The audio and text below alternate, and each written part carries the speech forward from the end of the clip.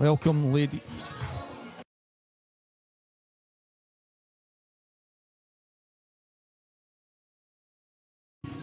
So, ladies and gentlemen, this is the match getting underway right now.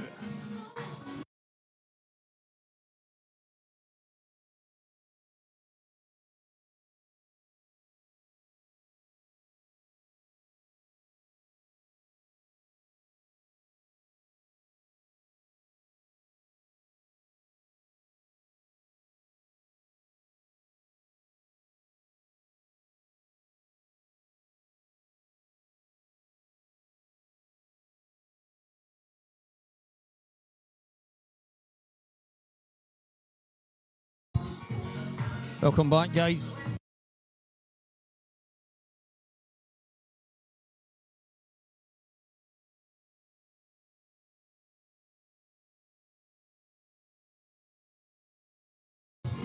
So, guys, I don't know if you can hear me, guys.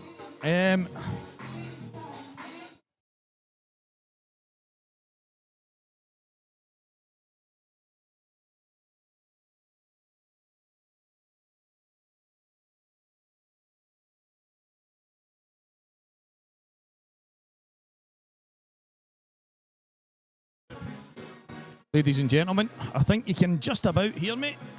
Well, I hope you can. If you can, let me know. If you can hear me all good. It was a wee bit mad there. We had a problem with the sound. But we're all good now. Well, I hope we're all good if you let us know.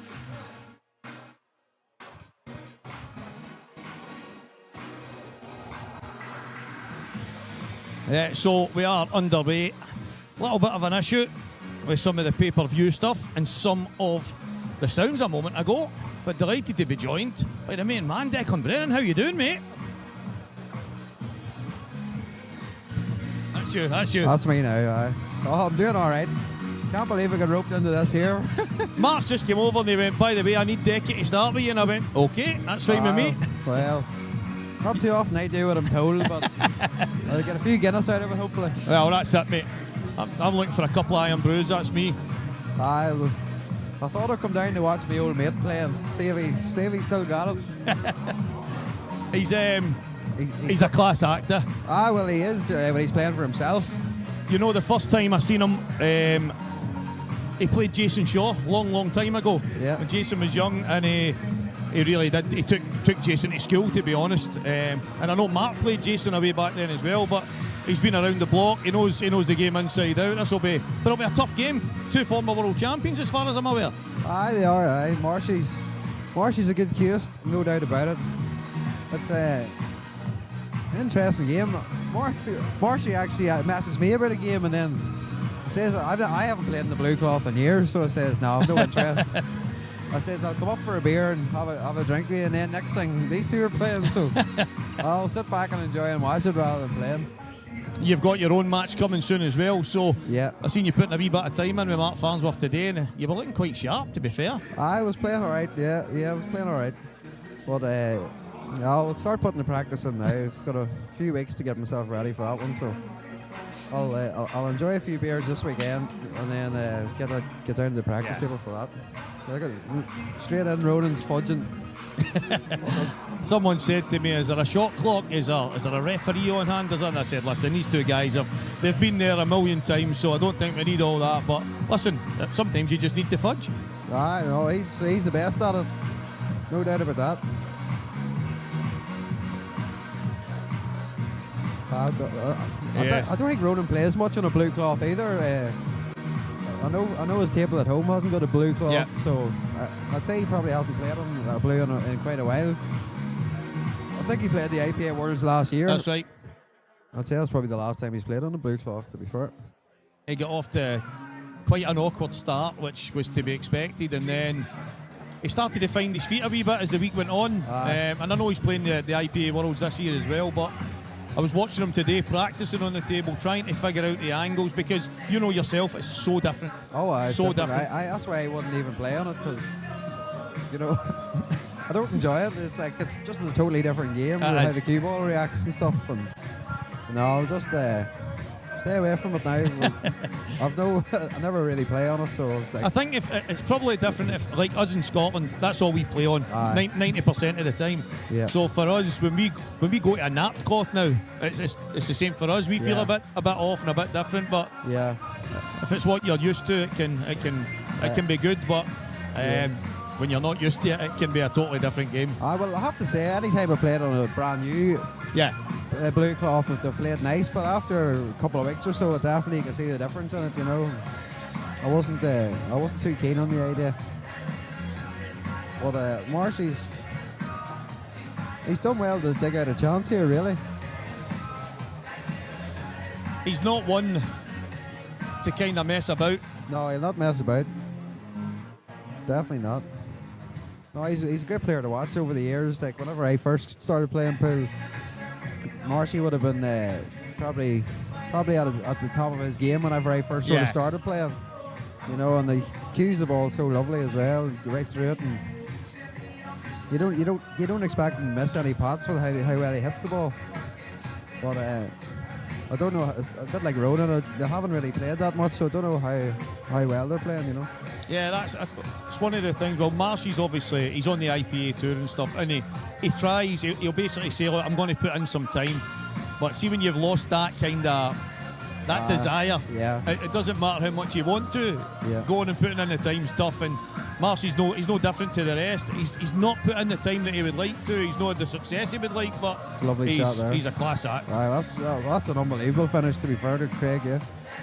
Like, whenever Ronan came to the table after hanging that pocket, I thought, this is gonna be a while. Marshy's just mopped him up. Yeah, that's some finish. Start as you mean to go on.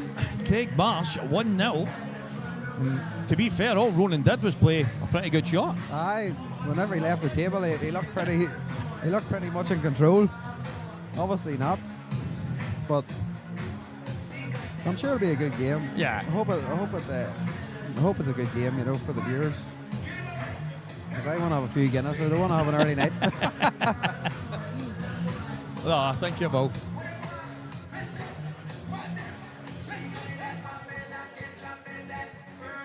Marshy having problems with the scoreboard there.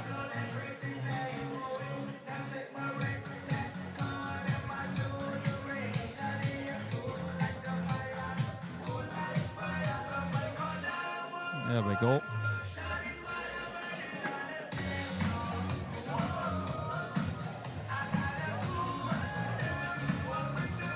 How is the pool scene over the pond? Is it thriving? Is it one of the... In Ireland? Yeah. I've been in England for a year now. Yeah, I know you. I wasn't sure if you went back and forward. I know you've been round about McNamara's and obviously in the UP and everything else. But a lot of good players over there. A lot of good young players that we've seen coming through when we were at the international event not so long ago, and a lot of potential. Irish pool's massive at the minute. There's a lot of good juniors coming from both the north and the south. I could name about 5 or 6 of them off the top of my head. Young Reece McLaughlin's just took a pro card. Sean Walsh is an outstanding talent. He's been making a big name for himself this past maybe year or two as well. Then you've got young Reece McCluskey. You got Danny Buckle from the south. There's quite a few of them, you know. But the numbers in the Irish pool are big as well. Like for the Republic of Ireland, I think they get 256 for the entries. Wow. Obviously, Ultimate Pool have give the IPA and Northern Irish Pool some RAS on tables as well, which is it's great for to have them tables available to then host events in the likes of hotels and stuff. Northern Irish Pool maybe would have tried to hold their events in clubs and stuff. But now it gives them the option to hold bigger events and create more numbers. So hopefully it just keeps on driving forward. And it's good for pool, you know. Yeah, that's it. That's probably the thing that most people don't understand, that there seems to be this imaginary divide, and I know there's some people on either side that might be a little bit more bitter than others. But if everyone's pushing and everybody's trying to grow the game and try and improve the game, then it's a win-win. No, it's a win-win. Pool's bigger than it. Ever since I've started playing, like at the minute, it's probably as big as I've ever known it. There was a great buzz maybe about 4 or 5 years ago, or maybe 6 years ago now. The Supreme Series started whenever. That's right. That was massive. That was a bit worrying there from Ronan, to be fair. But obviously the Supreme Series, when it first started out, like, that was an unbelievable event. You had everybody in them events. So if you won one of them, you know, you're a top player. Like, Yeah, that's right. That's where the Ultimate Pool came from in the end, obviously. From that breaking or Supreme Series stopping, and then Ultimate Pool sort of formed. And yeah, like, obviously I love the rules with Ultimate Pool. Like, that's just my preference. No, obviously. that's it. But I come from a snooker background, so it sort of suits my game better as well, even though I know the black ball rules pretty good as well, but just them little tactical frames that can last maybe 15-20 minutes. You don't really get that with Ultimate Pool, and that's why I enjoy that version of the game. It's funny because it's probably the one thing that the purist on the black ball side, they don't like international rules for that reason, because they can't now dig in there and fight and scratch and claw on a frame, whereas you can say, I think the deliberate foul one's probably the one that you probably see it more on Facebook and socials than anything else. But listen, to me, I think the best players want to open the balls up and finish them every single time. They're not really thinking about playing some kind of tactical safety, so that only seems to happen when it really... I think it was just basically down to the rules of Ultimate Pool was taken on board because in China and America that's what they play. I think it wasn't really like, it was like a global rule set where they're trying to maybe make it more appealing for the likes of American and Chinese. If the game becomes big enough over here, you could interest them to come and join our events, you know. So listen, I just love playing the game, and like I still follow the IPA and I watch the IPA whenever I've got weekends off. Yeah, of course. You know, so at the end of the day, pool tournaments are pool tournaments, and it's great for the game no matter what rules they are. And see, that's where I see the positives, Declan, where there's a lot of people that probably don't play at the very highest level that have got the biggest problems, where most guys just want to get and play a bit of pool, go and enjoy it, and if it's on the TV, they'll watch it. If it's not, they'll just get on with their business, and I think that's where the problem, most of the problems come from people that, I'm not saying they don't matter, because everybody matters, but people kind of fabricate problems that aren't there. No, 100%. I think Marsh will be happy with the yellows here. Yeah, that's a good start. Ronan's last shot in his last frame would worry me a little bit, just how bad he hit it, cutting it into the corner pocket. It wouldn't even reach the pocket if he hit it online, which is not like him, but... You think it might take him 5 or 6 frames to get going? Ronan's now, like, he hasn't played a money match since he played Carl O'Donoghue, and I'm going to guess that's 6-7 years ago. Wow. So, like, obviously it was only meant to be a bit of a challenge game, sort of, for practice-wise, and it always just escalates into a little bit more than it should be, you know, but, like, and he hasn't played much either, I know that for a fact, so it'll take him a while to settle down, and it takes everybody a while to settle down, just depends. That's the thing, these two guys of having a friendly 500 quid a head game, and all of a sudden everyone wants a bet on it, and it grows arms and legs, but it should be a good one. I mean, Marshy's got off to a good start. He looks... Marshy looks all right. The last... I heard he drove from...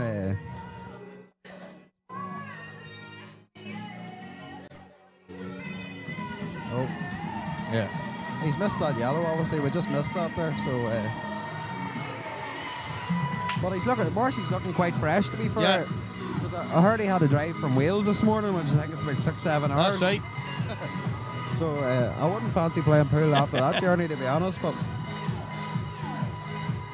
when they told me that they came up 6.5 hours, I think they said it took them, and I was half expecting them to be here last night rather than drive up, get ready to play pool. But fair play.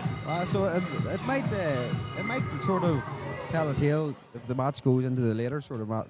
If it goes close towards the back end, like obviously Marshy will end up being tired after a long day's travelling like that. I know I would anyway. It wouldn't be for me doing that sort of journey and then playing a first of 21. But how are you seeing these reds, Declan? See, I don't know because I'm used to playing the international rules. Yeah. So I scratch my head sometimes now. Obviously, the red to the right middle, if he could cut it in and kick into the red that's on the right-hand side cushion and maybe knock the yellow in, but I don't think that shot's on. He would have played it by now. The red on the left's a bit tricky as well. I actually don't. I'm the wrong man to ask in this situation. Because in international rules we can just play the loss of turn and maybe leave the cue ball somewhere clever, you know, where you haven't got that option in these rules.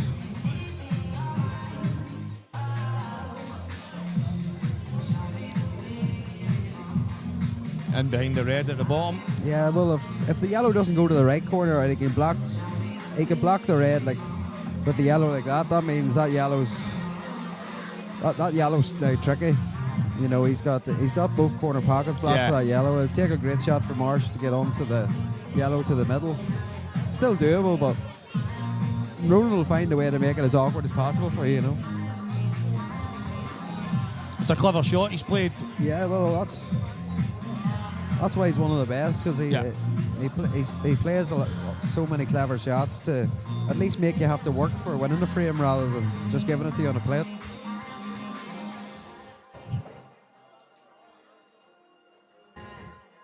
I have to say, it's a good little atmosphere in here for a Friday night. Only, like, obviously tomorrow's going to be insane. Yeah, it's going to be electric. I'm looking forward to tomorrow now, to be honest.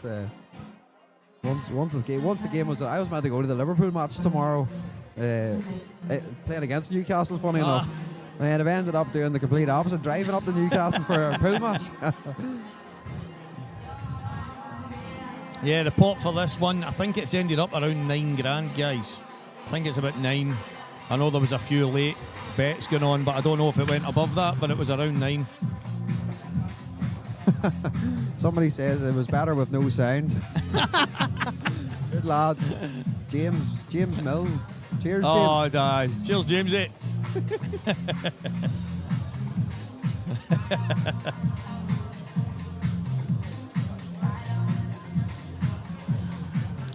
Interesting now to see what Craig does. Would you be going into it now if you can? I don't think he has to go into it. I think just drop on it. He can play through the gap between the yellow and the 8 ball, but then he has to get the pace very good, you know. But Craig would play a lot more pool on the blue cloth, which is a good advantage for him. Looks a bit firm. No, he's played it really well. He's perfect. I thought the same as you there. I thought it was maybe going to ping off the cushion. And so did I, but it didn't. Tomorrow, guys, is Mark Farnsworth, Stevie Dempsey. Right now, I think it's about 230k, which is absolutely obscene.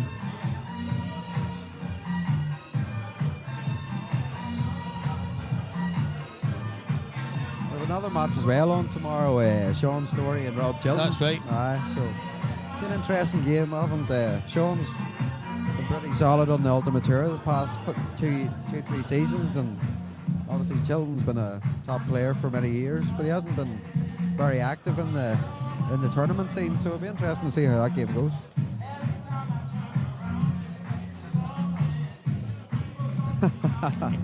Cheers, Darrell.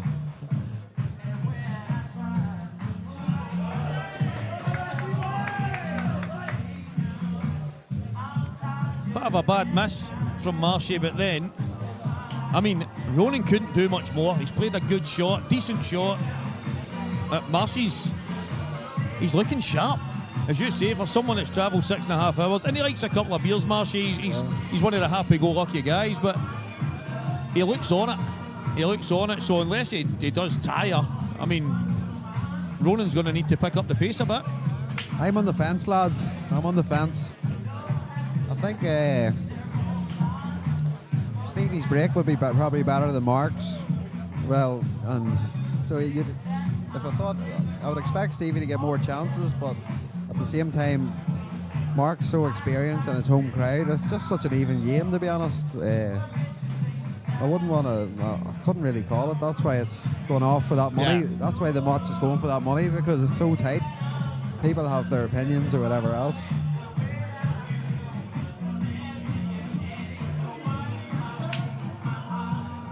There's a few of the JMax lads here. That's a lovely break from Ronan. Hopefully he can, if he can see that red to the left middle and nudge into the yellow to open that red out, you'd fancy him to get these. If he can't, then they're a little bit awkward. Yeah, there's a few of the JMax lads here already. I'd expect a lot of people flying over in the morning time as well for this match.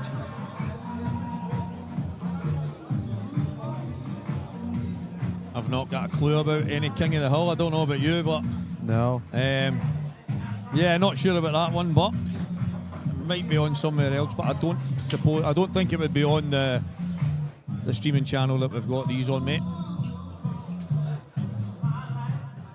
Oh, you can get through to the red at the bottom.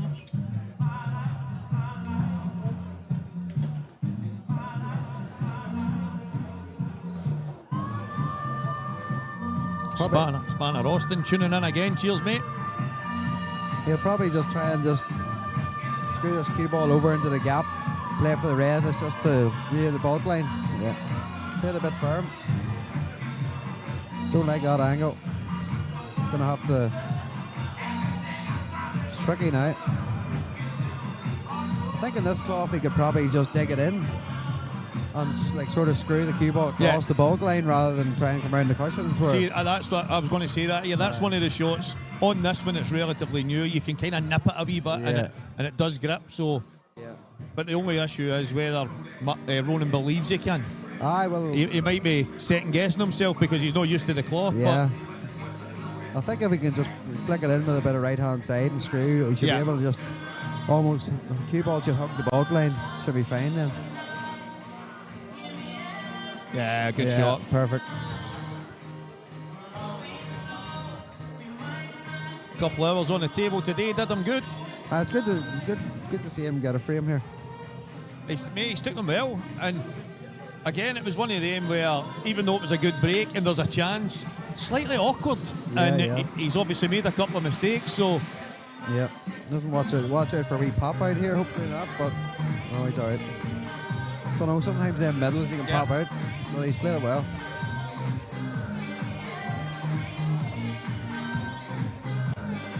He looks pretty fresh for 65 as well, doesn't he? Mate, it's incredible. I said that a while ago when it was the IPA Worlds last year, and he was playing in I think it was over 50s, and I was like, what? No, over 60s I think he was playing in. It would have been over 60s, wouldn't he? I couldn't believe it. He's too old for the over 50s now.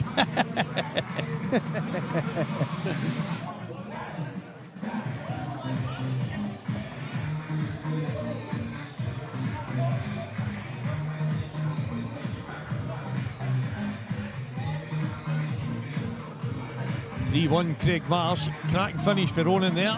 David Rooney, don't be expecting me here for long. There's too many Guinness pints waiting for me. Tell you what, that's a break and a half, isn't it? Jesus. It's effortless. See the way he cues. Ben's the same. There's a few of the Welsh lads, they seem to have that kind of such a smooth cue action, and it's effortless. Yeah. Andrew Menzies, it was around 9k. I know there was a couple other people putting some on, so it might have went above 10, but it's in and around 9. Tomorrow, I would imagine before kick-off tomorrow, we'll probably be nearly 250,000, but bear with us in that one, but it's getting close. I don't think... I would be amazed to see if a match ever matches this pot tomorrow, because it's unbelievable. That's nuts. I don't even know what the biggest pot's ever been played already, but maybe the 100 grand Sean Story against Ian Alley, I think. That was the famous bottle one, wasn't it? Aye. I think that was the biggest one, but this year it's double. it's more than double that. I can never see a game going off for this much ever again. So it'll be a privilege to be here, just to say you're here to watch it. And hopefully the game just lives up to the size of the pot and the occasion, you know.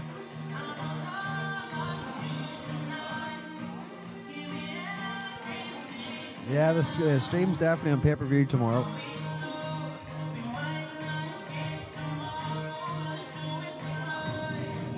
And I'll not be commentating.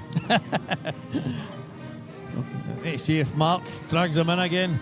he just came over and went, right, Stevie, Decky's starting with you, okay, mate? Walked away, and I was like, I'm good with that, but does Decky know? Oh, well. Nah, that's good, mate. The thing is, tomorrow's game's a race to 30. It's going to be a long day. So I'm pretty sure people will pop in and out, and maybe you pop in for a half an hour or something, I don't know. But It'll only be to give abuse. It'll not be for commentating. It'll definitely not be commentating. It'll just be abuse tomorrow if I'm popping in. So be prepared.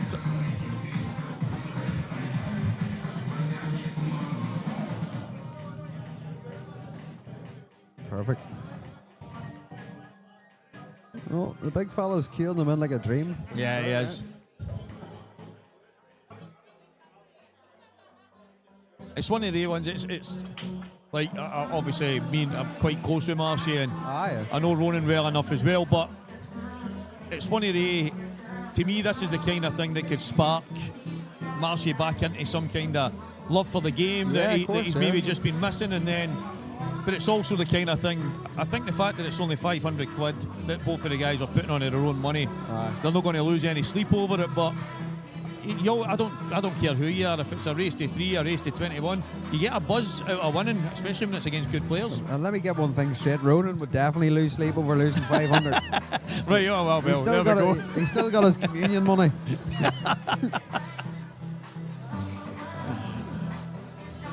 But I know what you're saying. Even for Ronan there. I agree. You know, he's been pretty inactive in the pool world. Oh dear, I near missed that. I think leading to the Worlds for Ronan, especially when he's going to be back on this cloth again, and this is a kind of match. I mean, it could make such a difference to both of them, but I'm glad they gave us this tonight. Well, I thought Ronan told me he hung the boots up about 2 years ago, and I'm still looking at Babe on the back. So I know. I'll be seeing it. I'll be seeing it in my sleep for the rest of my life. Sick looking at him.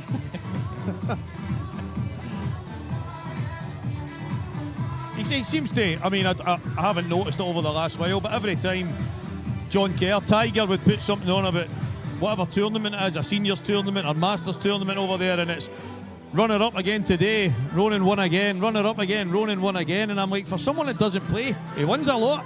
He wins a lot on his own. When he plays with me in the doubles, he just he does everything but win. Everything. It's cost me some money over the years, not doubles, I'll tell you.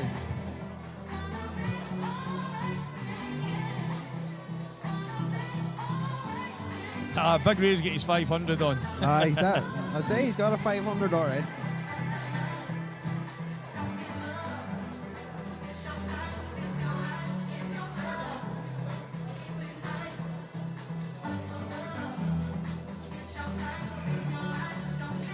Is the pot confirmed for your match? No, nothing's confirmed. Probably until a week before the match. I think it'll be 30. We're agreed on 30, but it could be maybe 25 each or something like that, you know. So, listen, whatever it is, it'll be a good match. Yeah, and we look forward to playing it. Everyone's gonna have a good day, so we'll see what happens.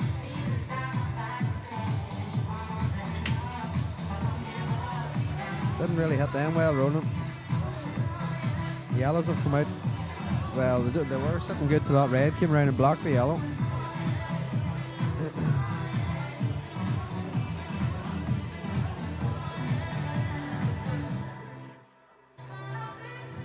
Evening, Andy Neil, all the way from the Isle of Man.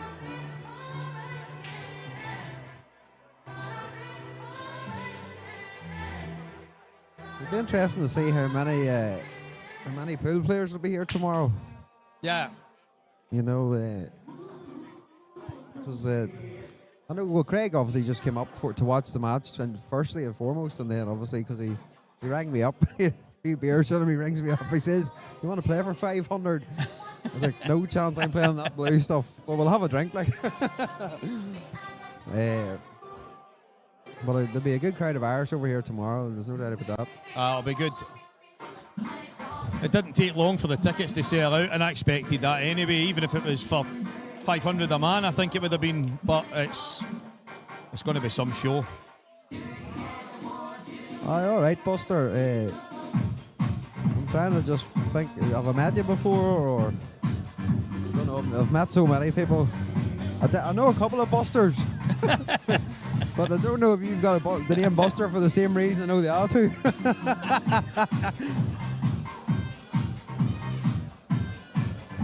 Aye, any stakes us, wee Reese McLaughlin, no doubt. He's probably got his phone on the pool table and he's practicing and watching this at the same time. That's how much that wee fella loves pool.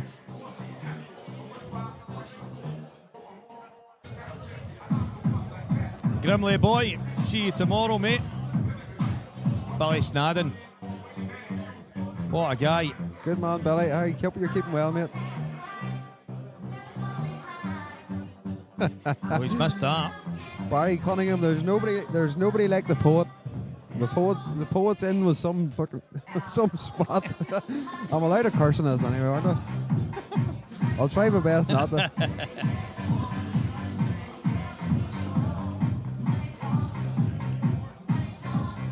Oh, Big J, yes mate, yes.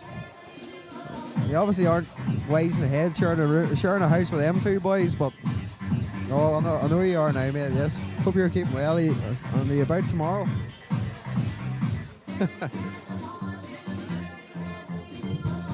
Barry, you're good at the dancing. I've seen you at it.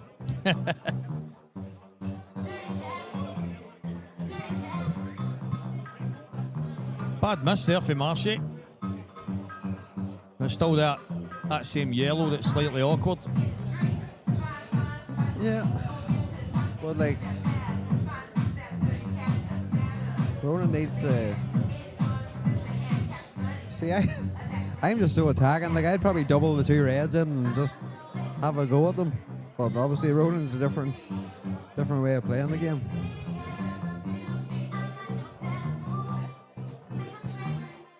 I think it's still open. I think Ronan can go yellows. No, I thought he potted the yellow. No, he definitely potted the yellow. Definitely potted the yellow. Oh, did Ronan break? Aye, Ronan. Yeah. Broke, that's right. Yeah, you're right. I think he might be trying to cover this other yellow, playing like a 2. Yeah, just played a bit. He's played it well. Ah, good shot. Again, this so clever some of the shots he plays. Like, if he didn't get one corner, he was going to get the other one.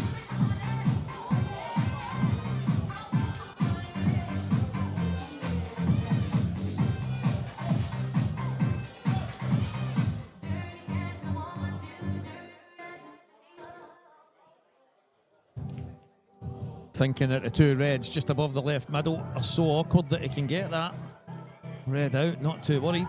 But as you say, there's a couple of doubles on. There's a half a chance. Well, he was absolutely perfect on the double the first time, but I think he played the right shot, to be honest. Yeah, I don't like to get myself involved in these sort of frames if it can help it, but sometimes you're forced into it.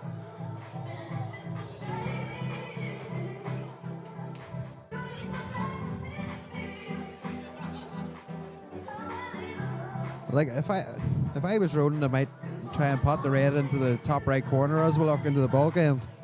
Maybe swing round off 2 and leave yourself maybe on the chance of a double, or it's hard to know. Like, there's no value in Ronan leaving the cue ball at this end of the table, because Craig just takes away his awkward yellow and then leaves Ronan probably have to go for them then. But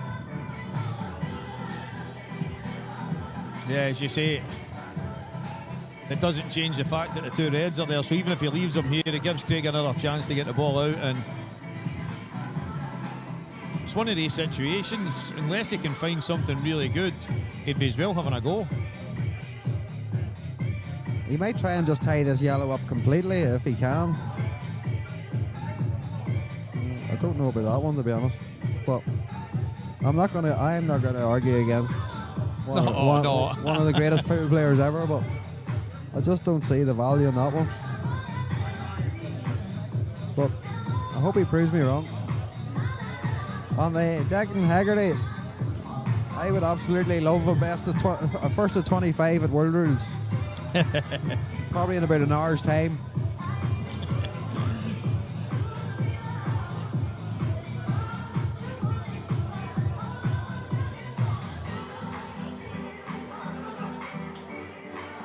Well, he's left the big pocket for the double across him if Craig wants to attack.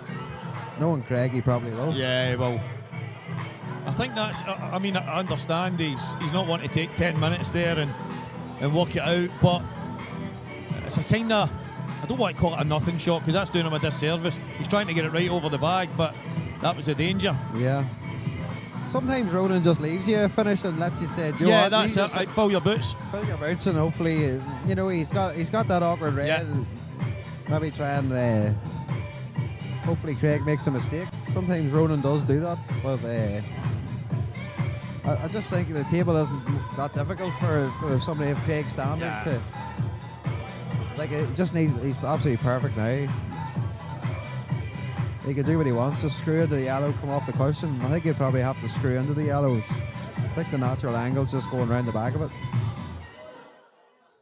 So Ronan's basically just banking on this yellow not coming out nice, but I can't really see how it's not going to come out nice. If he can clip it in and come off the side cushion to kick it out, I can't really see how he's not going to land on it.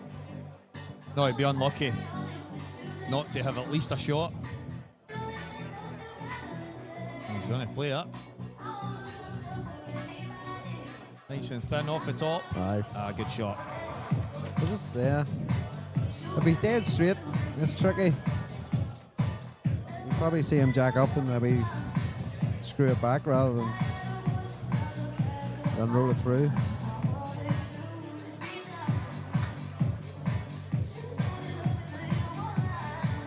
Neil Bonner, good evening, mate. CSD 12 from Scotland.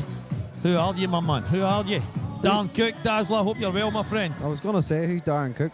He's calling you the talker. Oh, we've just had a bit of a surprise and missing her. Just as you said, though, Dick, he's jacking up to bring the cue ball back.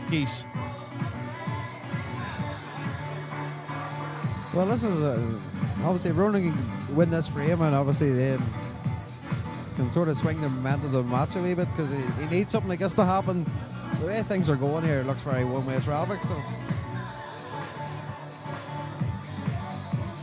again, it's not exactly straightforward.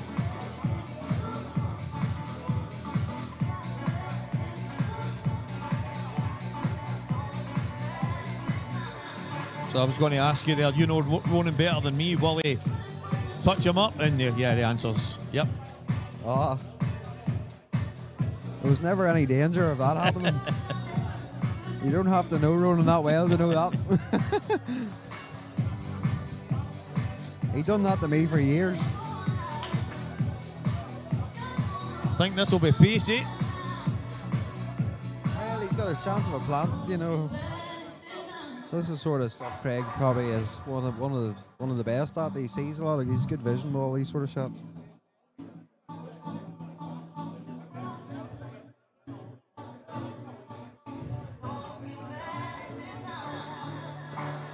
Oh, wow. Ronan would be delighted to see that yellow go where it went to. Just completely dead to the world. That means he can now sort of do what he wants, really. Yeah.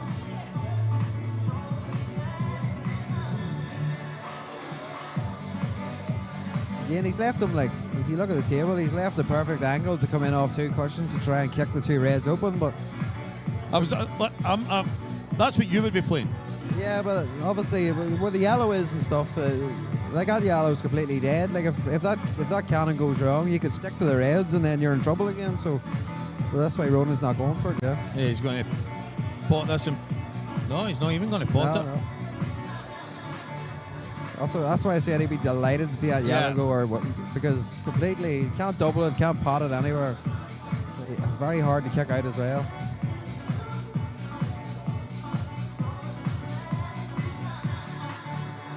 He's not left Marshy anything here at all.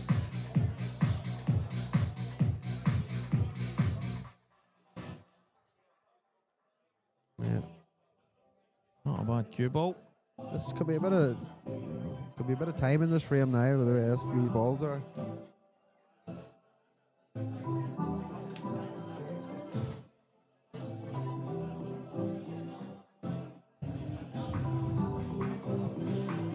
Alan Craig, what's happening, big man? Hope you're good, brother.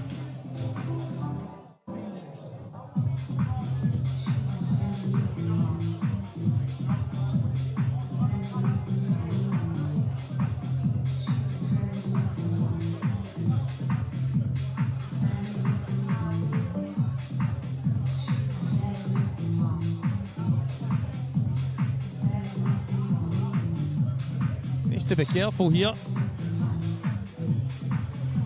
The yellow's in a bit of trouble, but you don't want to give Marshy any kind of shot getting it out.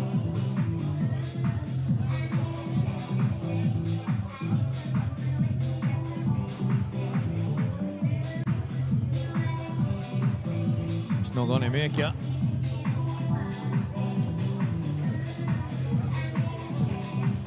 This pot, guys, is 12k. 12k for this one.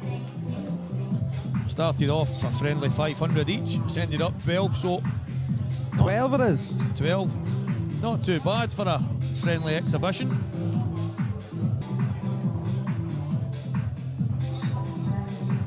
The match tomorrow should be on Sky Sports. I don't disagree. If it was on Sky Sports, I might commentate. Probably pulled off after 2 frames.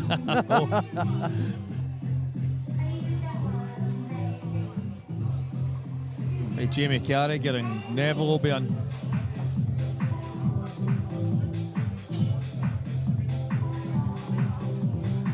Rolled off.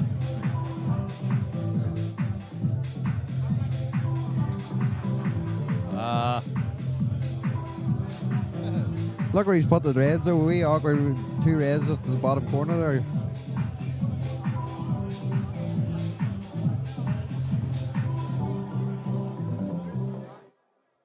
Score prediction. Oof. It's not something that please don't what, Jimmy? I'm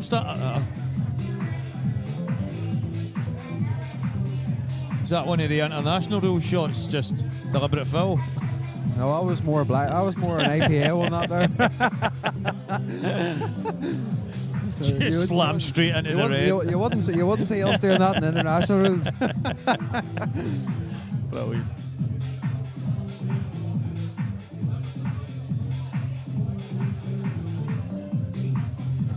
Fancy Dempsey tomorrow. Boy, he's never changed. I don't know, but if he's never changed now, definitely might, a bit like myself, put on a few pounds. But no, Stevie's a brilliant player. Two lads are unbelievable players. I'm just looking forward to watching rather than playing for once.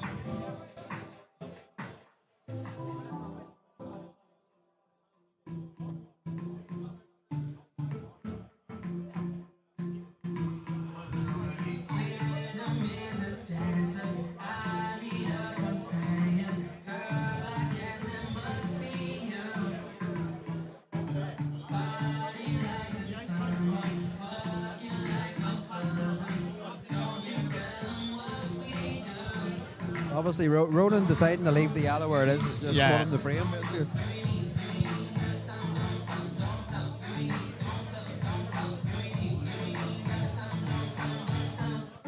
Yeah, he just made sure, 100%. Any sticks? Any stakes going. Have you ever met Reece McLaughlin, have you? I'm not sure. I think I might have. He likes his steaks, especially whenever he's getting them for nothing.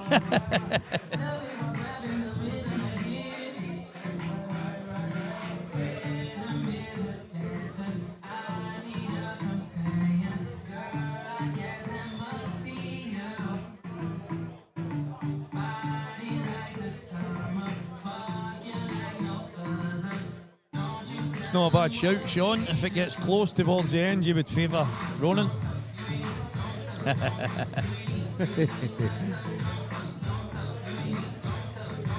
Wee Reece has got a money match coming up soon as well, is it? I think it's tomorrow, is it, Reece? A few stakes, buddy, you win that one. I might even come home for one.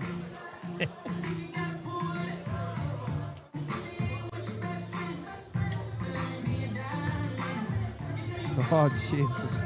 It's getting worse in here. We've got the Spud man now. Spud is on. Oh, my God. I think I'm going to have to leave the commentary box in.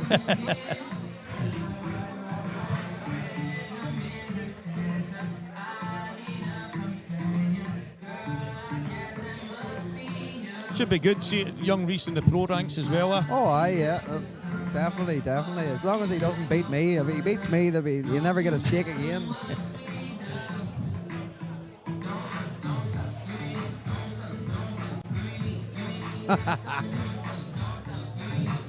There'll be no flight for me tomorrow, steaks.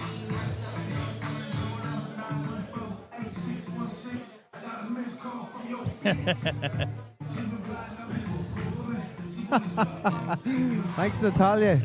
Brilliant. I need to work on my Cork accent though, I think. I know. But I'll take that as a compliment. Roy Keenan McCoy, there we go. 4-2. That was a good frame for Ronan. Big mistake for Marshy, but all of a sudden. I don't drink Guinness Reese. I drink McCafferty's this weekend by the look of things. But either way, it'll not be fit to get flying anyway. They don't do Guinness in Newcastle, no? I have, but I never even noticed it. He had it well hidden from me.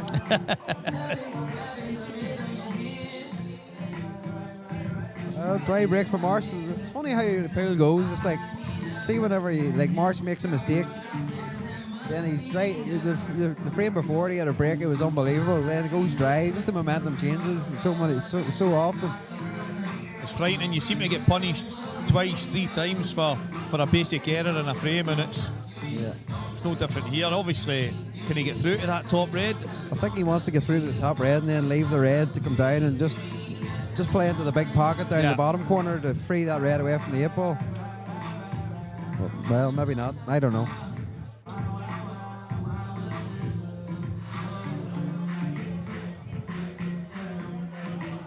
Score prediction, Ryan. In this game, Ronan would be lucky to get 5. I don't know. I think it'll be close, mate. I think it'll be close. Yeah, I agree. Tomorrow, CST 12. Who is it? Who are we talking to? There will be, if you've got me on Facebook or whatever, and just give me a message. But there will be, I think Mark and Nat have said that whatever each side can get will be matched. So I'm pretty sure there will be. It's a good job this game's happening tomorrow because it could end up at about $500,000 this game.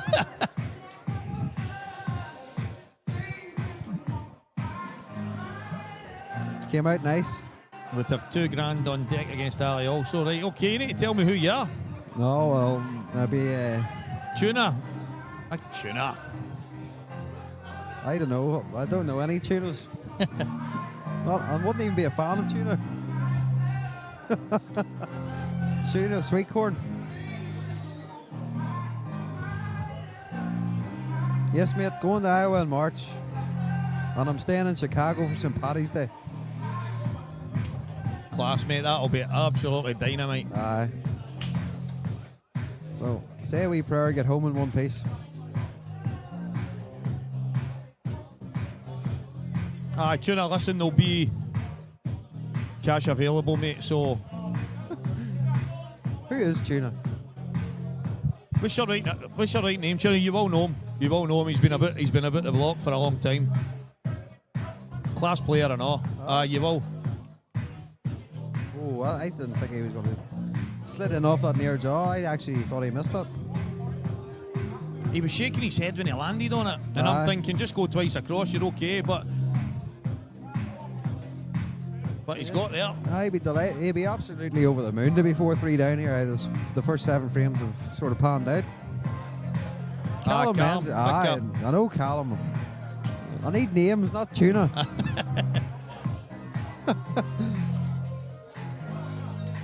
I've met a few salmons as well. You see them jumping about everywhere. For a picnic. No picnic tonight. No. I've already had my dinner. First 7 frames.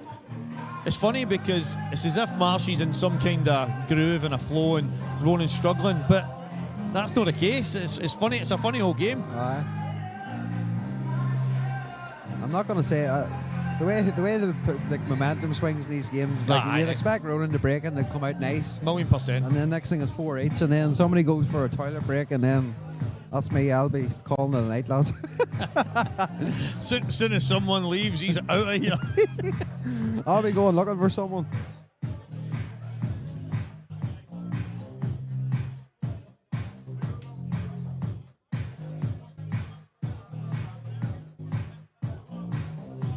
Aye. Can't be a picnic. Is that your thing, picnics and sandwiches? Listen, I like my grub.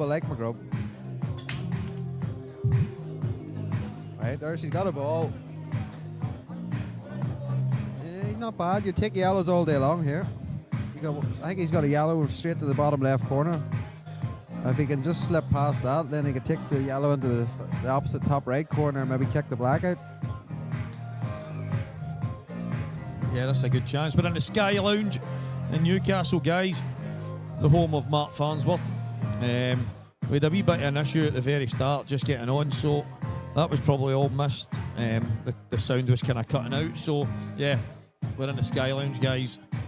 Scottish Q Sports streaming, as you's know. The main man, Declan Brennan, sitting here caged to East. He's basically chained to the chair. He didn't want any of this, but he's been sent in.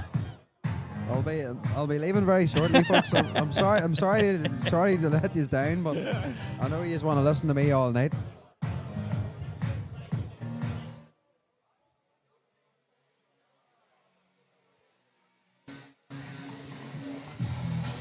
Would you be playing straight through, dropping through, and then taking the yellow to the right middle and then opening it up? Is that the shot? I like the yellow to the right corner and opening it up. Right, okay. Just because if you're playing the yellow to the right middle, you're sort of kicking the black and the red towards that yellow. It's on the left hand side. Where all he has to do is sort of like bump into this yellow. Well, just depends, Pete. Obviously, on this camera angle, it looks like I would take the yellow to the top right and kick the black, but I just don't like it. No, I know what you mean. That's you're kicking balls towards that yellow on the left hand side, which I'd be a bit wary of. When I seen Ronan coming round and looking at it for this angle, I'm thinking, right, that's what he's going to play. But as you say, he could end up making the yellow at the left-hand side a bit of an issue if he gets it wrong. To be fair, that last camera angle there, the sort of changed. It looked like he couldn't see enough of that yellow.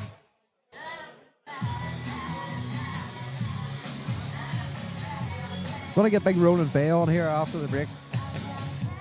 No problem, Paul. Brilliant. He's played it nice. Nice. Obviously, it's still a little bit tricky. He didn't get the 8-ball out as far as he'd like, but he'll definitely take it. He's got pockets for all his balls, so that's all you can ask for.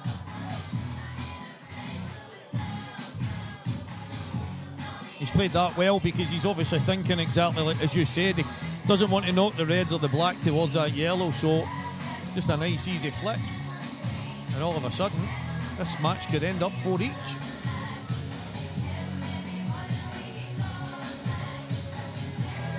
He's played that nice too. He's left the angle where he can just bump into the red.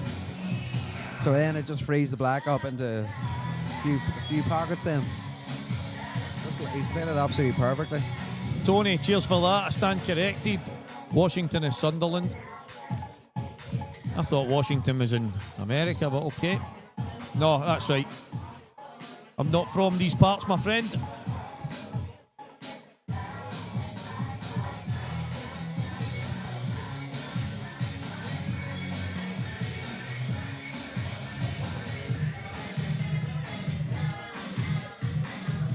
Not a bad shot. No, he's in good shape here. Just come around the back of them. I doubt he'll play around the back of the two rather than go through the gap.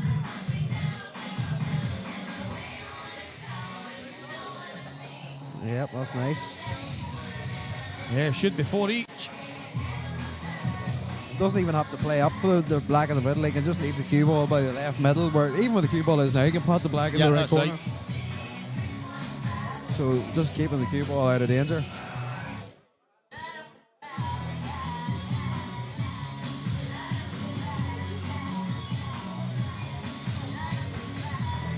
I think that tells you exactly what he's going to do, mate. He's going to just go to the left-hand side, keep it nice and easy.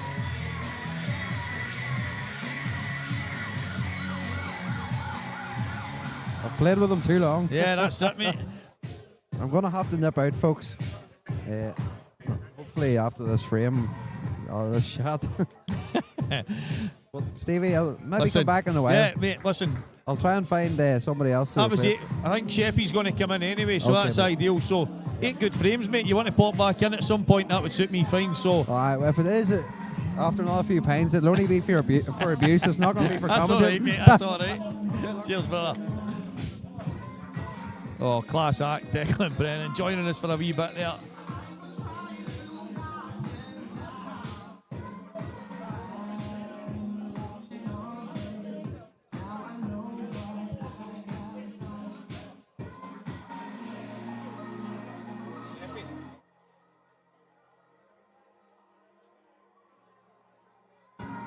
Salty guy. So Lee Shepherd's going to join us. Declan Brennan, what a guy, what a character. He knows Ronan inside out, and this is what happens. This is what happens. It ends up going from bad to worse, from worse to bad, from somewhere in between. Just absolutely incredible. Marshy's looked good.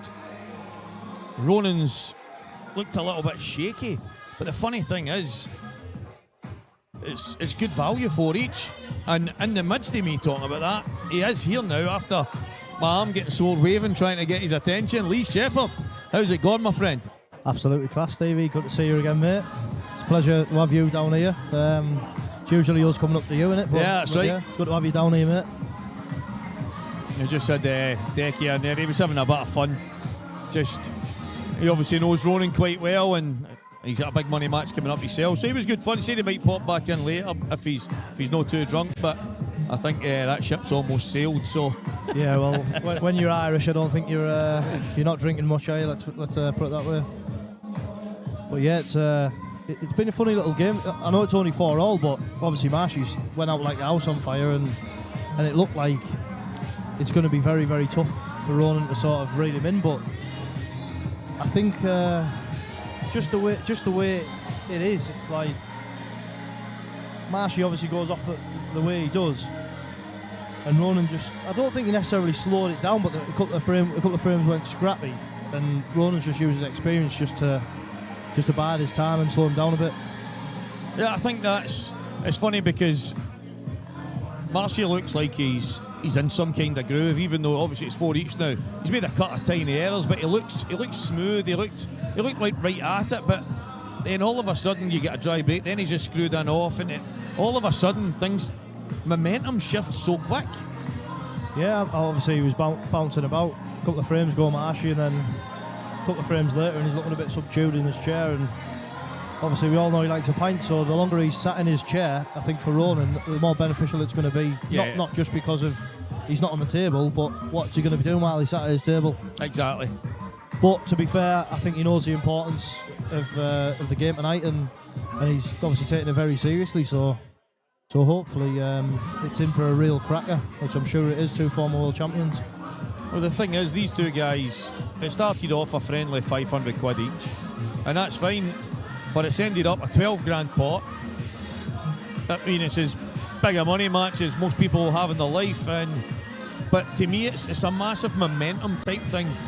For me, if Marshy goes and wins this match tonight, it could reignite the fire for Marshy kicking on, and I know Ronan's been off it for a wee bit, but step into the World Championships in a few weeks, again, it's another thing that could it could propel you in a way that... Well, you're at this game, you ride the crest of the wave, Stevie, don't you? Exactly. And I think Marshy is that type of lad as well. I think he plays off confidence, and he doesn't really... I know he obviously thinks about it, but he's more of an instinct type player, whereas Ronan will sort of work his way around and work out what's what, whereas Marsh sees it maybe a bit quicker, or goes about it a bit quicker. But without a doubt, Ronan's probably one of the best money players of all time, if not the best money player of all time. So to have it on here for free, unbelievable, really. Like, it's a pleasure to be here. Yeah, it's not a bad warm-up for what is going to be something pretty special tomorrow. Well, you got 2 matches, 4 players, 3 former world champions. I know some people, they might pay for the stream, whatever, but regardless, the game you're getting tomorrow is worth that and 10 times over. Yeah. And then obviously you're getting this as an added bonus. I mean, this is as good a game as tomorrow, really. Yeah, standard of player, the quality, these two guys have got a pedigree that not many are ahead of. Do you know what I mean? These two guys are just former world champions. You don't have to say much more. Nah, and once you put that WC next to the name, nobody's ever taken it away, are they? But yeah, I can feel what it's like, a little bit of a warm up tonight, and you can sense it's going to be absolutely electric tomorrow. Tomorrow is pay-per-view, guys. There was an issue with, don't get me wrong, I'm actually delighted for the 500 and almost 600 guys that are on watching right now. It was the pay-per-view was for the two matches, so you would get it tonight and it would give you access tonight and then tomorrow. But there was an issue with the uplink, so it couldn't get tonight's match on at the same time as obviously give you access to tomorrow. So Craig, the main man, who obviously does the saltires and IPA and all that stuff, has just fired it straight on YouTube to make sure nobody misses it, and it's a touch of class. But obviously, if you did have to pay for it, I mean, you'd be off your head not to, if you ask me. This and a match that's close to $250,000 tomorrow. Yeah, biggest money match of all time, and in my opinion, obviously coming from not far from Mark and playing in events from being like maybe 11, 12-year-old in the same event as Mark, he's kind of been the guy that I've always looked up to in the pool world, really, and he's been sort of the flag bearer for this area, and to see him playing in the biggest money match ever, like I absolutely hope he can get over the line. I'll be absolutely buzzing. And I think obviously Mark's had quite a few money matches over the last couple of years, and some have gone his way and some haven't, but I think this is not necessarily a career definer because he's done everything that there is to do. But I think if he can get this over the line tomorrow, I think even when he sort of hangs his cue up, so to say, I think he'll be finished a happy man, let's say. Oh, yeah. Yeah, 100%. Stevie Walker and Lee Shepherd. A young man who loves a steak. Yeah, being told we're the voices of the IPA now. Well, you're the voice. I'm just the little sidekick. I don't mind that. Like Wallace and Gromit.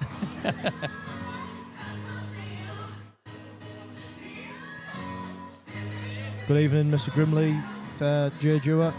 Good evening, Andy Neal.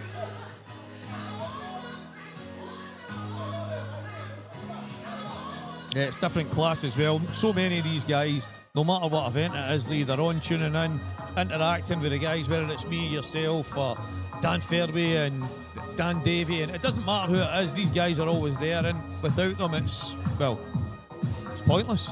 Yeah, that's it.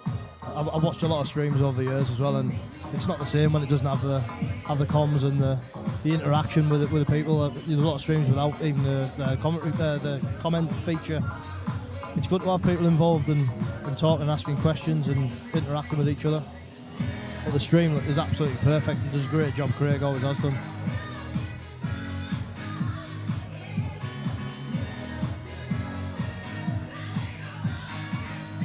Let's have some estimations in the and predictions in the chat, if you don't mind. Yeah, let's have it. Let's see what the general consensus is. Craig Marsh was 4-1 up.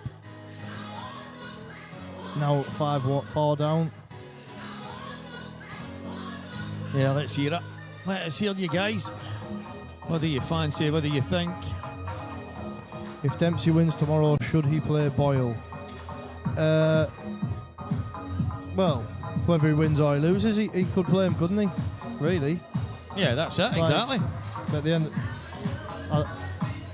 I don't think tomorrow defines whether he should or he shouldn't. He's one of the best players that anyone's ever. Well, he's up there, isn't he? So why not? And fair play to him as well. Big props to travelling and playing on away turf. Because a lot of people talk about it and then a lot of people do it. That's the difference. Well, he's obviously came here. He said to Mark, "You have the balls, you have the rules, you have the home advantage. Just give me the cloth." I mean, he's not doing that in a disrespectful way. He's just basically saying he's quite comfortable in those surroundings, so let's just get it on. And I mean, we're the lucky ones. We get to watch it. We get to see it in action. And not the fact that the two of them are phenomenal players, but they're going to break some records tomorrow as well. So Absolutely. some that we might not see getting beaten for a long, long time. Well, I don't think there'll be another pot sort of close to £250,000 again, unless there's a rematch potentially. But Yeah. But to be fair, like, people are obviously putting a lot of money on, aren't they? So whether if they lose tomorrow, will they be as keen to do it again? I'm not too sure. I'm not too sure what Barry Cunningham personally think will happen to Dan Connor this week as a disgrace. I'm not sure what happened there. I don't actually know what happened myself, but Dan, whatever it is, I hope you're all right, mate. Yeah, me too. We'll give him a shout out, but I'm not too sure what's happened there. Like, predictions for the game tomorrow. Today, I hope it's an IPA double, obviously. Yeah, of even though course. we're on the comms and we're supposed to be staying impartial. But yeah, I hope it's an IPA double. I feel like Marsha might get just a bit dragged into sort of, don't want to shout too loud because the music has gone off, but I think there's a chance he could get dragged into a little bit of a scrappy affair here. So at the minute it's sort of looking, well, it's still open, isn't it, really? I think tomorrow, Farnsworth wins 30-25. 55 frames of pure drama. 55 frames of love. Make sure you're tuned in, guys. Get yourself on that pay-per-view quickly. Sure, Barry Cunningham used to play for Ireland when I was under 21. If that's you, Barry, good to see you on the chat, mate. It's been quite a few years. And if it's not you, thanks for tuning in anyway. Evening, Johnny Shaw.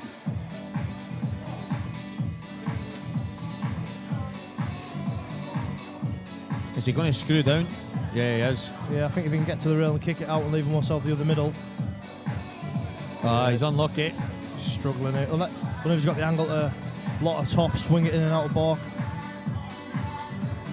Or does he? Can he see it on the bottom?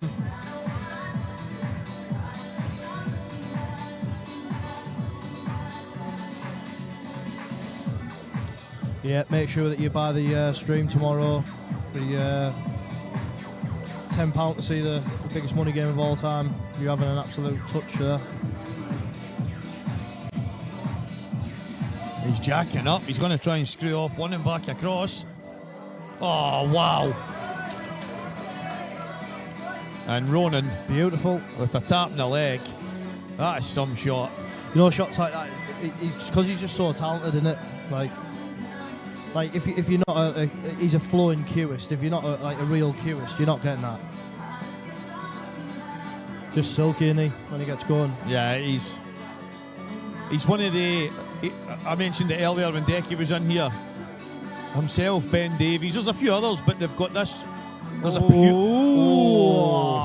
there's a pureness to how they cue, and that. I just don't understand why he's gone for a double there. He's absolutely howling. He's butchered that, like. Yeah. So I think you should just put the back on its spot and just carry on there.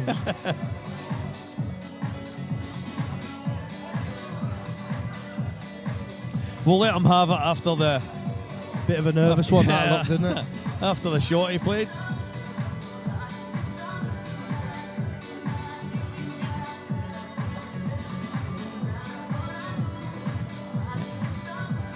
Craig giving you guys a little look at the Big Louie. Some by him. Great lad. Class. Mr. McCool. Sounded explosive. Cue balls all over, but it's come out. Yellow's away. There's a yellow away. I think if he can pot the one on the baulk line now and go straight into that yellow that's just above the red on the just below the red on the left hand side, they're all open. Just a nice little nudge.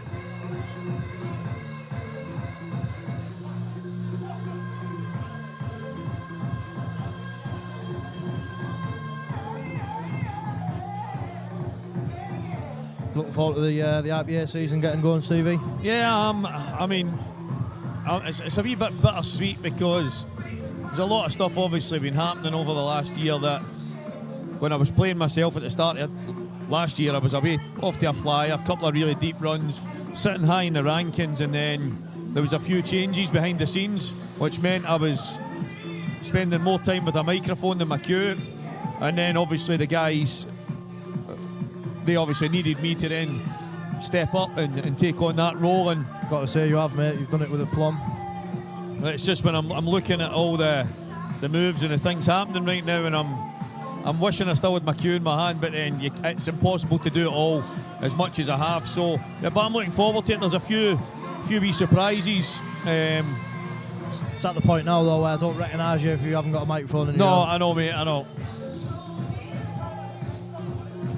But sometimes that's what happens. You find your niche one way or another, and that's the way it's ended up. And I'm enjoying it as well. And I'm looking forward to this year in the IPA. I'm looking forward to seeing it grow. And there's going to be a bit of a freshness. And I think this is more. Last year was like Steadying the ship, wasn't it? yeah, and this is one of the ones where you always feel that, right, you might have to take that wee step left or right before you can charge forward, and I think this is going to be one of the years, and I think agree, it's going to be one that we'll look back on and go, that's the year we needed to then kick on, and so I'm looking forward to it. Yeah, I do think that's very much the case. I do feel like the ship was steadied this year, and I feel like now the changes are going to start getting made, and things are just going to keep improving. I'm happy to be along for the ride.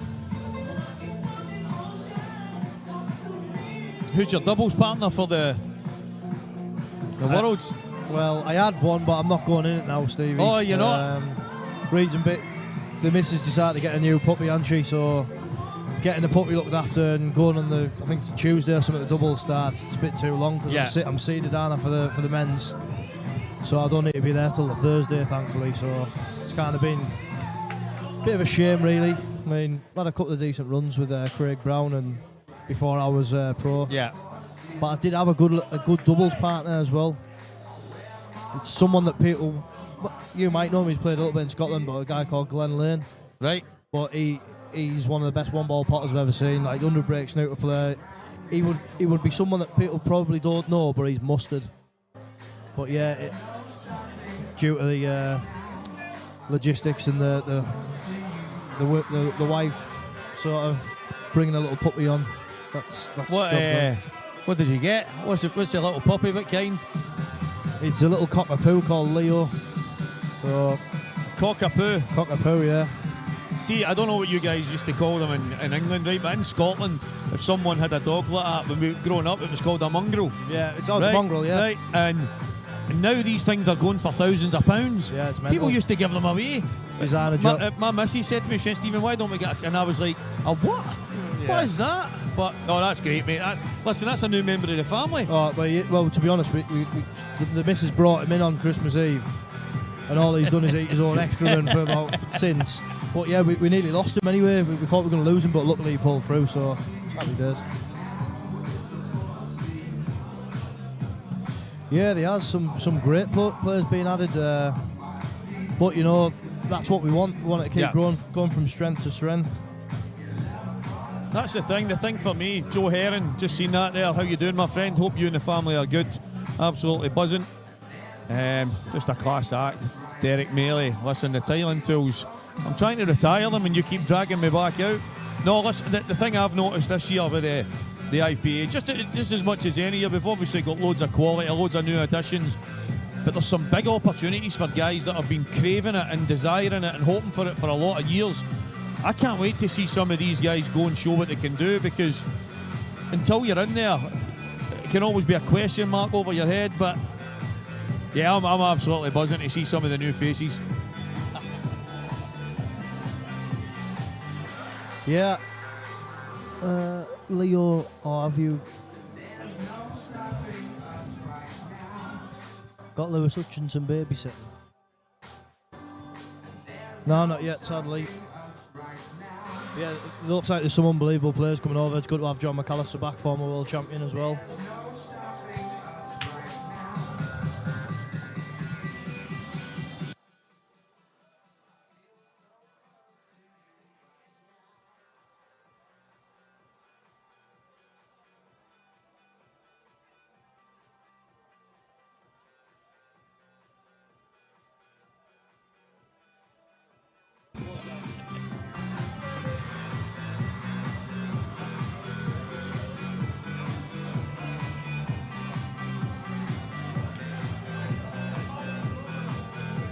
do both of the yellows go in the middle? Or they got to go for the highest one? That's it. Get wide. Yeah, get wide. Drop in. Dead straight, it's good. You know, a wee bit of a wobble for a couple of frames. Yeah, I just think it got a little bit slowed down, a little bit bogged down. But if it keep the game open, it's just not easy to keep the game open, is it? No, I know. And the thing is, but to be fair, even if you do, you're not guaranteed against Ronan. I know, exactly. He doesn't look the most attacking. He still plays unbelievable. I watched him play Craig Waddingham years ago. Are you familiar with Craig Waddingham? I watched him play Craig in a place called Seahorse, which is in Whitley Bay, and the score was 21-12 to Waddingham. Waddingham hadn't missed the ball. He played this ball down the rail and got a kick. Anyway, the kick next thing, I think it finished 30-26 to Ronan, and it was just that one kick switched the momentum, and that was it.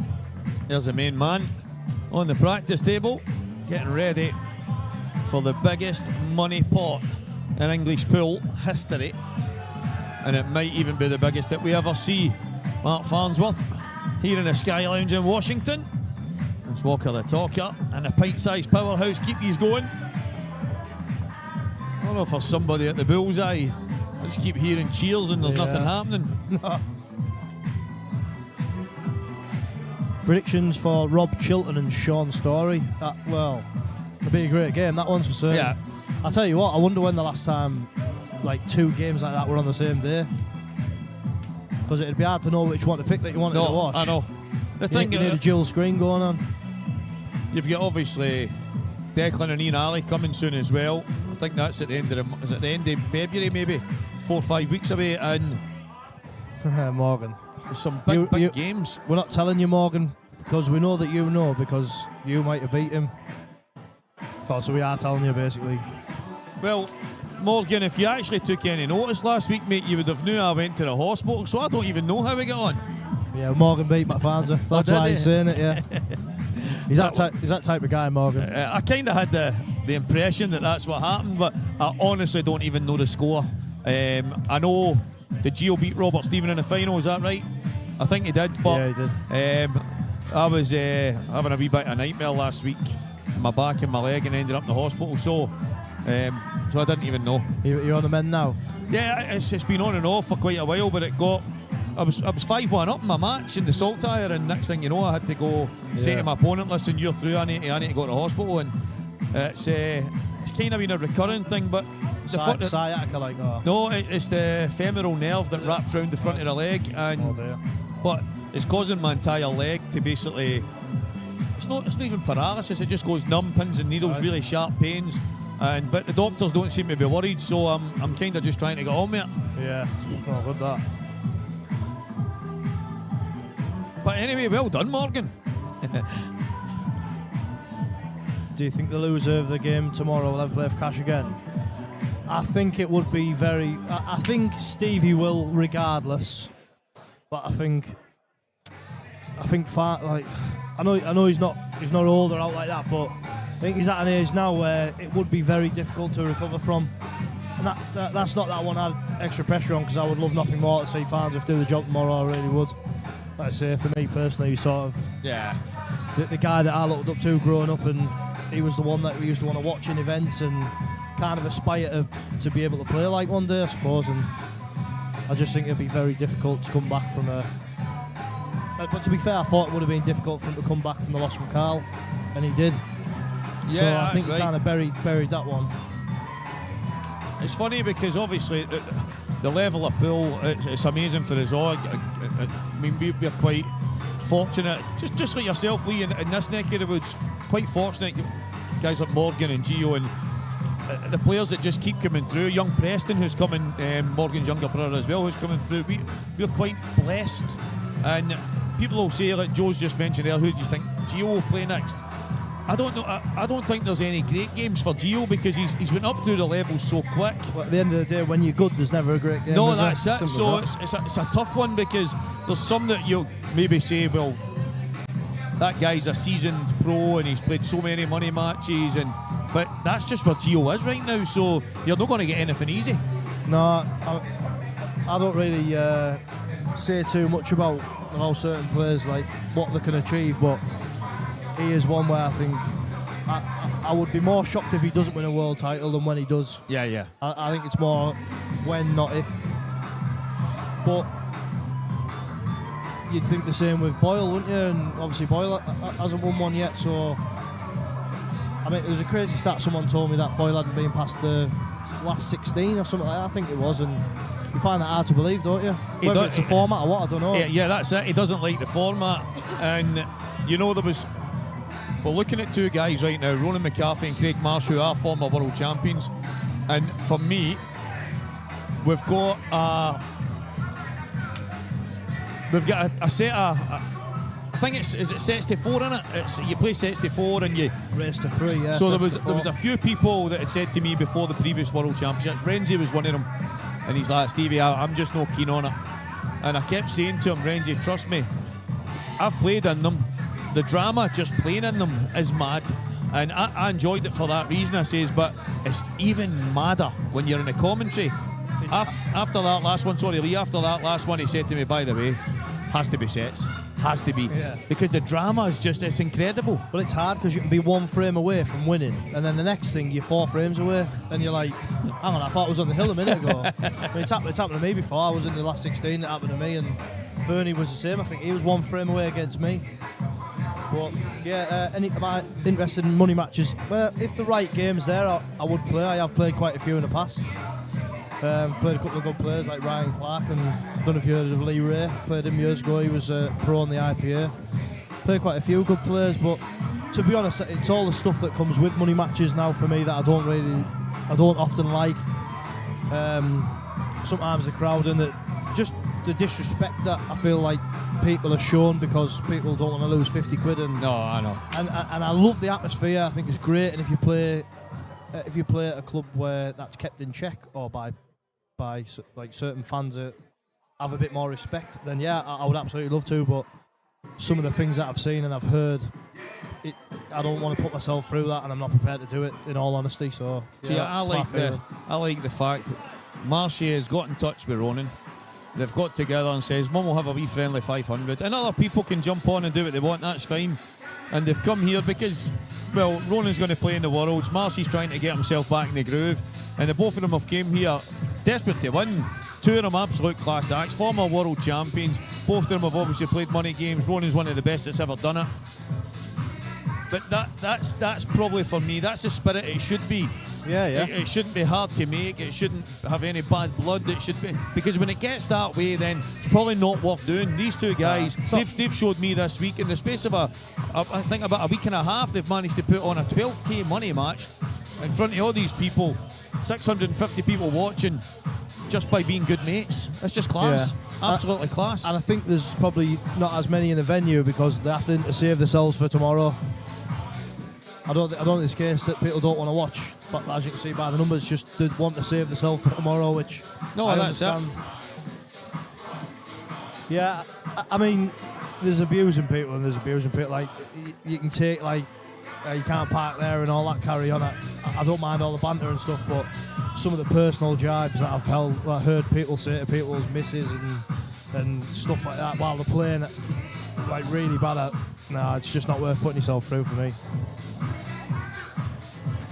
But in a big game like this, I think there'll probably be door staff on and that, I would imagine. And yeah, there will be. It's usually a professional setup when it's in here.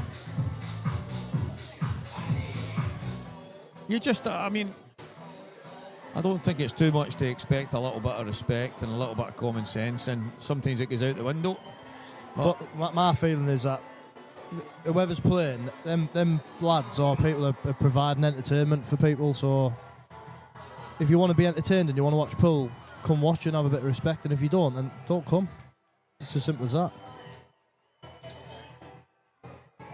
So Marshy's in a wee bit of trouble here with the Reds, but he's only got one awkward red. But the problem is, if he moves it, every yellow goes. Yeah, it does indeed. I wonder if he can jack up now and play the plant. It's not that easy, is it, to screw? Even if he can just stun it back a touch and then pop the one in the opposite middle. Yeah, like that. I don't know if he can screw into it from there, though. or off the side rail. I'm not sure. No, I don't think he can. I think you're right. I'll tell you what. If this yellow wasn't down here, I was thinking he could play a double into a big bag. He might be able to drop this in and then play the red to the right middle and then kind of jab into it. But I wonder if he can put the bottom two and play the long double off the side rail off the red. I mean, you're not guaranteed to be on the ball, or I mean. No, but it's a good shout, because if he even gets it close, it's going to go. He's going to get it. He's not had a look though. He's got a chance at the red, full length for the table double. I love that, by the way. I actually love that shot. Yeah, looks like he's going into it. I'll tell you what though, he doesn't necessarily have to hit the red, but he can move the yellow. Then the red will go along the bottom rail into the left-hand side, just as an option if he can't quite get to the red.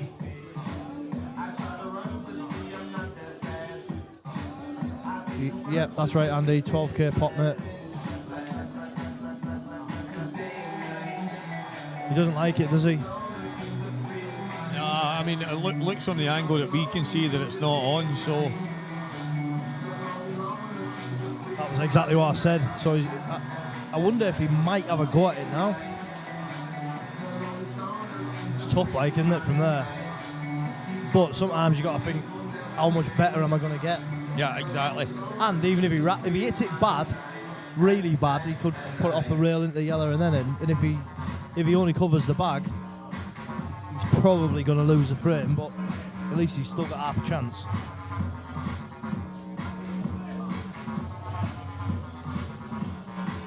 Got to say, the stream's perfect, like.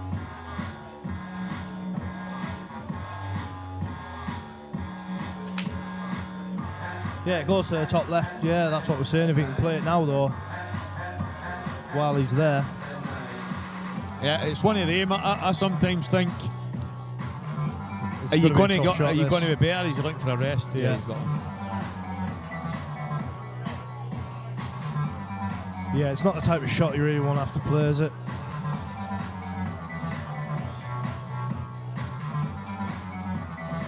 It's one of that. I don't think you can get any better on it, though. No, I know that's a problem.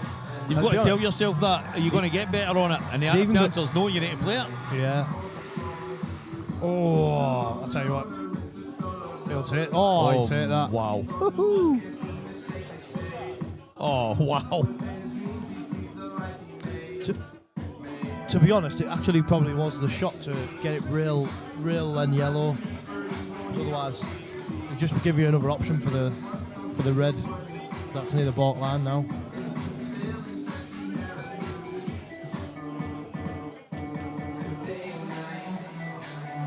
Eddie Cassidy, good to have you on, my main man. Good to have you on, Chief. Appreciate everyone watching, guys, and all the comments. Anything that you want to ask, we'll try and contact someone who can give you the answers.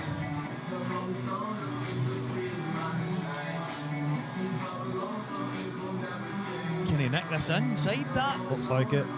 Oh, no way. Wow. I think he's going to try and hit this one thin over this bottom bag now and go straight into it. It's the only shot he's got, isn't it? I'd be playing that. Yeah. It's actually a big target, but if you hit the yellow full and you go straight off. Eddie Roberts. Right, okay. See, I like left that there because he was covering the black on it. Then you had a free playing go. that one straight up, nice and thin. Yeah. Hope you're good, Eddie boy. Too much into this, I reckon. Told you. I just think he was guaranteed to hit one of them.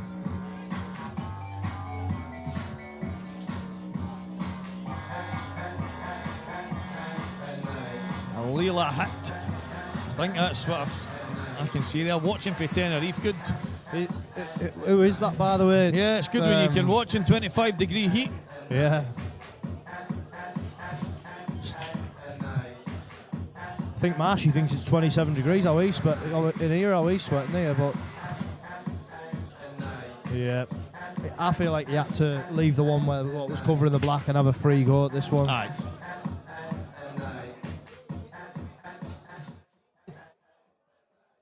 Paul McIntyre. It's happening, Bagel. He's a good player, isn't he? Yeah. And Lee William. Wow. William. Good player.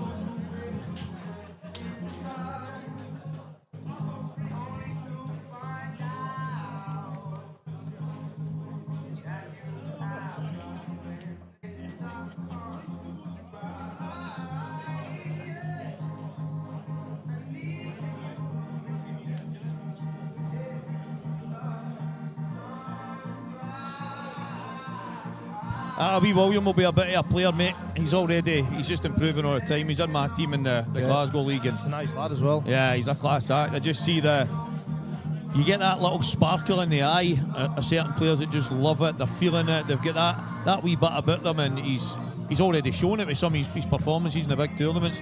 He's going to be about for a lot of years, but he's a good kid. Chevy, he's very close to you and won more singles titles than you in the Borough League. God knows how that name is.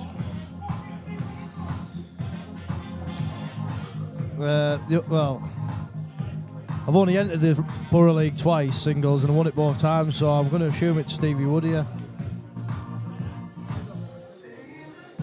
He's only won it about 19 times, but to be fair, he is 85 and he's entered it 76 times. Have you heard of Steve Wood here? I don't think so. Old EPA. No, I might. Old EPA. He's one of the best old EPA players I've ever seen.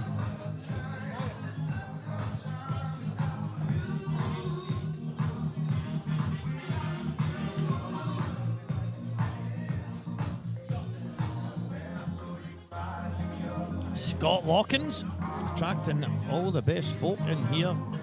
Yeah, well, it is indeed. It is indeed.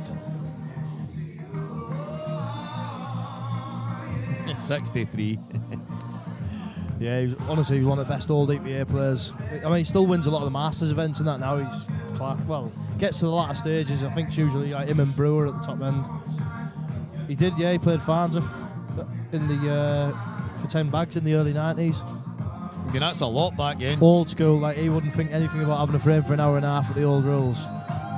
You know, when you're young and you're keen, and he's in an event round where we live and said, "Oh, are you going to ref?" And I thought, "I'll ref like so they'll know who I am and all that." Yeah, 3 days later, had a clean shaven 12-year-old when we started. I was 19 when they finished. This is the story of this match. Marshy kicks on with a couple of big finishes and gets a lead, and then there's a scrappy one or two, and Ronan comes firing back. And if that's the way it started, are we going to see this a full way? Yeah, well, I do feel like Ronan is kind of sort of feeding on scraps as well. Yeah. I think when he starts getting his own break going a bit better and gets motoring on, it's going to be tough.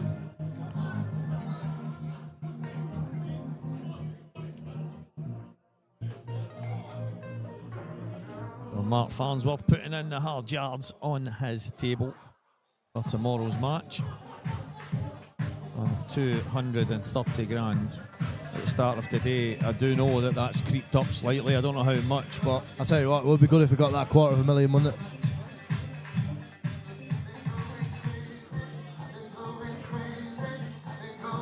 cameraman didn't know who won the frame there. He fell asleep. He's tired. He's had altitude sickness being up in Scotland, hasn't he? But he's all right now. Now he's from the journey south.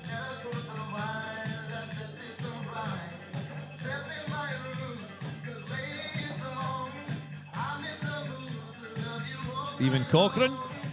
They call him the windy guy. On the road to house, Barry T. If you're looking for any fancy whiskies and stuff like that, Barry Thompson's your man. Lee, next time you're in Scotland, get him to get you some good stuff. I'm no good on the drink, mate, Stevie, so funnily enough, I'm having a year off it. Liam Irvin. Big Eddie. Yeah, I'm having a year off the drink. Jonathan Coyle. Good to have you all on, guys. Honestly, without the interaction, it does get a wee bit boring. We can obviously I suppose it's better when we've got top class players to watch. Yeah, it makes life easier, doesn't it? It does, doesn't it? These guys are just. It's funny, as I say, it's been a funny game. Marshy looks at one moment as if he's absolutely flying, and then a little wobbler goes in there, and then it becomes scrappy, and Ronan goes and picks him apart. And yeah, lad there, Craig McCree. That was one of my first ever money games. Craig McCree, not too far from here. Good lad, him. How are you doing, Craig? You all right, pal?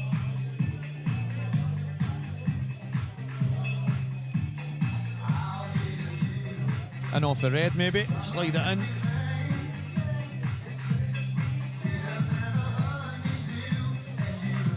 Came out okay. It's come out all right, but I think he would have been unlucky for it to be anything different. This is black ball carry. Yeah, carry black ball tonight and tomorrow.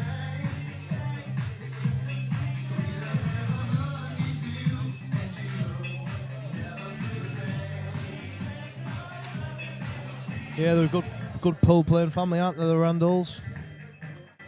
Daniela, who lives near us, just won the Saltire last week, didn't she? And I think Carrie and Megan, I think the mum's a good player as well, from what I've heard. So that is one very talented family at pool, you have to say. And it's not very often that you have sort of like four women that are all from the same family. You might get a couple of sons and a dad or whatever, or a mum and a couple of sons, but it's not really usually four women, is it? So yeah, good. Even getting an entire family that enjoy the same things and they've got the same passion and stuff like that, and the fact is that they're all very good. They've all succeeded. They're all international players, won numerous titles. It's fair play to them. They'll obviously all push each other hard. And it's good to have Danielle back in the IPA as well. Yeah, it is. She was having a little session with my wife last week before she went to Saltire on my table, and they had a good little game, I think. Yeah, good to see her go up there and win. What Craig are you playing? What Craig? What date are you playing, Craig?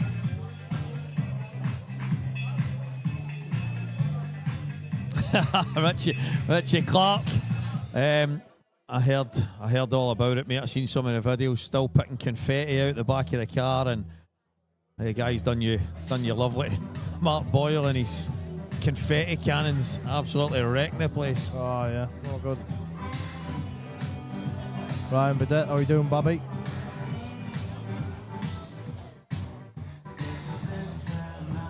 Yeah, righto.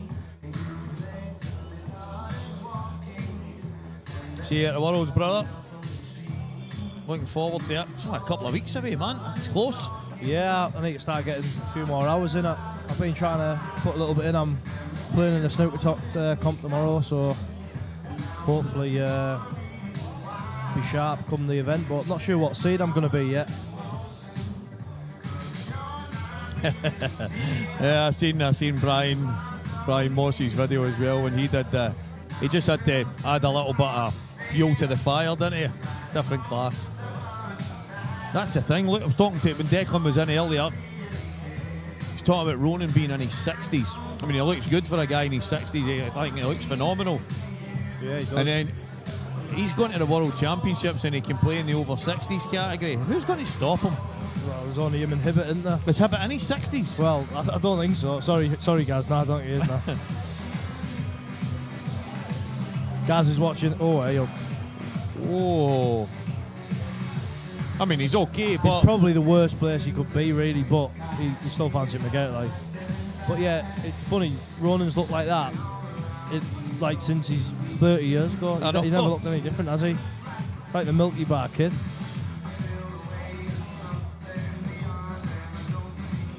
Yeah, good black. I feel like, I don't know if it's just that he's starting to get a bit more used to the cloth now, or whether he's just playing himself in, because I know Mark had said that he hadn't been playing an awful lot, and he looked a little bit, like a man who hadn't really had his hand on the table very often early doors, but he soon manoeuvred his way into this game. I think if you give Ronan 7-all before a ball was kicked, or even should I say hit, I think he'd have bit the hand off. Yeah. Because he doesn't play in this cloth, he's obviously wanting to get used to it for the Worlds and what have you. And I know he's been in here, he was in here earlier, I was talking to him today, he was putting a bit of time in, but putting a couple of hours in and actually being used to playing on it and having muscle memory is two different things. And So I think that's a few times now Marcy's went in that top bag. I know he was kicked in, but Yeah. when it goes towards it, there's always a chance that something can kick it. I feel like he's going to be... I feel like he's just difficult to blow away, isn't he, Ronan?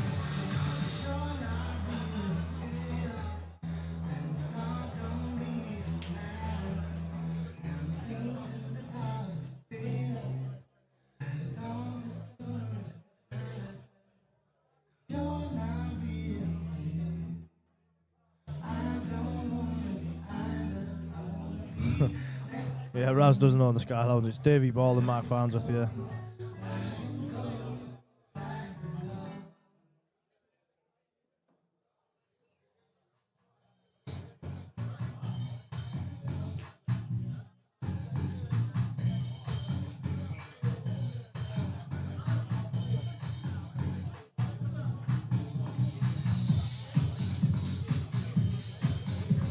We mentioned it earlier when Declan was sitting down. You always seem to get punished more than once.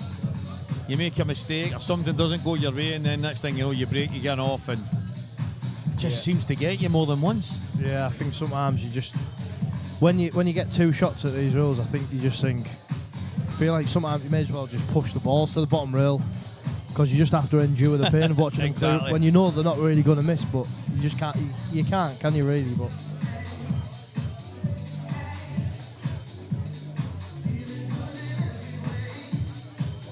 Have Ronan and Gareth ever played? That's a good question, Rich. Ronan and Gareth Potts. Is that who you're asking? I don't know if he's maybe talking about Hibbert because we had mentioned the two of them. I don't know. I mean, obviously, Ronan, I think they've played on each, because both of them were on the IPA years ago and whatever. But I don't think they've ever played for money, but I think they would have played in the tours and the tournaments. I actually think they played last year at the Worlds in the seniors. Yeah, I think it was like one of the first round draws. But aye. So I just got that confirmed by Craig there. Last year's World Championship seniors and Masters finals. was it? They both. Right. And Gareth won both. He did in the double. Absolute beast, man. I'll tell you what as well, there was... He still wasn't happy. I can't remember who it was he played. I think he was playing Gav Robinson. And I've never seen Hibbert twitch before.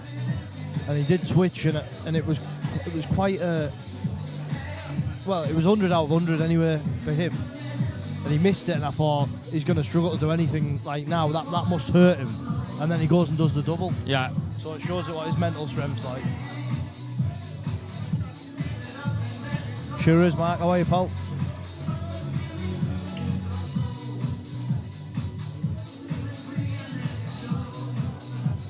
And this is what happens. You get punished more than once, and that kicking off is going to put Craig Marsh behind. It's a little twitchy kind of cue action in it, the way he leaves the cue in at the end. He's such a good player, so He just, one of the best money players I've ever seen. Yeah, without a doubt. I mean, if you combine the pots that he's played for, I dare say it'd probably be the most that anyone's ever played for. Well, him and Mark. Yeah. Well, obviously 3 of them games were against each other, so...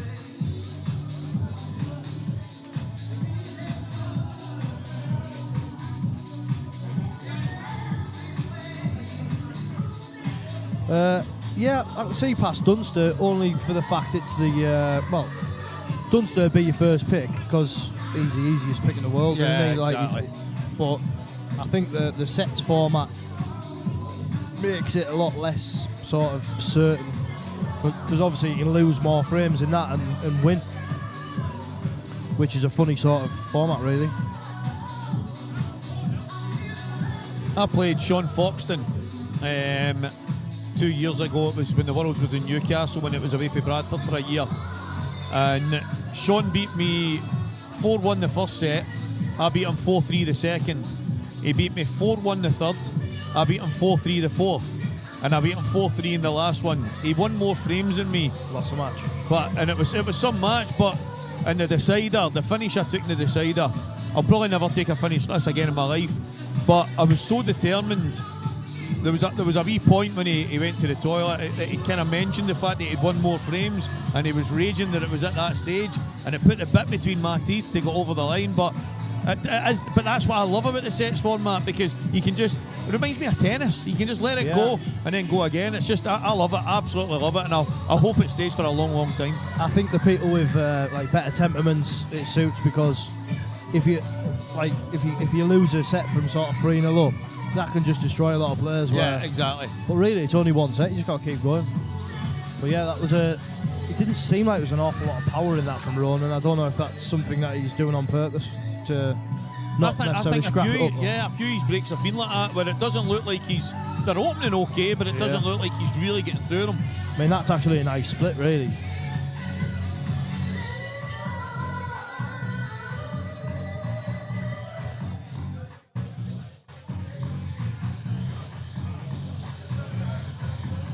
Yeah, I think a lot of people are watching it in the comfort of their own home tonight, and this place will be, you'll be struggling to get a seat in here tomorrow. I think they've sold obscene amount of tickets, so yeah, it's going to be rocking in here tomorrow. And anyone who says like I won't buy a ticket or I won't pay for the stream or whatever, whenever again are you going to sort of watch two of the best ever for this sort of money? Well, Farnsworth's in that chat. Stevie probably will be in the future.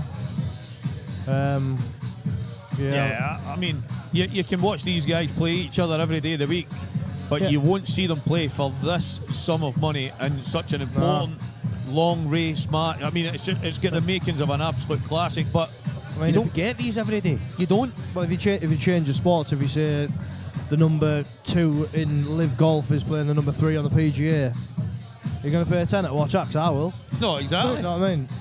I know our sport's obviously not as big, but it's you're lucky to have it. You're lucky to have these sort of events.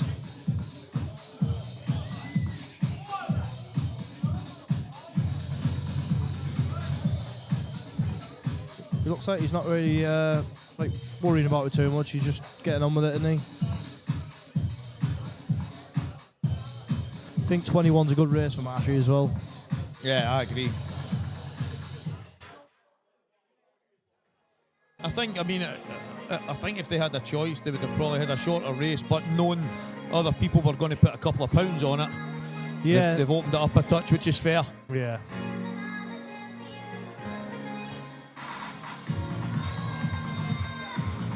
Yeah, it's kind of what I'm meaning, Richie.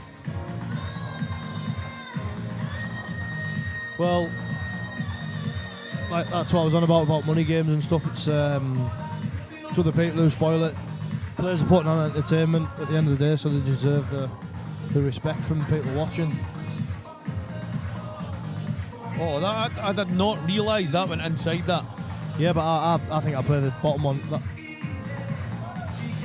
It's gone that easy though, wouldn't you just go the other way first? Yeah, exactly. To be fair though, it doesn't really matter, does it? Because he's guaranteed to be over this half of the table.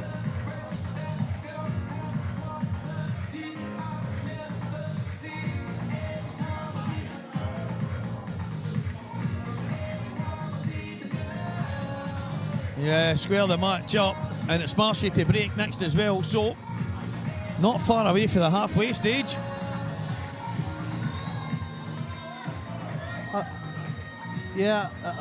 Someone's asking there. Stevie's just nipped off for a comfort break. Farnsworth, would he play Boyle again?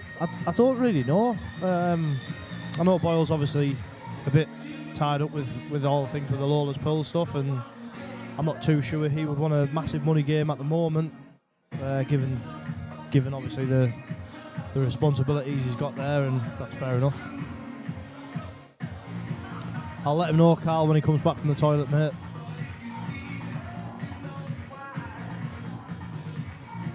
Yeah, you're right, Rich.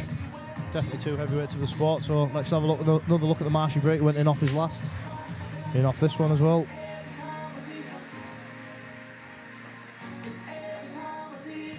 No excuse for that one. Just caught a bit of side and not hit the front ball central, so he's straightened off in that corner.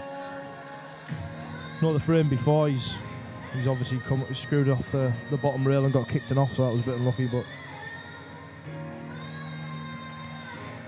just can't be giving these sort of chances away, unfortunately.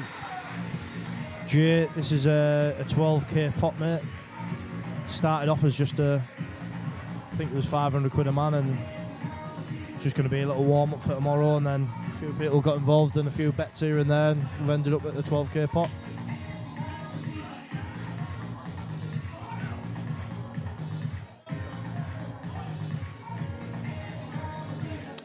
Yeah, apparently it's gone up loads. It was 12k.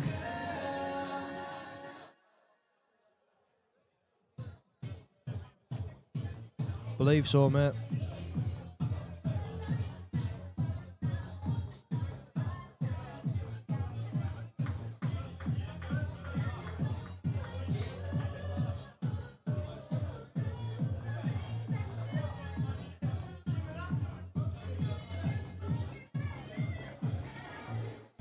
Anyone in the chat, if you want to give us some suggestions of money games that you'd love to see, or who your favourite players are. Keep us ticking over till Stevie Walker gets back.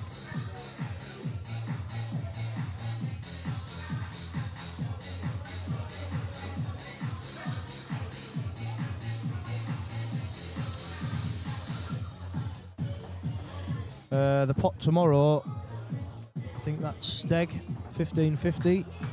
The pot tomorrow, I believe, has gone above £230,000. So crazy money. But when you believe in your guy and you want to put your money on the line, that's fair enough. Hello, screw back streaming. Stevie's just at the toilet a minute, mate. Yeah, me and Tom have had conversations. Things have settled down, and I don't think that one will be coming off. Tom's doing his own thing, and yeah, no animosity there. Dunster versus the top boy from Ultimate Pool. To be honest, I can't see.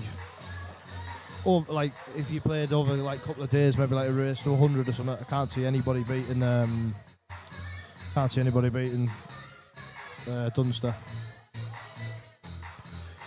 Yeah, they have played once, Paul O'Brien. I don't think it'll happen, Gareth, because there's too many variants now with the different cloths and the different table and the different balls and all that. John Shepherd versus Chippy, yeah, you wouldn't need a shot clock for that one, would you? Getting carried away with the music, yeah. Yeah, I thought you left us, Stevie, and straight back up the A1. Oh, a few of the guys shouting on me. Yeah, there's another finish off, an in-off from Marshy again. We're just about at the halfway stage, not far away now. 9-8. I think it was always going to be one of these games, and then if a wee bit of tiredness kicks in at some point. Yeah, which will happen. It's probably going to, I'm not sure how long. We've been on an hour and 55 minutes, have we now? So you're probably looking at maybe 4.5 hours, if not a bit more.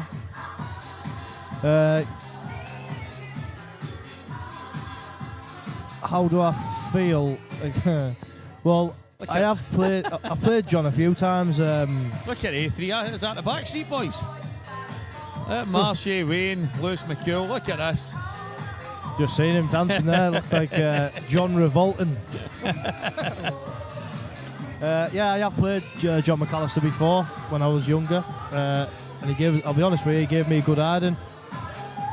But yeah, you've got to fancy your chances. But John's an unbelievable player and former world champion. So he told me he was too busy. He had to leave the box. He's out there having a time of his life on the Guinness. Oh, Decky boy. Well, if Ronan can get this, he's never been more than one ahead, and Marsh has been ahead maybe 2 or 3 times. So Can Ronan get a bit of daylight here? What a break. Doesn't hit him hard, no, I was just going to say, he opens them well, but he doesn't really hit him at all, does he? But that was a really, really interesting conversation, Neil.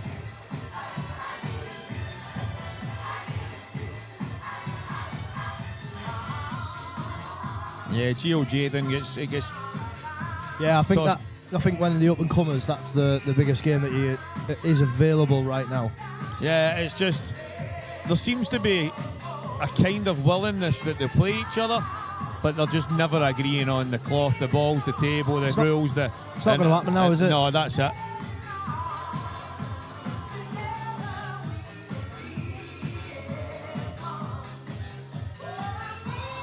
Oh, without doubt, Richie, there's some unbelievable players coming through from Scotland, and who's young Ryan Martin is a good little player as well.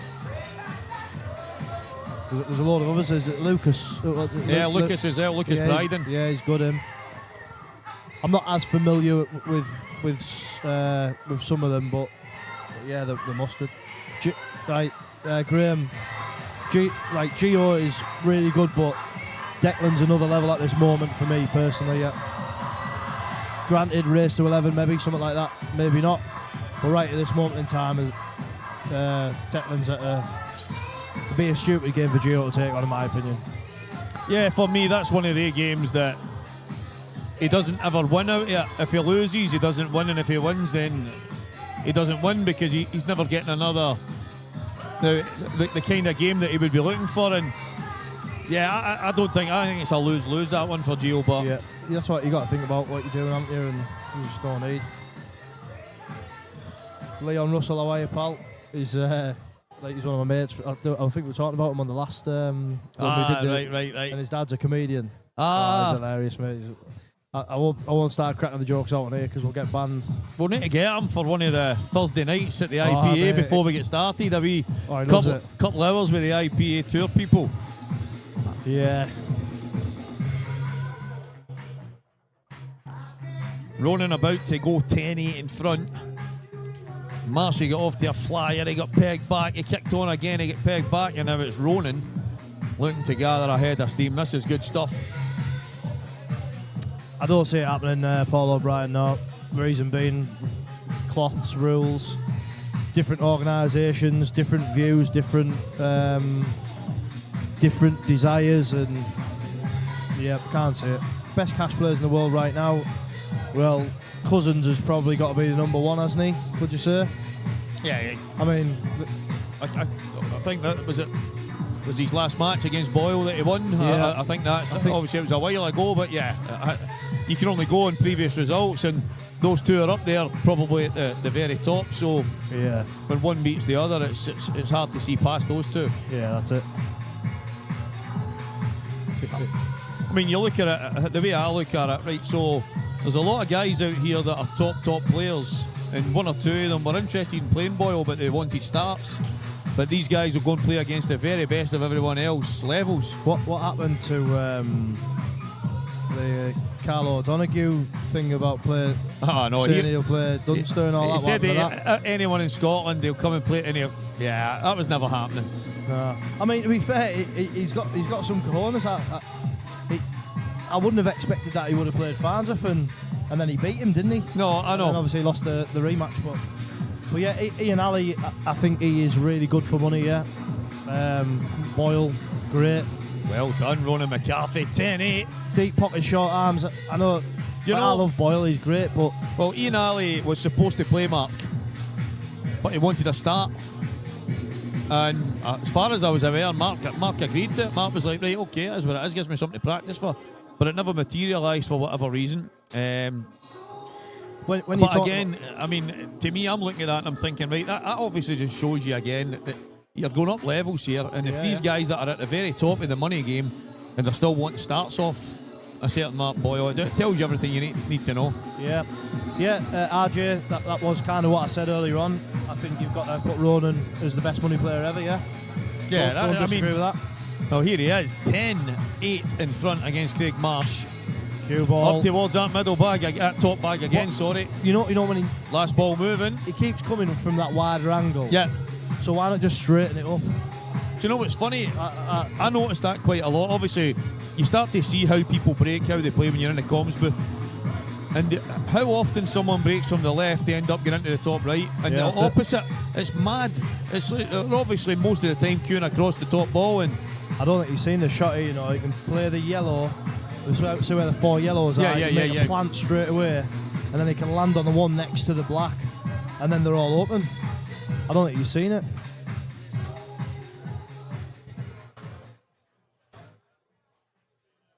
might be a wee bit thinner than it looks on the camera, but Could be wrong, but I was told by a reliable source Ronan Selby was a bit.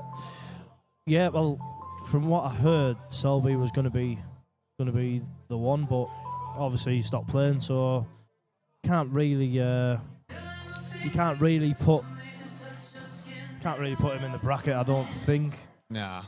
Like, not for the best money player, because how can you be the best money player if you never play for money? But I think they were saying he probably would have been the best, like.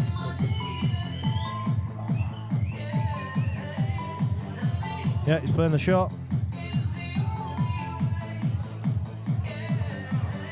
Yep. That is a shot that the Shepherd, the pint-sized powerhouse, Yeah, the IPA Pro saw instantly. Still a wee bit of work to be done, and it's no mistake pool now because the yellows all go. Yeah, and you don't want to start going 3 and 4 behind, do you? Oh, well, this makes a difference because I didn't think that red passed the black. I thought he had to drop on it into the left middle. Yeah, I think it might just go. Still looks tight from that angle. Like you said before, you know, if you're on it, you got to play it. So.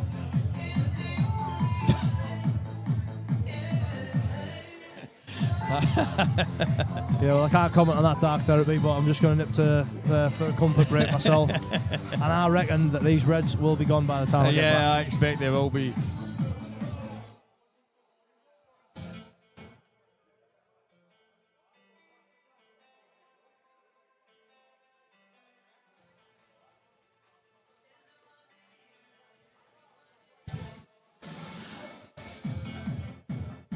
$777, guys. That is the amount of you watching right now, and we are very thankful to each and every one of you that are giving us a few minutes of your time to check out Ronan McCarthy, Craig Marsh.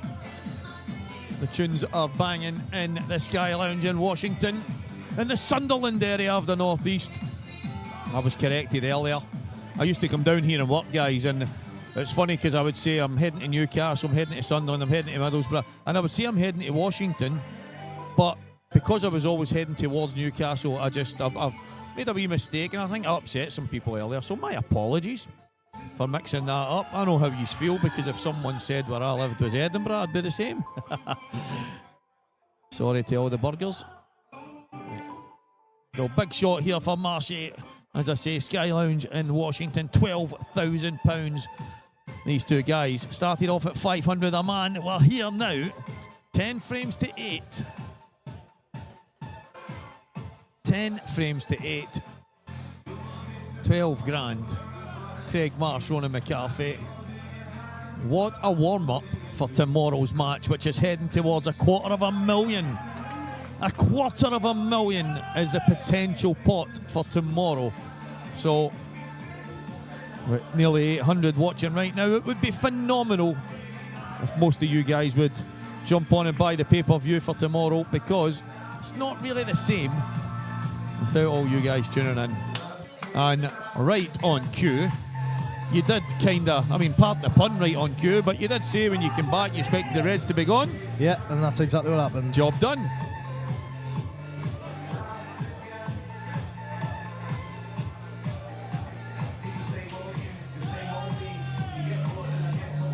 Did Potts ever play for money? Yeah, I don't know how many he played, but I remember there was a game when he played Ollie Bill, and I couldn't believe that game happened, but it did. And it was for about 20 bags each, yeah. There you go, just as you said that. Yeah. And Tony Drago, yeah, there you go. I didn't know he played Drago, but I knew I actually watched the game when he played Ollie Bill. I couldn't believe that come off. Big, like, good. That rack looks a bit tilted, doesn't it? That doesn't look straight, that. Yeah, it looks a bit to the left at the top. Yeah. Mark Farnsworth, Stevie Dempsey tomorrow for the best part of $250,000. So please tune in, guys.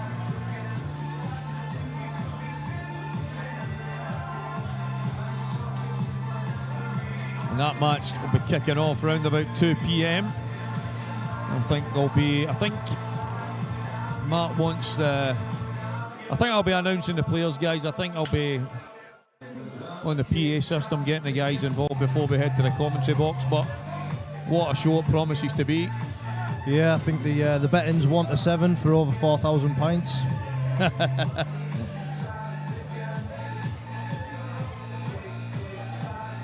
Curtis McGurn. Hope you're doing well, my main man. Just that mention of Tony Drago there probably playing pots while Ronan's taking his time here. I was over in Malta at European Championships a couple of years ago with the Scotland team, and we were playing a match against one of the Maltese teams, but there was some young English boys, young under 21s and whatever it is, 23s, can't mind the exact age group, but they were just standing watching some of the games. But Tony Drago comes walking past, and one of the kids, he must have been 16, 17, and he starts yanking at his chair, and he nearly pushed the kid into a wall, started screaming in his face, calling him all sorts of names and calling him English this and English that. And I remember looking over, and at first I was like, and I went, no way, this is a guy that through the snooker world and the Q Sports world, I've always thought he's a diamond, a guy. And the treatment he ended up, a couple of the kind of parents and the youngsters, and they kind of stepped up, and the abuse he gave them, honestly could not believe my eyes and ears. Wow. He's not the guy that I believed he was, and loads of people have went, oh no, Stevie, see when you get to know him, I don't need to get to know him to know what I've seen. Seen, that's enough, do you know what I mean? And that's so what I would get to know then wouldn't be the real him. I seen the real him. I got to see it, and it disappointed me so much. And that young man, you see the real people when people don't know that they're being watched. Exactly. Exactly. But it was a young kid. I remember after loads of people came over, and there was a bit I think it's always a bit awkward with some of the guys. Plus, some of the Maltese boys are brand new, but there can sometimes be issues. And they are to be fair, because when I played for England, like there was only two lads. Well, there's two lads that I know from now, but one in particular, Leiden de Bono, he was sound as a pound. Leiden's good. Leiden's a good lad. And since meeting Johan as well, obviously I played Johan in the semi of the pro event. He's a class act. He's a great guy, but I can't. I think there's another one called Lee someone. He's sound as well, but a lot of issues with the Maltese, like really bad. Like they wouldn't shake your hand after frames or all that sort of stuff. It's a bad shot. Yeah, he disappointed me because I grew up again. I didn't compete at snooker. I played tons of snooker. I probably played as much snooker as most people that competed in the game. But I played football. I was too busy, obviously, pushing at that. But Tony Drago was one of the guys, and I remember being kind of shocked. And just when I seen the name there, when they're talking about Gareth Potts maybe playing him, and it's funny because now when I see his name, that's the first memory that comes up. Do you know what I mean? It's the lasting memory, isn't it? Yeah. As you say, do you think he was trying to just flick the yellow just to open them up, or did he even have to? I think he just wanted to get just above it and then put it. I think it goes in this left corner.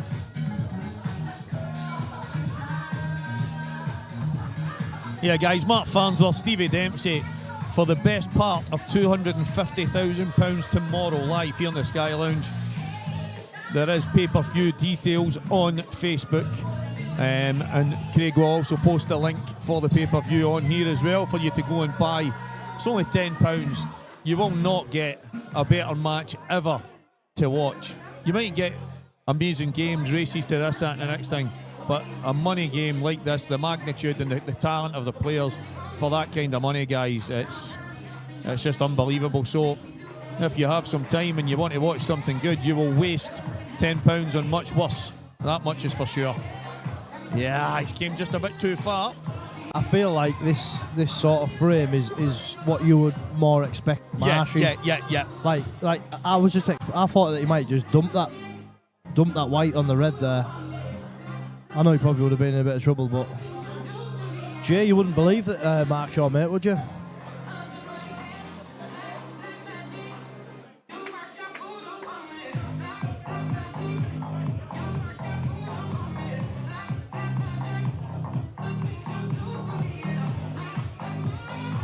So I'm thinking that red doesn't go to the right middle. So was Ronan trying to come all the way round the back and underhit it by so much? Yeah, I think so. Who wins tomorrow? Well, I'm gonna back our IBA man, Mark Farns, if I'm gonna say 30-25. But that's not disrespecting Stevie. That's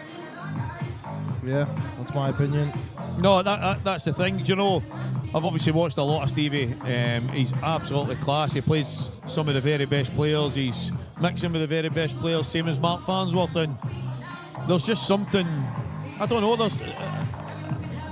I generally wouldn't put my neck on the line and things like this, but if someone forced me to, I don't know what it is. I've just got a feeling about Mark. I've just got a sneaky feeling, and obviously deep down I hope he wins it because, well, he's one of my guys. But I mean, I just think what a spectacle it's going to be, no matter what side of the fence you're on. Absolutely. It's just going to be some show. I think this might go. It's tight. Like if it pulls slightly to the knuckle, he's got no chance. He's got to stay straight. He's nailed it. Oh wow. Marsh will be wounded there because he'll have been sat there thinking, I'm getting a sniff here. He must have always, I wonder if he was always playing on it, but he didn't want to be as wide as he landed. Nah, don't. Nah, you're not convinced. convinced. Go around the back, yeah. Someone there who's top three in Ireland. Well, it's got to be Declan, Carl, and Dempsey. Well, I suppose Ronan's in there as well, isn't he? So, yeah. Can't believe nobody's mentioned the real number one. No.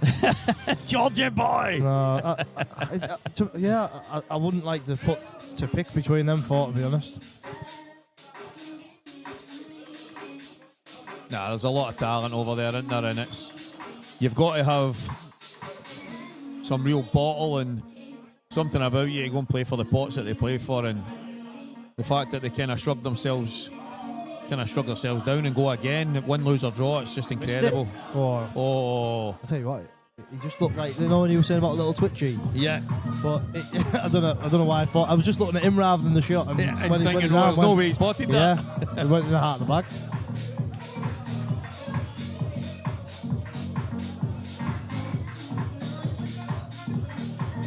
Yeah, I'm just trying to cause a bit of drama for the fans.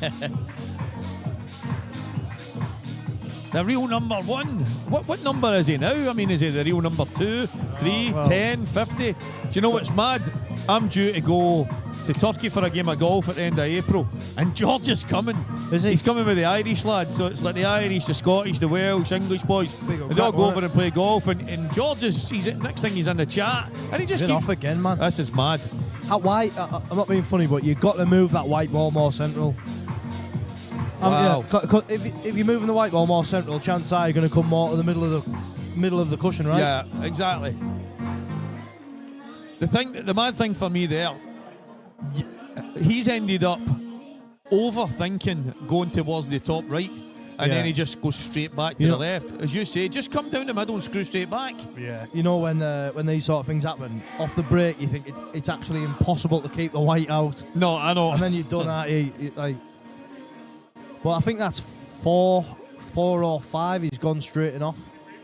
He's definitely. He's had one kick, and I think he's had 4 straighting off as well. He's still modelling for Slazenger. Brilliant.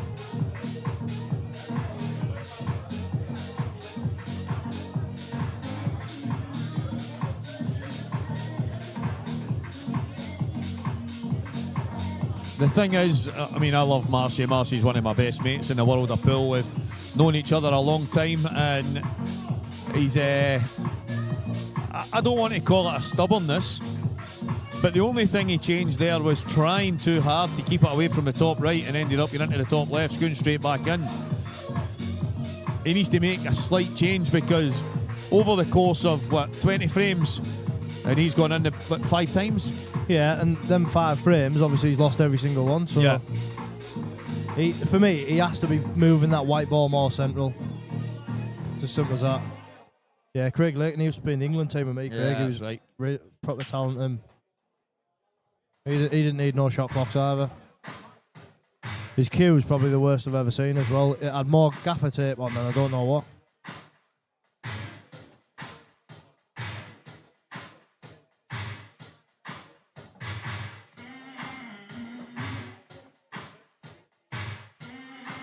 They just drift down for the yellow to the bottom right. The one just below the black spot. His only problem, he would love to be where the black is. He'd love to be where the 8 ball is.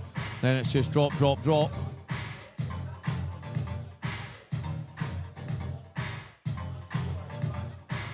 That'll do it. That'll trace a run inside. Yeah, that's it. Okay, up near where the black spot is now, or along that line. Well, he's had games since CSD. He's played Carl O'Donoghue twice. Bit pacey. Still alright though. What about Goobs? Yeah, he's a good player. I don't even know if he's ever played for money, to be honest.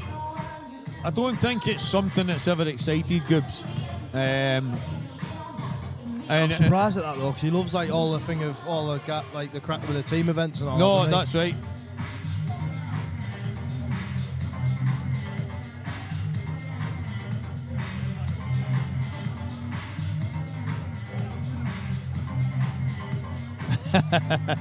Carol, that's true. That's true, mate.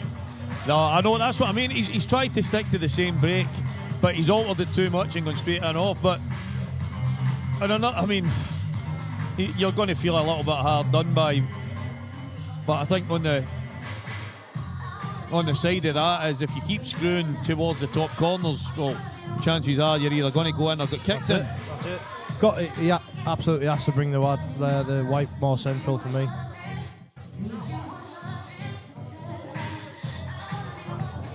This is the biggest gap in the match so far here in the Sky Lounge in Washington. The place where Mark Farnsworth and Stevie Dempsey will go head-to-head tomorrow.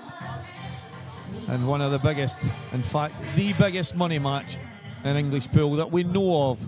Apparently there's been some behind closed doors ones, but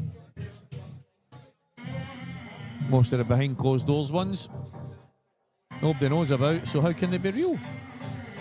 But as I say, doesn't mean they didn't happen just because we don't know about them. But what we do know is tomorrow, close to £250,000 is going to be on the line. And that, for me, is unbelievable. Yeah, it is. Someone there saying why Dunster failed. Well, one, a 15-second shot clock is just not good, is it? But you've seen when they had that event where they all come together, and if it was a Supreme Series, and there was a massive grand final, 50 grand the winner or whatever, who came up, who prevailed? Got one name for you, Liam Dunster. So there you go. Oh, that was it. It was actually, someone posted on one of the Facebook pages about that, and it was Dave McNamara that posted and said, well, to be fair, if we're going to talk about a tournament that everybody was in, because someone said, who would win if everyone was allowed to play in the same tournament? And Dave went, well, it did happen. Liam won it. And yeah. But he did. I remember speaking to him and I asked him a question. I said, so what's the script? And he said, no amount of money or guarantees or whatever could get me to go and play those rules. And he's like, it's chaos, it's no real pool. No. But that was his opinion, because Liam's got it built into his head the way it should be. Yeah. And that's fine. Everyone's different. Talking to Decky earlier, Decky absolutely loves it the other way. And again, that's what makes it opinions. We've all got them, and we're all entitled to them.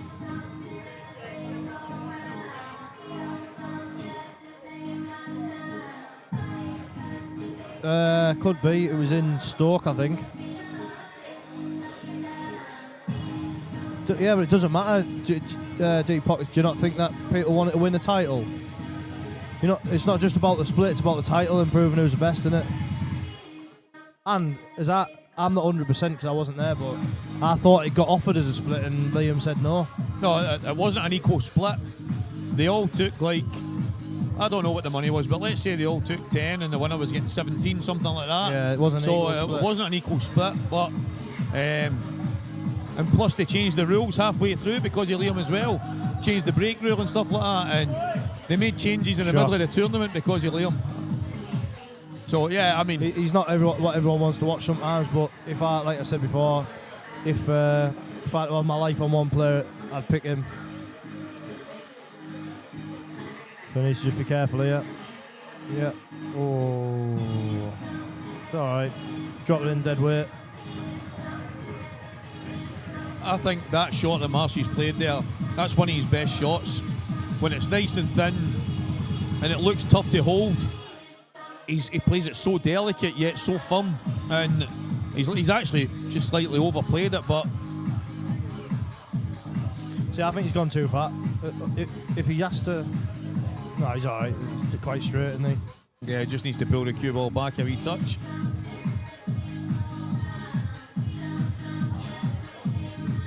Yeah, well, you can't fault Farnsworth for that.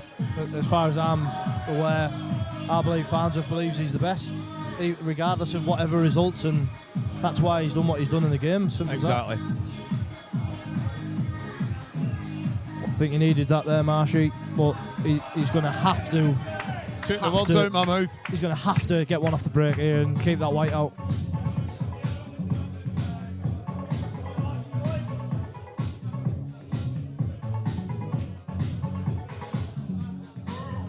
Well, what do you mean by he failed? Like, he wasn't on it for that long. He only had a couple of events, realised it wasn't for him, the format and the 15-second shot clock. I actually thought he only had one event, and then that was it. And what they gave him as a signing on thing, he gave them it back and left.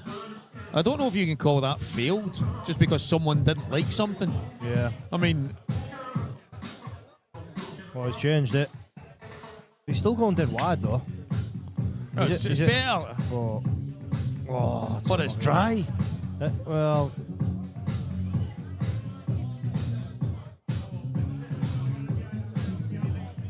Tell you what, like, there's only 5 balls in this bottom half of the table and the rest are in the bottom iron.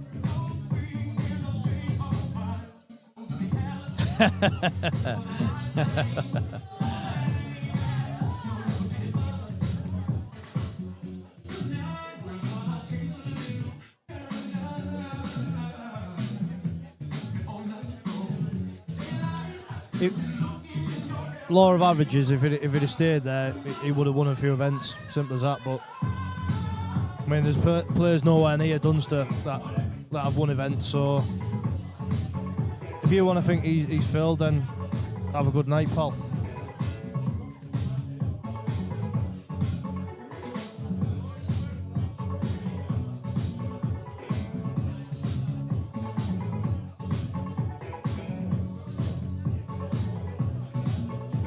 Yeah, I've got tickets to see one of your boys later in the year, Kevin Bridges. Oh, mate, he's class, isn't he? He's my favourite, mate. I love him, mate.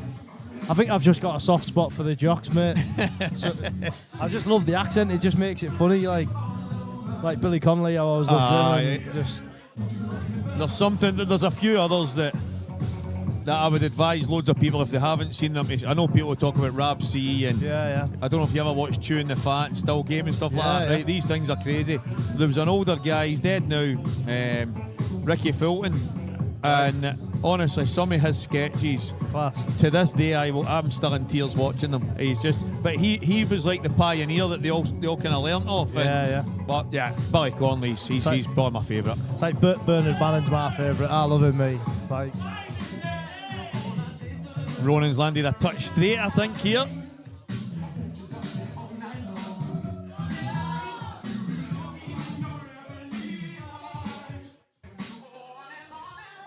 Yeah, Richie, you just can't let people just run away with themselves, haven't you? I think he's won about 20. Well, I asked him actually if he knows how many he's won, and he just had a little bit of a wry smile. I said, "Is it more than?" I think I said, "Is it more than?" I was drunk, like, but I said, "Is it more than 25?" And he just looked at me as if to say, like, "You know, it's more than 25." He didn't say it, but the look gave me all night to know. And he's only, what is he? He's only just turned 31 or something, 30. So he's not even really in his prime years yet. I think at your full prime, you're sort of 37, 38, mate, because you've had enough experience you've had enough sort of heartaches, you've had enough highs, enough lows, and you're more well-rounded around the 37, 38 age, and you're not too far gone where your eyes are gone.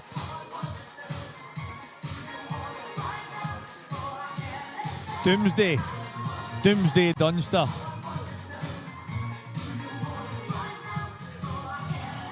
He said he wasn't too sure about it, and it was actually voted on by the viewers of one of the tournaments. They wanted to give him a new nickname because nobody was enjoying the Duster. So we said, look, we need to get something better, and all of a sudden it was Doomsday, and I'm like, I suppose he is like a Doomsday when he's playing everybody. He just destroys everybody's days. But the thing is, when you won like 25 titles as the Duster, I don't think you want to be changing it, do you? Well, funnily enough, my nickname started out as the Shark. So I was a young kid, Pull Shark, and kind of got the Pint Sized Powerhouse nickname from. When I was telling you, funnily enough, well, not funnily enough, but your friend Willie, who was supposed to fight Joe Laws, wasn't he? Yeah, that's right. And Joe Laws fought a lad called Ryland Charlton, and his nickname was the Pint Sized Powerhouse. But Ryland Charlton stopped him. I think it was in the second round, and knocked him out. And I went to work the next day, and someone was being a bit cheeky on the radio. Oh, he's on that. Yeah, he is. Someone was getting a little bit cheeky on the radio, and I said, if you keep going, Pint Sized Powerhouse is going to come around there and fill you in, basically. And then it just stuck ever since. So, yeah, that's where the Pint Sized Powerhouse originated from. It's mad where they come from. I mean, I don't know. I've actually never asked Ronan about the babe. Marshy's is quite boring. Marshy. I mean, that's just rubbish. But he used to have the Buddha, didn't he? The Buddha. But I don't know why, do you? Nah, can't think for the life of me. I don't know if he is. Maybe he's not. Yeah, he is, but he's worrying. Is he going to put that yellow on the side rail next to the red, and can he get the white back out? I think he's on it. Do you know what the babe is? Couldn't tell you, no. I would love it if it was that his favourite film, his favourite movie was about the wee pig. I would love that. That would be the greatest thing ever. He's always got a bacon sandwich in his mouth or something, I don't know about it. Heavy Ballesteros. Yeah, I like that one. What, my brother's just started playing snooker. Him and his mate, and his mate's Ronnie O struggling, and he's Stephen Heavy. So if he's watching, there you go, Brad, there's your shout out. I know. Stephen Heavy, I love that. Craig and off Marsh. Right, we'll be after that. That was a worry though, I know what I was saying about the yellow going to that red. I mean, he still goes, but... Yeah, I think he's still just about okay. I wonder if the black goes in the bottom left as we're looking now. What's the best national pool? I don't know what you mean. Ronnie O struggling, yeah, it's a good one, isn't it? I don't know about I know this one. The guys didn't want a referee. The guys didn't want a shot clock. They wanted to just come and play pool. They were only going to play for 500. It's ended up 12 grand. But it was never to be as serious as that. So as much as both of them want to win, they didn't want referees and shot clocks and stuff. Tomorrow there is a referee. Don't think there's a shot clock. Not for that kind of money. No. What? Oh, so the best national team. Oh, the best nation for right. Okay. Well, I think as it is. To be honest, a lot of the best players don't play national pool. Oh, needs to slow. He's on it. I don't think the best players play. I think if the best players did play, I'll be honest, I know I'm biased, but I would have to say England. But I think Scotland would be scary as well. Like, I think England, when you look at Farnsworth, Hibbert, Gaz Potts, Mick Hill, that'd be pretty tough, wouldn't it, to beat them? But then in Scotland, you've got Goobsy, Boyle, Dunster. I'd love to see it. Like, he's been fortunate to land on this. Like, doesn't like it though, does he? He doesn't like it. But I mean, I don't know. Does he think he's going towards the red? I think he's drifting straight past it, and I think he's perfect. Yeah, I mean, even if you are, though, you just stun it a bit, don't you, and come across in a straight line from the yellow. You get to that side rail, you're happy.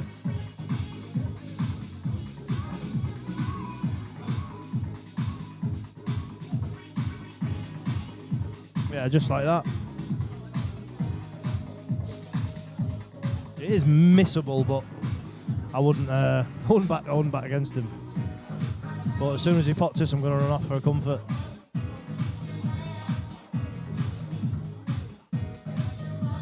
Ah, good finish. That was a Marshy type finish. Yeah, it was. But he got it. I think Marshy was a bit angry with that one. Obviously, landed on that last ball. 3-frame gap once again. And Ronan, Babe McCarthy. Right, who said... I'm trying to see, right? His nickname's Babe because he's irresistible to the feminine variety. I'm not buying that. No chance. I mean, obviously, you look at him for the back, he looks like he could be on Baywatch, but Crime Watch, I don't know, one of them anyway, but it was some finish. It was actually a Marshy finish. Ronan, at the start of this match, if anybody was on at the very beginning, was kind of a bit more methodical. He was trying to get balls over pockets. But to be fair, when he did that, Marshy ended up pulling out some mad finish. So he's decided to take it on there, and he's took an absolute monster. And it is 13-10. Ronan McCarthy, the man from the Emerald Isle, against Craig Marsh, the Welsh Dragon. Oh, both of they yellow and red, but then the red drops. What a chance. It doesn't even hit them hard, guys.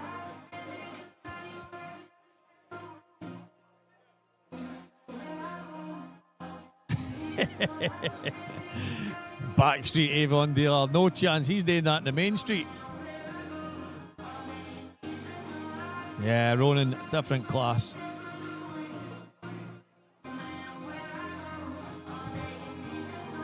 What a chance to go 4 frames in front.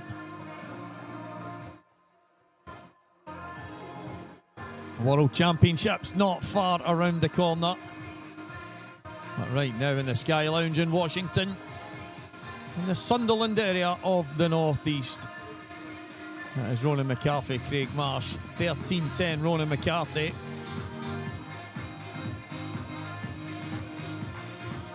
£12,000 in the pot.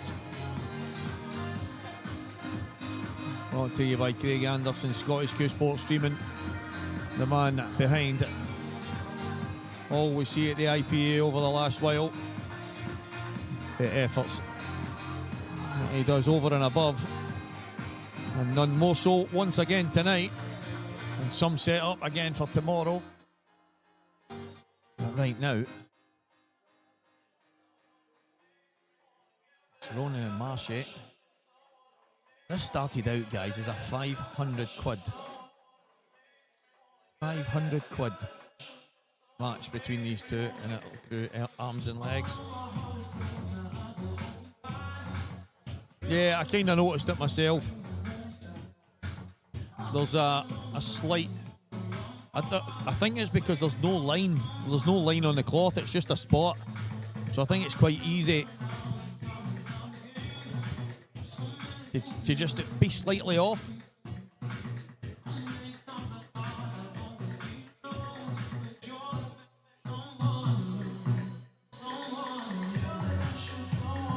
Yeah, obviously that's a couple that have been tilted, but he's not... I don't think there's much of a benefit when you're hitting off a front ball. Obviously, it makes a big difference on cut break. But again, I wouldn't ever think he's doing it on purpose, just with there being no line.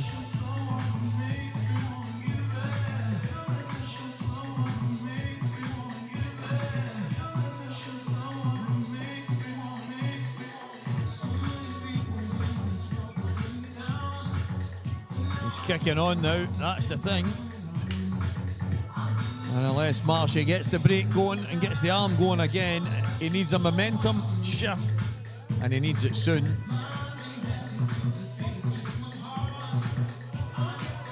It's all about styles, isn't it? And I think Marshy's starting to get a bit frustrated in his chair now.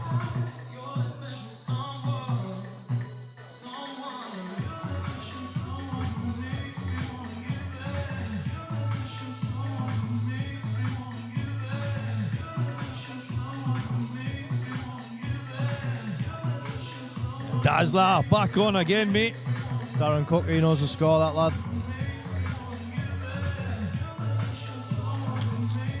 Do you know, I don't, and obviously people have good and bad days, but I don't think there's ever been a day that I've seen Darren and he's not smiling. Yeah, he's a good lad, mate. It just always seems to be happy-go-lucky, and tell you what, he's a big miss. I know he's, I don't know the issues, but I know he's having to take a wee bit of time away for the IPA, and that's a big loss because he's a good character and a class act on the table as well. So yeah, he's usually smiling unless he has to go to the bar. And then he's ready for bed then.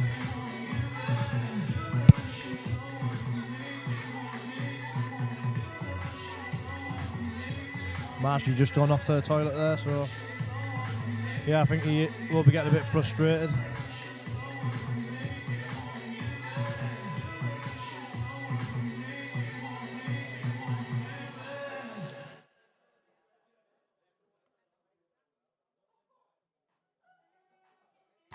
No, there'll be, I would imagine there's the most respect tomorrow.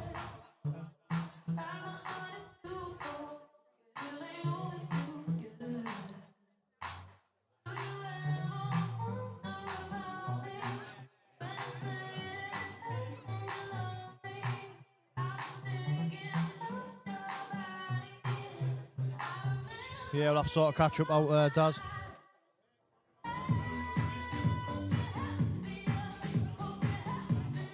Have a good weekend, pal. Yeah, Jack Whelan's very good. Obviously, he's quite busy now with Chinese 8 Ball. But cheers for your comments, Richie. Hope everyone's enjoying the stream and enjoying the comms. Trying our best.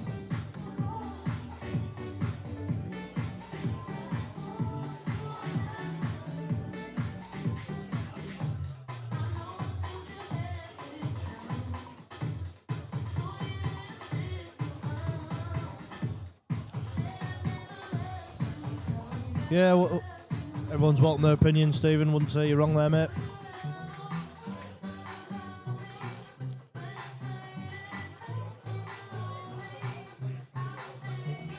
I believe that game's tomorrow. Dog gone lazy. Whatever happened to Jeff Campbell? Funnily enough, he's in the building tonight. Yeah, he used to be a really good player. I don't know, he might have gone actually. But he was in. He's a bit more central here.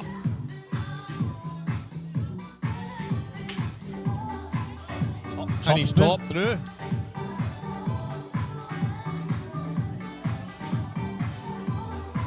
Yeah, and still it's dry.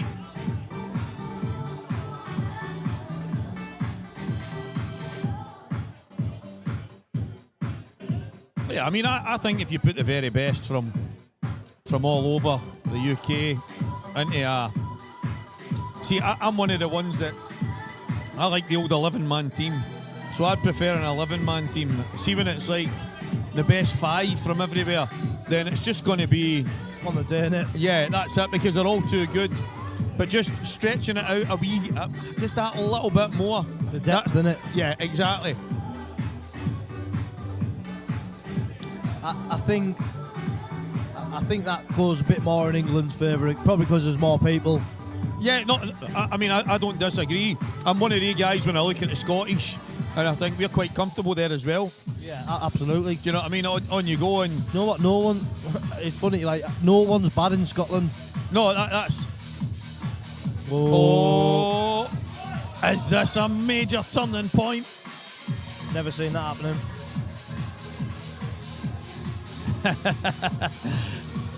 That's not getting old, mate. That's just experience. That's you're too experienced now to stay. let's go out and go berserk. Let's go and cause a bit of carnage. Chill out, a chicken satty and watch some pool. Yeah, I mean, that's just class. I love out like that. It's funny, the missus was out last Saturday night at a party. So I needed to stay in and watch the dogs, and you know what? I was absolutely buzzing. I thought, right, TV's on, order the takeaway. I just sat there and scrammed a lot. Thought people whinge about the missus going out and stuff. I'm like, right, I'm just chilling, me. I'm one of the guys. I send the women out, and then I turn the lights off, stick the TV on, and I just sit with my feet up, and I love it. Yeah, it's good. But then it's like you're quite comfortable in the best of both worlds, because this to me, this environment, everybody having a good time, two guys going at it, a couple of quid in the pot, and to me it just doesn't get better. But I think the difference is when some people go too far. Yeah, it is, and that's the issue. I think tomorrow things will be kept in check. Yeah, he's asked me to basically threaten everybody at the start. Yeah, well, that's fair enough. And he basically said, listen, Steve, if you could just let them know it's not going to be accepted. Security's here.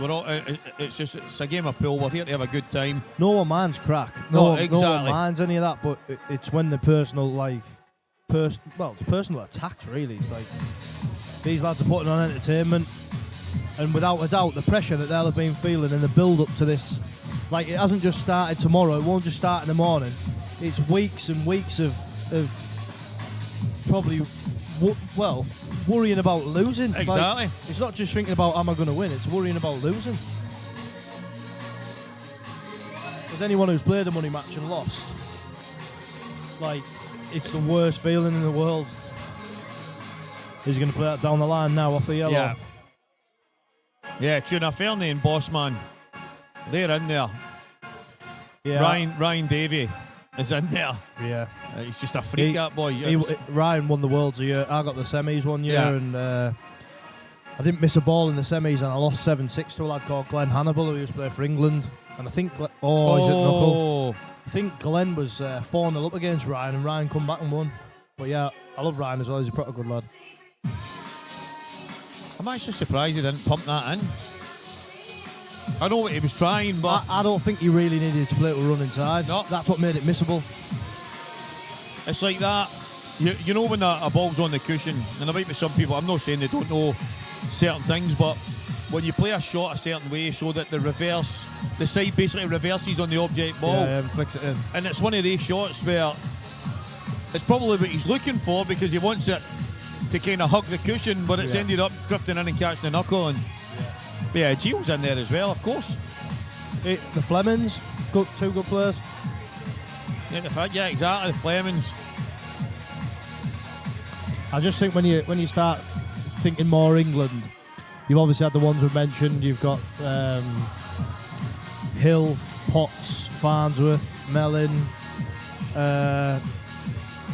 Hibbert, and then you've got even like people like Ian Alley, Jack Whelan, John McAllister. I feel like I had someone in my head there, but I can't think of who I was thinking. Adam Davis, former world champion. Rooney won the European title as well. Yeah, he did. I know he stopped playing for a while, didn't he? He's mad as a box frog, Rooney. Right? He's funny though. He's pretty funny. He's mad. We were at the IPA tour event in Newcastle. You know, it's funny for me in the sense I get the phone call about Willie that day. And obviously Joe was at the hotel. Joe was at the hotel. I think that he was round about the place that weekend. Mark Boyle was talking to him. Yeah. And he was talking about fighting Willie and stuff like that. And then I get the phone call. But that weekend, Rooney was due to play Dan Davey. And he's like, Dan.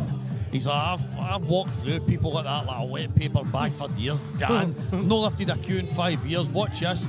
It goes on, smash, 7-0. Boom, done. And he's like, I got away with murder. Yeah. Yeah. I think it was 7-0. He might be on watching. 7-1, something like that. 7-1, 6-1, something like that. But he's class. He's one of the best. Listen, I love him. He's my brother. Yeah. He's a character and a half. Yeah, he's funny.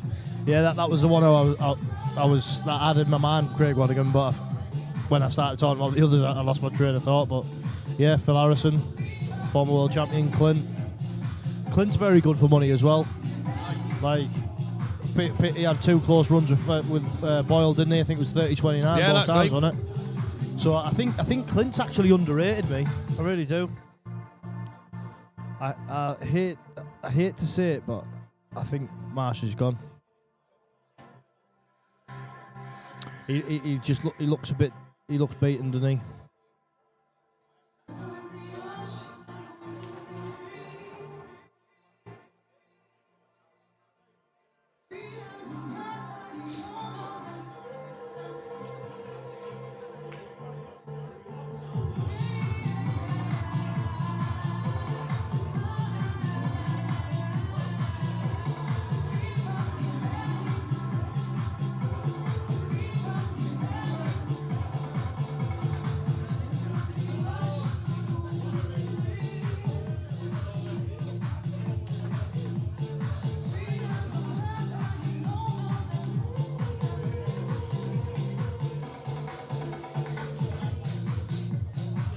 KOD. Carl O'Donoghue. Oh, yeah, sorry, yeah, he did, yeah. Yeah. Oh, wait a minute. I tell you, he didn't. You know, on these blue cloths, when you roll them towards the middle, they're sometimes moving the fibres, and on a nap cloth, that sucks it in every day of the week. Watch it again, just seeing it there. Needs to pop this in, go up, play the 2 and 1, and then just get them done. To be honest, the skilly's not actually that hard. No, it's not. It's easy. If you can get anywhere near that balk end. Oh, he doesn't want to be hampered, go past though. the yellow. Right, I would leave it and go back. I would take I a would. last now. Yeah, I would. Because the thing for me, see if you're in the middle of the table, you're just cutting it in, you're forgetting the yellows there, you're bringing the cue ball down. There's no work. Yeah, And I agree. Yeah, fair play, Rob. Can't argue with that, mate. Bang on. If you've got the cojones to do it, pal. Absolutely bang on. I think we'll see you at county finals, Rob, won't we? I'm making the trip down to Chelsea. We're going to try and keep the lads off the drink and let them actually have 4 minutes of sleep. You know, see if we've got a chance. It's funny, a saying my uncle used to say to me was, the only fight you ever lose, Stephen, is the one you run away from. Yeah, and that's kind of what Rob's saying there. I mean, yeah, nobody's a loser, do you know what I mean? Everybody's a winner. I think he needed this, like. Oh, massive. Really did. But it's still heavily relies, doesn't it, on... Well, he's got to get his break going. It's as simple as that. Well, he was staring down the barrel of 15-10. He was. 14-11.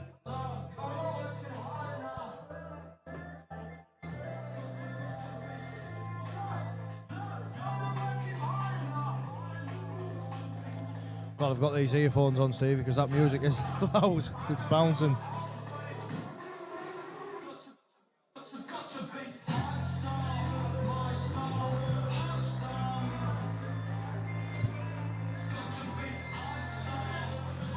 Yeah, you're right there, RJ.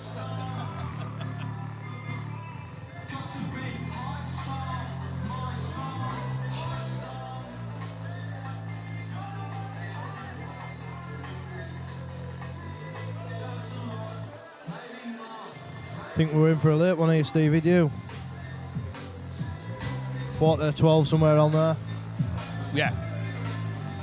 One of the guys, he's actually, I think it's on a Facebook post, and he said, Stevie, this pool's getting boring. Tell them about the seagulls. The seagulls? People don't believe me when I tell them that seagulls, that they're clever, they hunt you, they alert their mates, and they will stalk you, mate. They've done it to me numerous times. This sounds like kitchen talk, mate. Yeah, I'm no joking. That's down in Bridlington. Actually, see if I wasn't with Greg McMillan and a couple of the guys, I think I was done.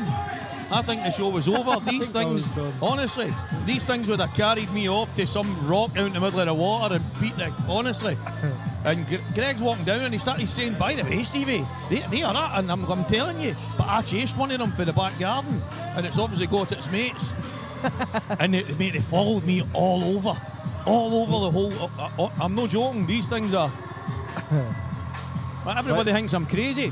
but there must be more people than me that's had a dodgy seagull time. Have you seen that there's a guy who does a prank call to the pest control people about the pigeons? Ah, they're class. You'll have to watch him, mate. He's class him. I'll need to check that. I love a good prank phone call. What is Marshy looking at here? He's not looking at that plant. Is he playing that yellow red plant? He's won it, hasn't he? But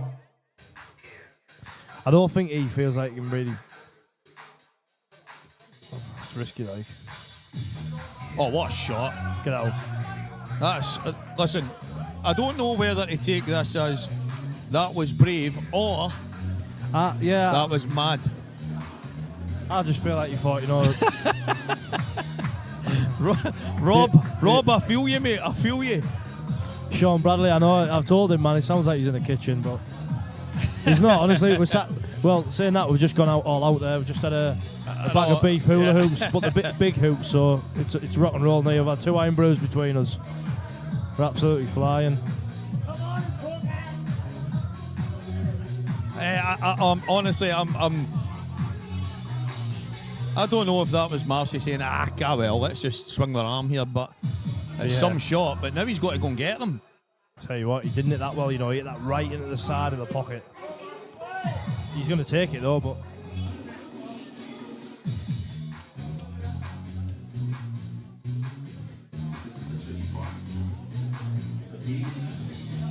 I think Derek might be in the kitchen.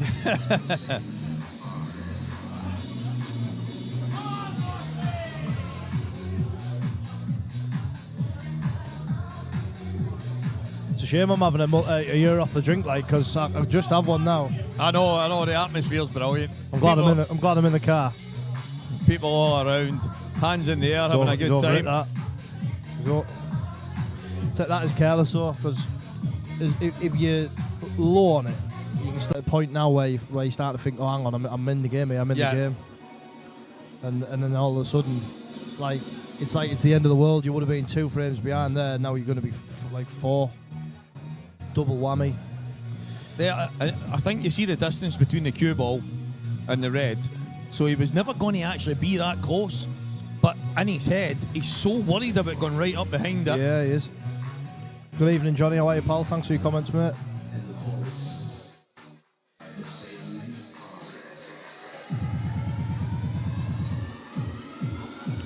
Yeah, hope everyone's enjoying the comms. Loving it myself. Good to be here with my pal Stevie. We're getting renowned now as the little duo on the IPA.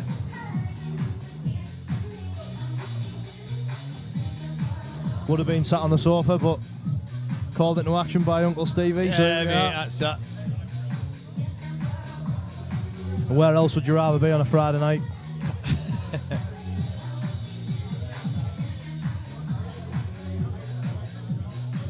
Shunny2525, I agree, mate. They're juicing.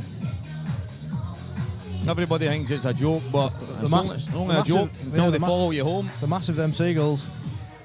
There's one on my sun lounger the other day drinking a strawberry daiquiri. Massive.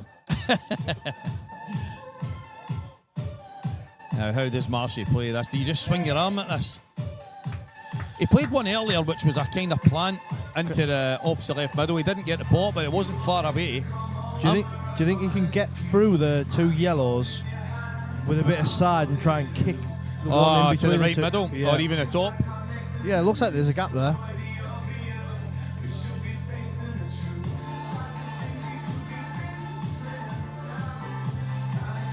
I think he's going to do well to pot and beyond.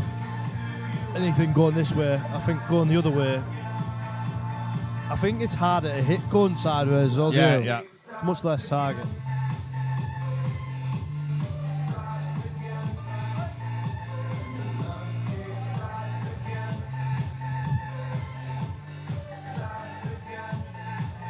Just can't get any kind of momentum right now, Marshy. He just seems to be chasing and chasing. I think this is the exact game that Ronan would have been hoping for. But like I say, Pool's a funny game, and a couple of minutes ago, with that chance Marshy had, could have lessened the scoreline to 2 and made a massive mistake there, not reaching the pocket. Next thing you know, you're four behind. Pint-sized talker house. That's no bad. That's no bad. Scottish are like 1, 2, 3, 4, 5, 6, 7, 47, 92. They're just there everywhere, aren't they, the Scottish? Dunster's the best for me, personally. Probably Dunster, Boyle, and then Hibbert, Farnsworth, then Hibbert. I think Clint's in that category also. Don't really want to miss anyone else. There's so many great players, but you've got to look at the guys who are in the win circle more often than not. Cheers, Lewis. Ban one. I'm sure you'll be tomorrow, will you, mate? Drink, putting the place out of Madry.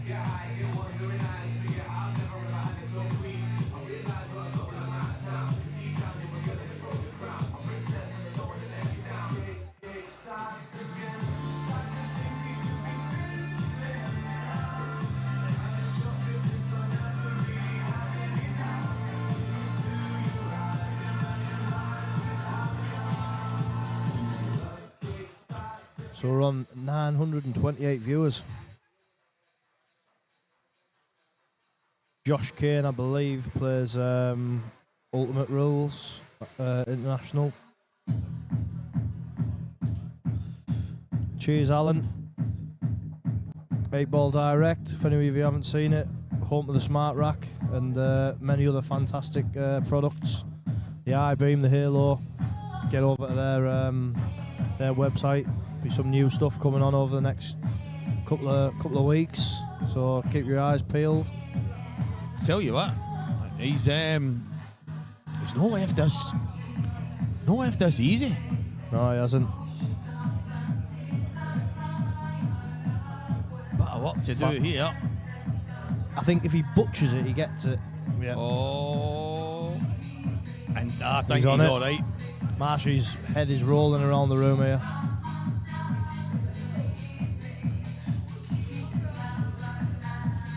Yeah, I think just seen a seagull fly in and pinch his crisps.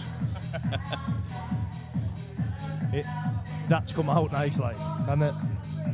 That's incredible. It's one of these shots that he's played it at. I mean, he's not. I think that this absolutely flies in, and he's just making him feel the pain here. Do you think he's played that? Do you think he's played to kick it off the cushion? I don't think so. Open the bag up because I think he probably played it off the black, but I don't think he played it to get there, like to get to that side rail. Because what was the chances of getting? Nah. What was the chance of getting to that side rail and the black being out the way? Very fortunate. Yeah. But at the end of the day, Marshy had dollies, didn't he? And made the mistake, so he get punished. So where he could have been 2 behind, he is now 4 behind. 15-11. Declan Hegarty, do you really think he played it off the black and to put the white on the other side rail to put the yellow past the black? Because what was the chances of that going past there? Really? Nah, I don't agree. It's not the type of shot that he would play, like relying on a bit of fortune, in my opinion. But I mean, there's so many variables that can go wrong there. And well, if the black covered the yellow, then I know it's if, buts and maybes, but I think that sort of not put the nail in the coffin, but Marshy, I think he's getting fed up now. But he's starting to put the white ball a bit more central, isn't he? Yeah, completely agree with you, Sean Mushart. I totally agree, Sean. So Ronan's gone to the toilet. I think he'll be washing his hands 6 times and just letting him stew on that one.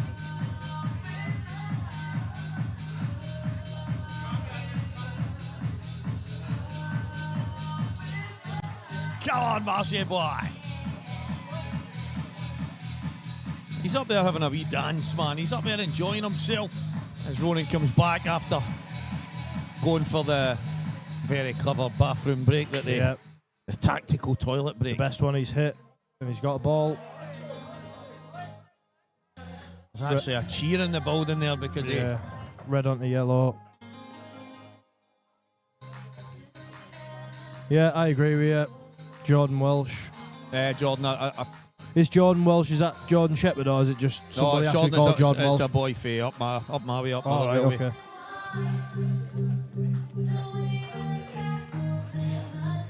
Yeah, you're right. Obviously, I don't think there's any. Well, I was going to say that I don't think there's anyone Cousins hasn't beat, but I think he got a good hiding off Rob Chilton one time, didn't he? I think it was like 13 or something like that. Scary.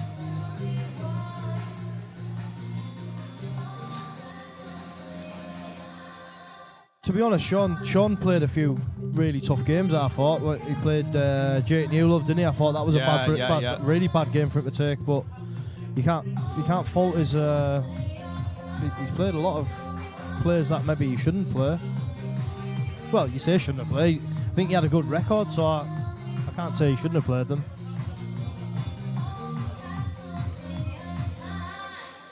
Who is it then? Derek? It's not me, Stevie. That doesn't help.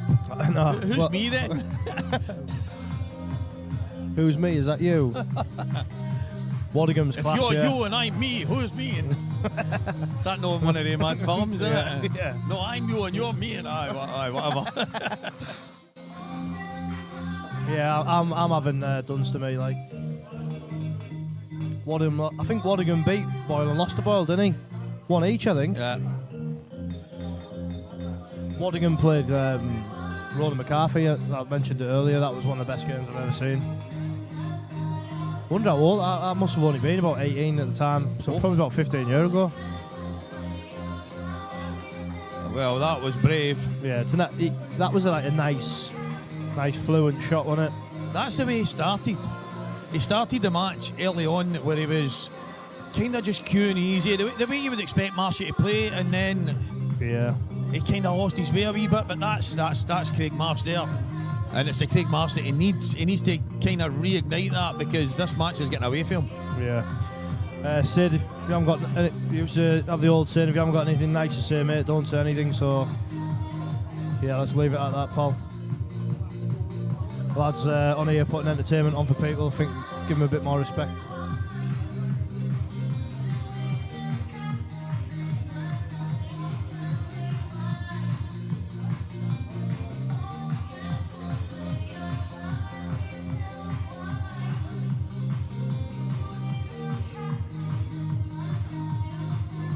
I'll tell you one thing as well, you wouldn't meet a nicer lad in your life, so yeah, not a fan of that carry on, so let's a bit less of that. Yeah, utter nonsense. Utter nonsense and no need for it. Yeah, back to the game.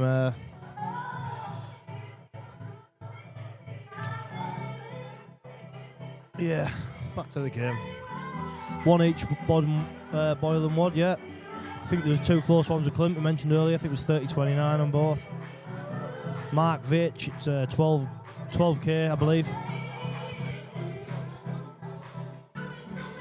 Yeah. Sorry, mate. Someone said that Rob Wilson beat. What a shot! Beat Cousins. I think it was Rob Chilton, not Rob Wilson. What a shot that was for Craig Marsh. What a shot. Under so much pressure right now. You know, he's lost the cue ball. Yeah, do you know, I actually thought he was missing the pot there because he definitely cued right across it. You know, when I was just going to say there, if he takes these out pretty easily, he'd be kicking himself, even though he's happy that he's got them, he'd still be kicking himself from the frame before because he could have been within one.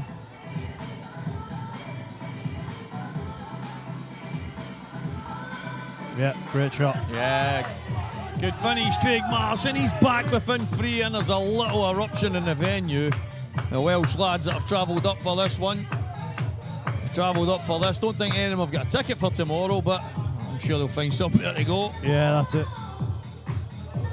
Mark was telling me there's a few venues around the area that have taken the stream, they've bought the stream and they're going to put it on in their venues so people can watch it and that. So that should be good, bit of atmosphere in different places. I don't know how much Rob plays now, but I know that he's the only person that I can really think of that's ever beat Cousins, so yeah. If he's been playing, I would think 30-22 to Rob Chilton, I'll say.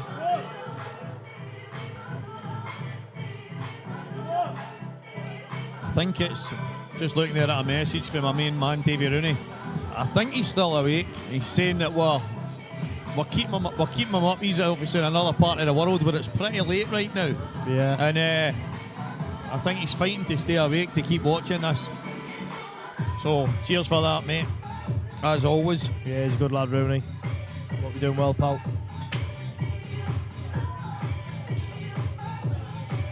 Oh. Yeah. Little shake of the head from Marshy there. He thought he was going in off and Gav beat Cousins. Yeah, he got a bit of start though, so I'm only talking about scratch games here.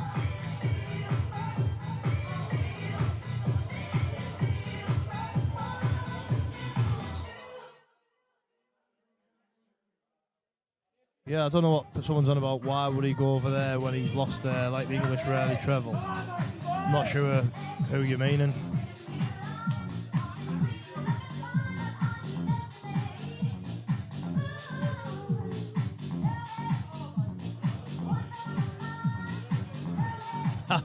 There's the tush.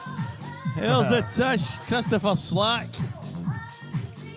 Yeah, I don't think I've ever met Slack in person, but I used to play him sometimes on them lockdown games. Oh, right. You would get on good. He's actually quite similar in a lot of ways, but he's just mad. But like, looks like Tom Cruise, our Top Gun and that. That's it. A wee bit of Maverick and Goose going on there. Yeah, that's it. As long as I'm Maverick. I'm the same height anyway.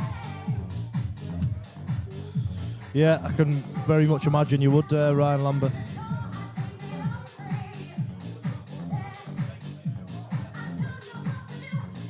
Yeah, that's one of them for if you're Marshy, you sat there and he looks like he's got a bit of work, and the next thing there's a plant on.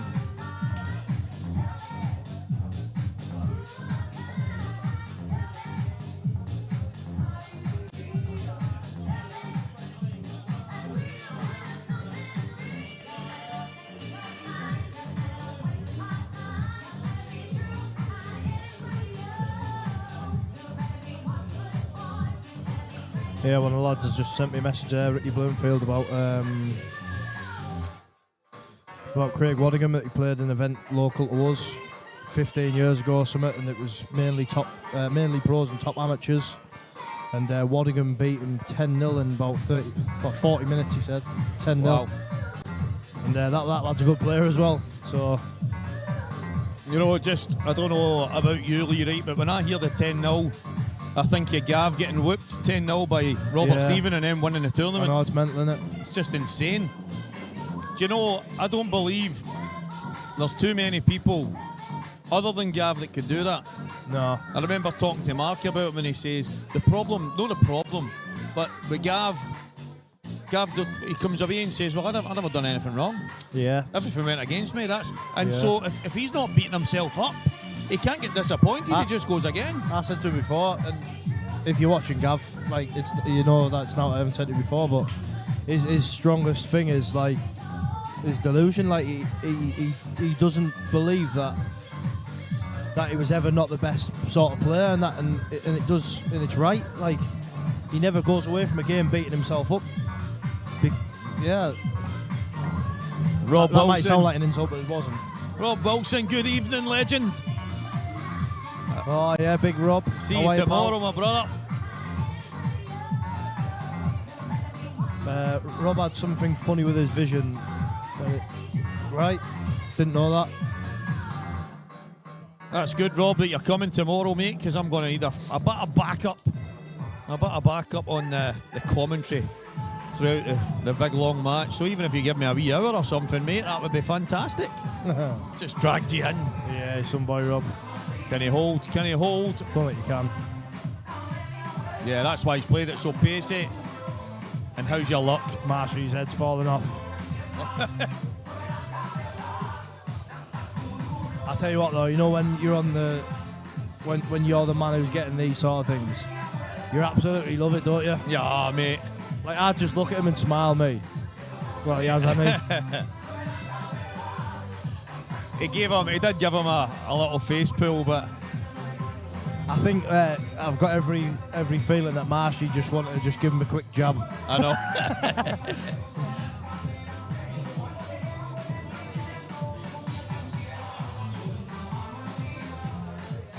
Freddie Williams, I actually had arguments with the likes of Pat Holtz and stuff like that, and at no point did I say Slacky or a John Joe Kirkpatrick or a Tiger was better than Jason and Goobsy and whoever it is, all the guys at the time. But there's certain players that just, that one frame, that team element, that thing, that fighting, scratching, clawing to fight and win every frame for your team, it's just a different thing altogether. I think when you grow up in the world of football, you get to know the team element, and it's just different from any individual sport. Yeah. You can go and throw the towel in whenever you want. You can act like you care and you're trying, but there's just something different. There's a different feeling when you play for a team. And Slacky is, honestly, he comes alive when it's team pool. And I'm not saying he's not a cracking player individually. Obviously, he wouldn't be an international team if he wasn't. Yeah. But there's certain players, and there's a lot of them that have been running about most of my life, and Slacky's he's at the top end there. Yeah. Yeah, it's a different thing, team event. I mean, there was one where I beat the Euros the week before and got the European final. When I come back, I played county. But I hadn't played county for about a year or two. Anyway, for some reason, even though I'd been in the European final the week before, I felt more nerves in that county game than I did. I couldn't understand it. Oh. Yeah, just have a little reply there to who was that? Gary Close. Yeah, Glenn Lane. I mentioned him earlier. He's a really good talent. Yeah. Good Ryan Lambert. Hope you are, pal. Yeah, Eddie Collins. I did used to love the break of dish games, mate.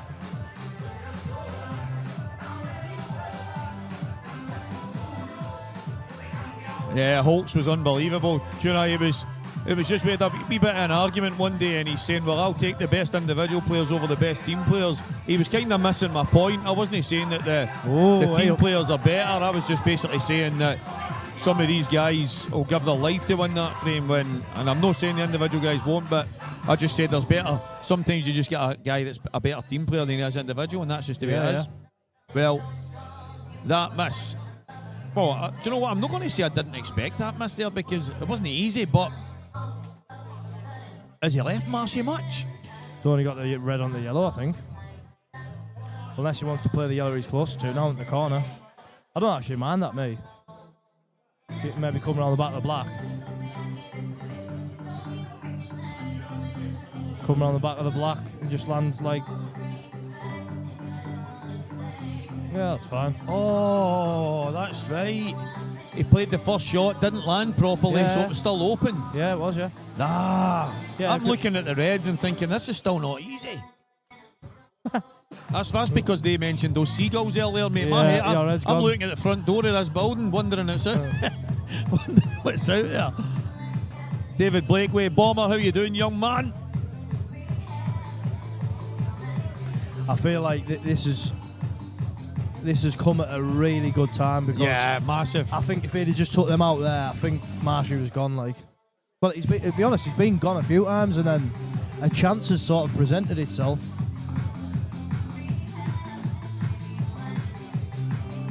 I think Don't knock it. Marshy's break's got to be perfect for It the has, here mate. and out. It has.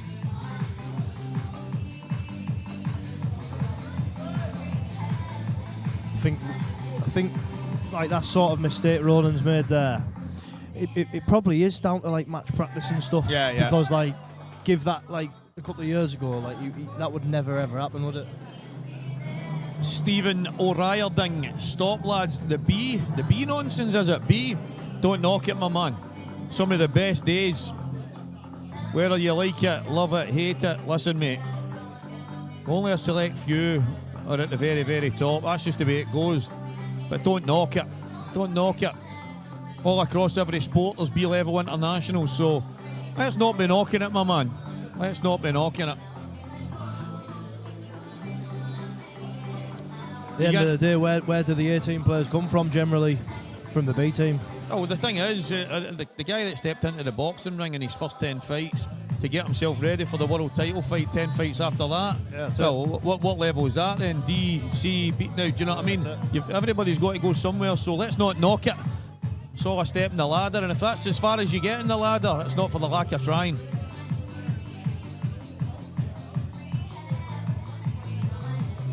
Barry Thompson, spot on, mate, spot on. Cash and carry. Here we go. I think Marsh wants an in off here. Kicked. Oh. That white looked like he just tried to flick it. At first glance, it looks like there's a bit of work to do, but they actually connect each other quite nicely. The yellows, that is. Yeah, the yellows are. I'm just looking at the one above the red at the bottom. I mean, it's got an auto connect just above it, of course it has, but you're trying to find somewhere that it can maybe run into a touch of trouble. I'm struggling to see it here, Lee. Yeah, it's not happening.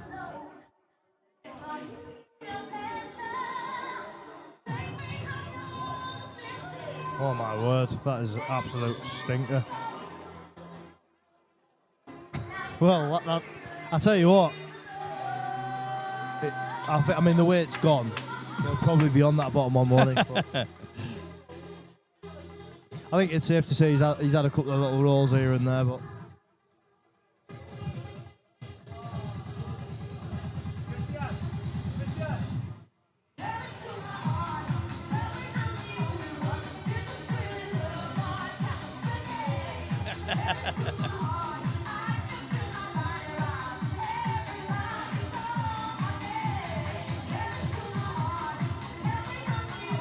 See how he's feeling here. Oh. No, it's not even close. I tell you what, you know, right? I know that Ronan has been around the block a million times, but you know when you're not necessarily match sharp and you haven't had your hat in the ring for that long, yeah, then that pressure can soon creep back in. Well, I think I mentioned at the start, if Ronan kind of eases his way into the match, that's great, because the middle section of the match, obviously it's important, but it's that kind of section where you're probably at the least pressure. You're kind of right. You're not too far behind, not too far ahead. But but then you get to the start. You don't want a bad start, but the business end is where it really matters. And so he's getting to that stage now. You're past that section. Yeah, I think this is a bit probably it's one of them finishes this where he kind of has to go for them, but he's not guaranteed. It's quite. It's. I mean, let's be serious. These Reds are not easy. Phil, Mellon wouldn't beat Ronan when Ronan was in his prime. Over a distance for money, no chance. And if he did, I'm pretty confident that he would have been able to have the game if he wanted it. Yeah, Johnny Carr, Ronan, I've been told earlier he's 63, I think 63-year-old, something like that. Which to me, he doesn't look 60. You said it, he's looked the same probably the 25 years I've known him. Yeah, he has.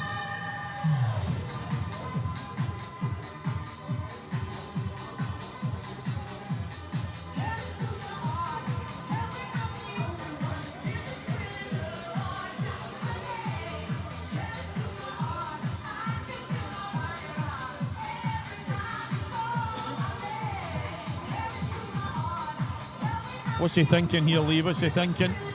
Well, I think I don't think he's got much of an angle there, has he? I wonder if a shot might be here to top through off the left side rail. Oh, he's going to try and stun down. And just flick the side of the red. That's some shot, by the way. He's unlucky. I think he's all right there. You think? Yeah. I wondered if he'd have topped it off the left side rail and back into that gap. Potentially the option of two, but Ronan's been 55 for the last 6 years. Yeah, Marty boy, it was a couple of the guys in here earlier that were telling me he was in his 60s. So yeah, that's nice. If he is 55, that's fair enough. But There was a few of the guys earlier in here were saying he was in his 60s, which I was a bit surprised at, but if he's not, then, well, I'm not going to say my bad, because I didn't just make it up. But let's see how still he is. I'm sat right behind it, Stevie. He's there. oh, I tell you what, if he took that other chance where he didn't reach the right corner pocket, I think it would have been 15 all. see, to be fair, he might not be in his 60s, because it was Declan Brennan that was sitting here telling us the age. But then I'm led to believe that that was the seniors in the Masters, that was over 50s and over. Yeah. So I don't know. Listen, I don't know. I'm no his keeper, guys, but all I know, Stevie, is it was over 5 minutes ago, but we're alive now. Come on, let's go. Strap in tight, ladies and gentlemen. We are in for a cracking ending to this game now. Hold on to your house coats, hold on to your hoodies, get the slippers on, get the kettle on, sit back, relax, because this match is a long way from over. Someone get the extinguisher, because he's putting 6 off this break here. Now, and he'll take that. He'll take that. This is for 12,000 English sterling.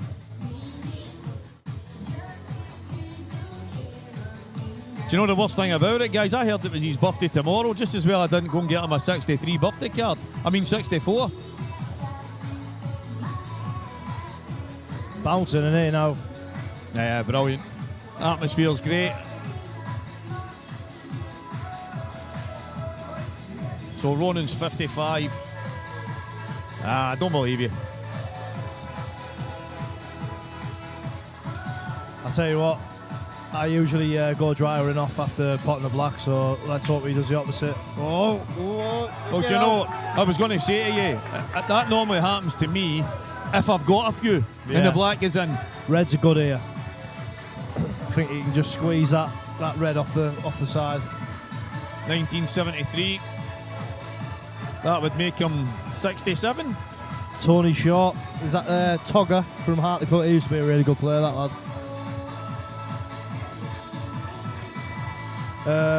Tony Bowie, how are you, Tony? All right. Maybe depending on what offers I get. Just trying to I have got some news coming very shortly. Not regarding money matches, but I've got to keep it under my hat for now. So I might be a little bit preoccupied with other things. Not having any more kids out like that. I'm definitely not.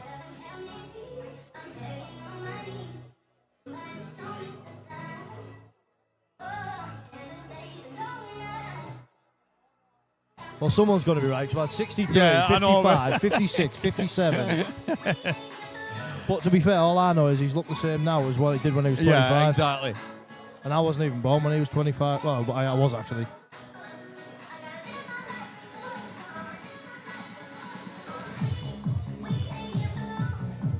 Gully, PSP. No more dogs, Grim. Definitely not.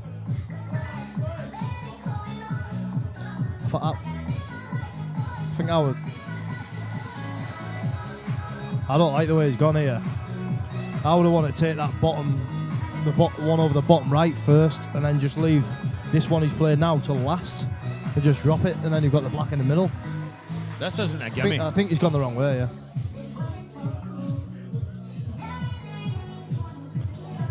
Cheers, Tony. Good to see you in the pool scene anyway. Evan Corrigan, the golden boy. We froze, have we?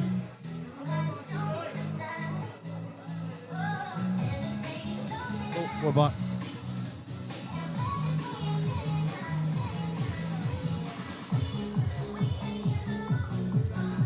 Yeah, Jammer, that's what I was just replying to there, mate. I've got a few other things in the pipeline. I can't quite disclose just yet, but might be a little bit preoccupied. But if the right game come around, I'd have a game. Sam, how you doing, young man? TYP in the house. Yeah, good. Sam Jones, is it? Sambo Jones? Yeah. Quality young man. Yeah. Another one passionate about everything that he does, and great streaming he does. yeah, he does. Absolutely brilliant. To be honest, there's a couple that screaming things that I see, and I think I'll watch that. And there's others where I just think I won't waste my time, but I won't badmouth anyone.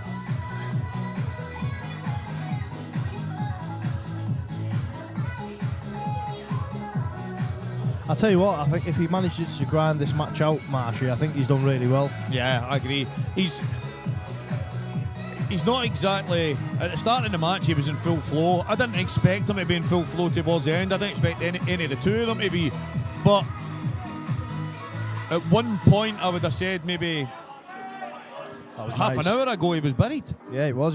He was done. I think if you ask him as well, he'll tell you I was gone. Because, you know, like every little flick, he was flicking his arms about and his head's rolling around the room. But cheers, Connor. Tony, I won't be here tomorrow myself. I'm running the tournament myself in room 21, so sadly going to miss it. But I'll definitely be watching the match and tuning in. Controlled that, brilliant. Kieran Wright, you're not the only one. It happens to most days when we go away on holiday. We have a wee flick on. Yeah, that's it. Get tuned in. Young Kieran, Evan. you just love it, you. Yeah. Evan, they're playing for 12 grand, young man. That's Paul and Natasha's wee guy, the golden boy. All right. He's a star in the making. I like that lad, and the reason I like him is because he picked my name out of the for the blind card at the IPA, won 500 quid. So I was drunk. Funnily enough, I gave him 50. I think I gave him 50 quid or 20 quid or something. I can't remember. Stephen, I think you've had enough tonight, pal.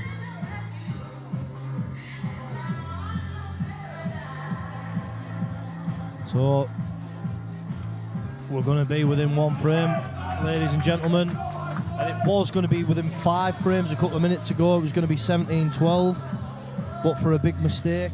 And that's the thing with pool, people write people off and it can turn at the drop of a hat. It's a game over a race. Momentum is massive. That's what makes it so tough, Lee. In the pro ranks, races to 7, 8, 9, whatever it is, if you fall behind 4, 5 frames, it can be really tough. These longer races are about momentum, and it's back with Marshy. Yeah, it is.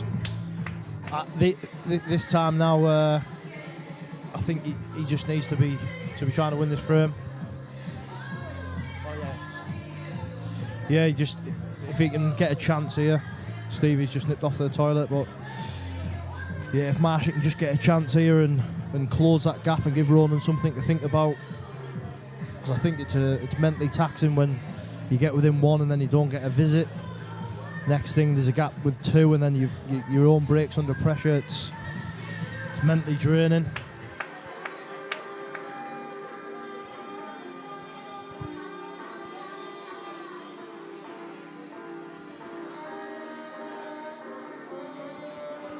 Yeah, I've got to say the streaming is next level. I expect nothing else from Craig and Scottish Q Sports, the IPA, next level.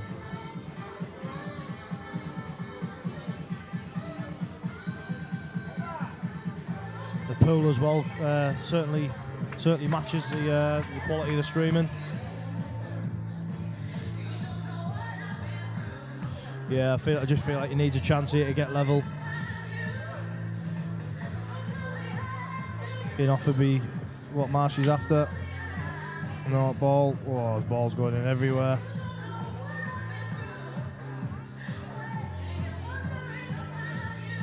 Well, he's got to wonder how thin that red is in the middle. It looks thin. Probably want reds if he can pot one. But it doesn't look at first glance like he's got an easy shot. Yeah, I think he can just clip that other one in the middle, can he?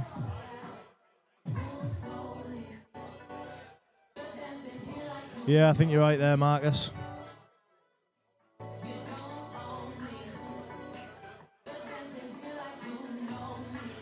Yeah, it's obviously quite a tough shot. If he does it thick, if he pots it thick, he will go off, I think.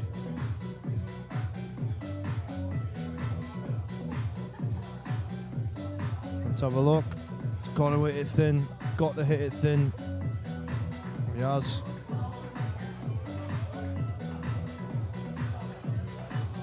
So you can't see the one that would have clipped into the right middle, so he's only got a long pot here.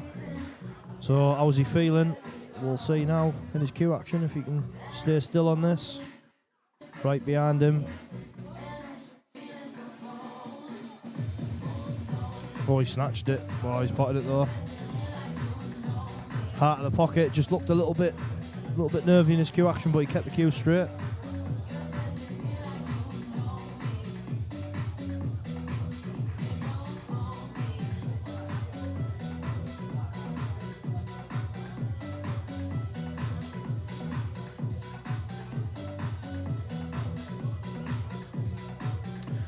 Yeah, this is the level of Ronan McCarthy though. It's things don't go his way for a couple of frames and toys don't go out the pram. He just keeps motoring along like he does.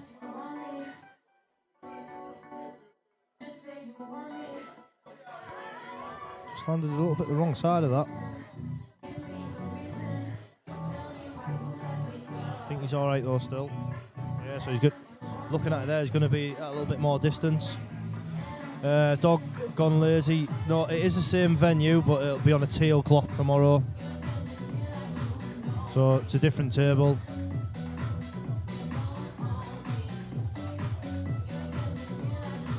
So looks like you might struggle to hold this, so you might try and screw into the yellow. But that has its dangers. You can sort of stun across into the yellow.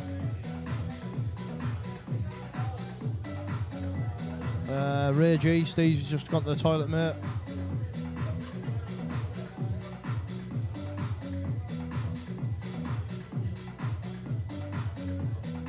So yeah, that's the shot he's looking at.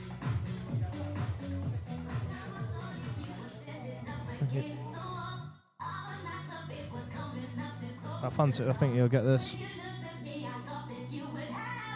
Perfect.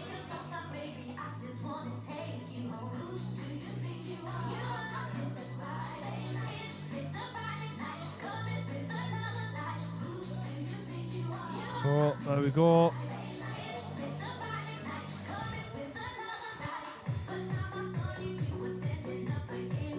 Found a clearance there when he needed it to keep that gap, and that's the sort of thing that is the difference at this level.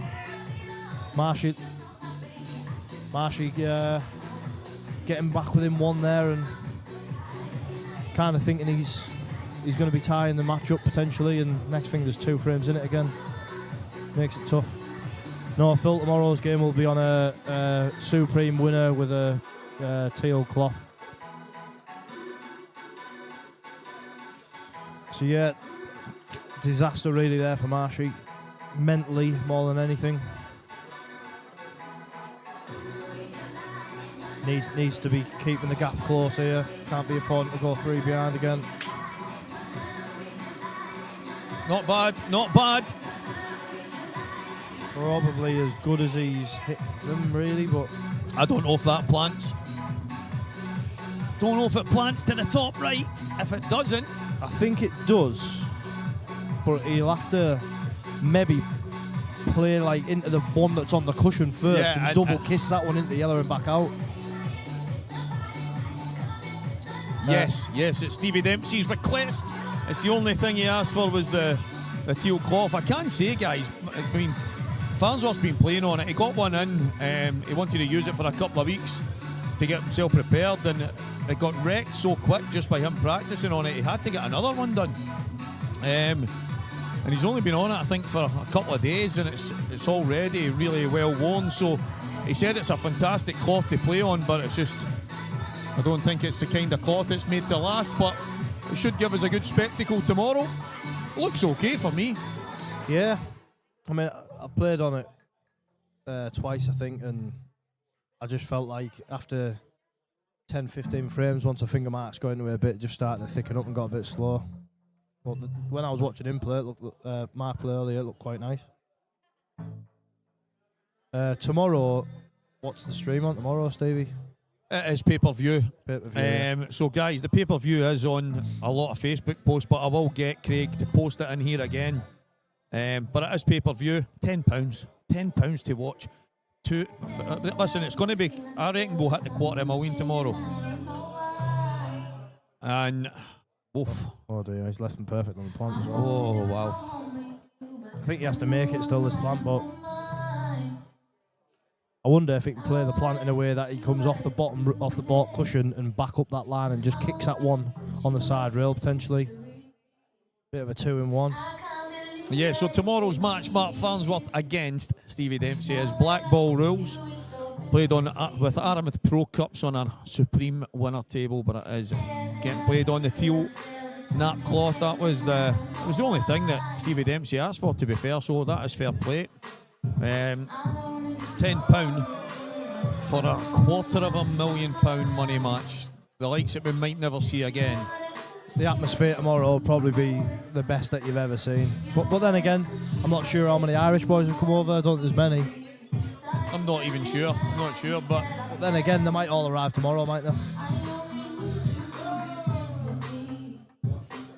I mean, my personal preference, I think a brand new Silver Hainsworth match, that's my favourite to play on, but... Archie Brown, well said, my main man.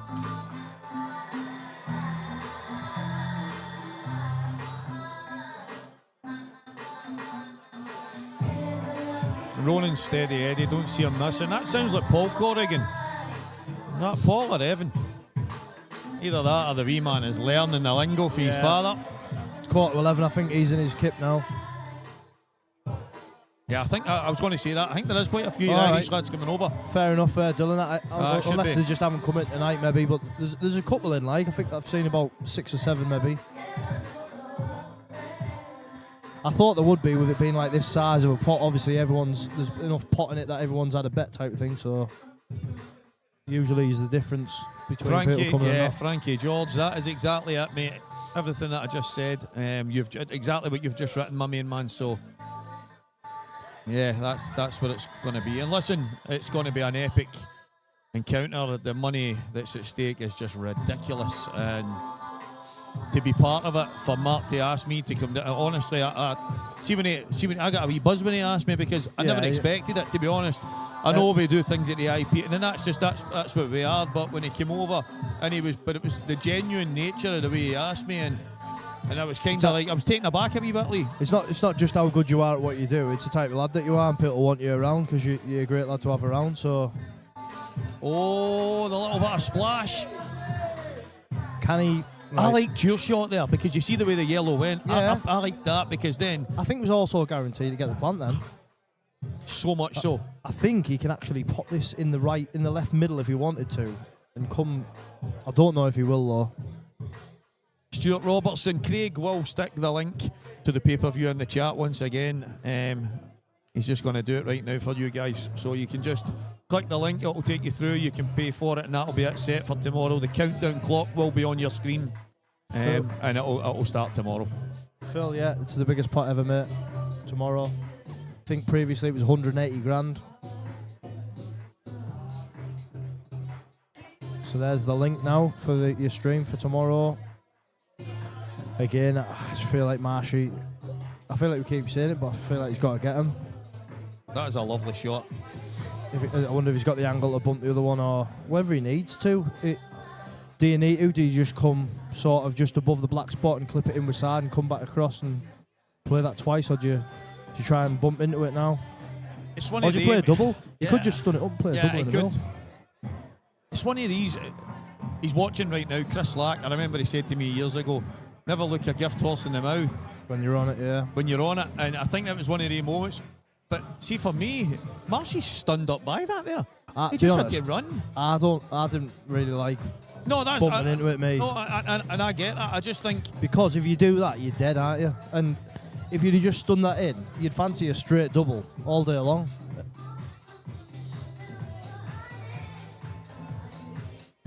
It starts at 2 o'clock tomorrow, guys. 2 o'clock. It's going to have to be a good plant here, this. Hampered as well. Are you dragging it in? Are you screwing it in? Are you... I'm just floating it, yeah. Yeah, the missus at home clean. Well, there's nothing left to clean up because he just eats it all. Oh, what a plant that look is. At that. I tell you what, his back was against the wall there.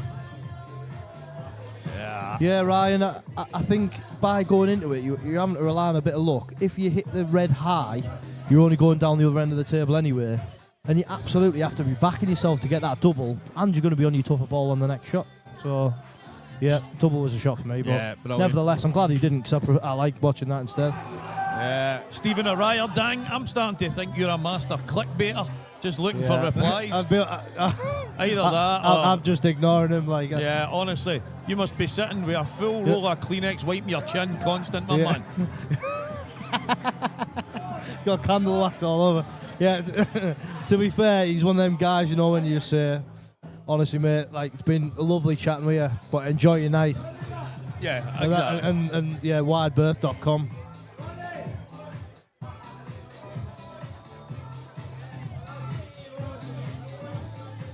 Yeah, that was sexy pool, that. Yeah, that's... You can hear the Welsh boys now, they're starting to get the voice. Backs to the wall stuff. To be honest, though, it's just made it for a little tasty finish, hasn't it? Yeah, exactly. Those are the... We obviously, we sometimes refer to them as head wreckers. You're sitting there, you think to yourself, I'm getting a shot, I'm going to get to the table, and... Yeah. Yeah, he has, Fred, but there's been a couple where... I mean, the one where he didn't reach the pocket, he kind of... That would have been a difference between being within one, I think, and I think he found himself 4 or 5 behind then. But he's definitely done well to dig in. Stevie Brown. That's dry as a bone. He's on nothing. Marsh, well, he's on the red. Yeah, he's got a tough one. Who do you fancy tomorrow? Do you know, I imagine for Mark Farnsworth, I think it's a genuine 50-50 game. I honestly believe it's a 50-50 game, but there's sometimes you get those little moments when you're maybe in your home venue, there's a certain degree of atmosphere or support or batting. There's just something that can spur you on, and I think that his surroundings might just be the difference tomorrow, but we'll wait and see. But if I was forced to pick, I would be edging for Mark. Yeah. Stevie, I think I'll speak for a lot of people here. If we were on a desert island with you and a kebab, we'd eat you and talk to the kebab.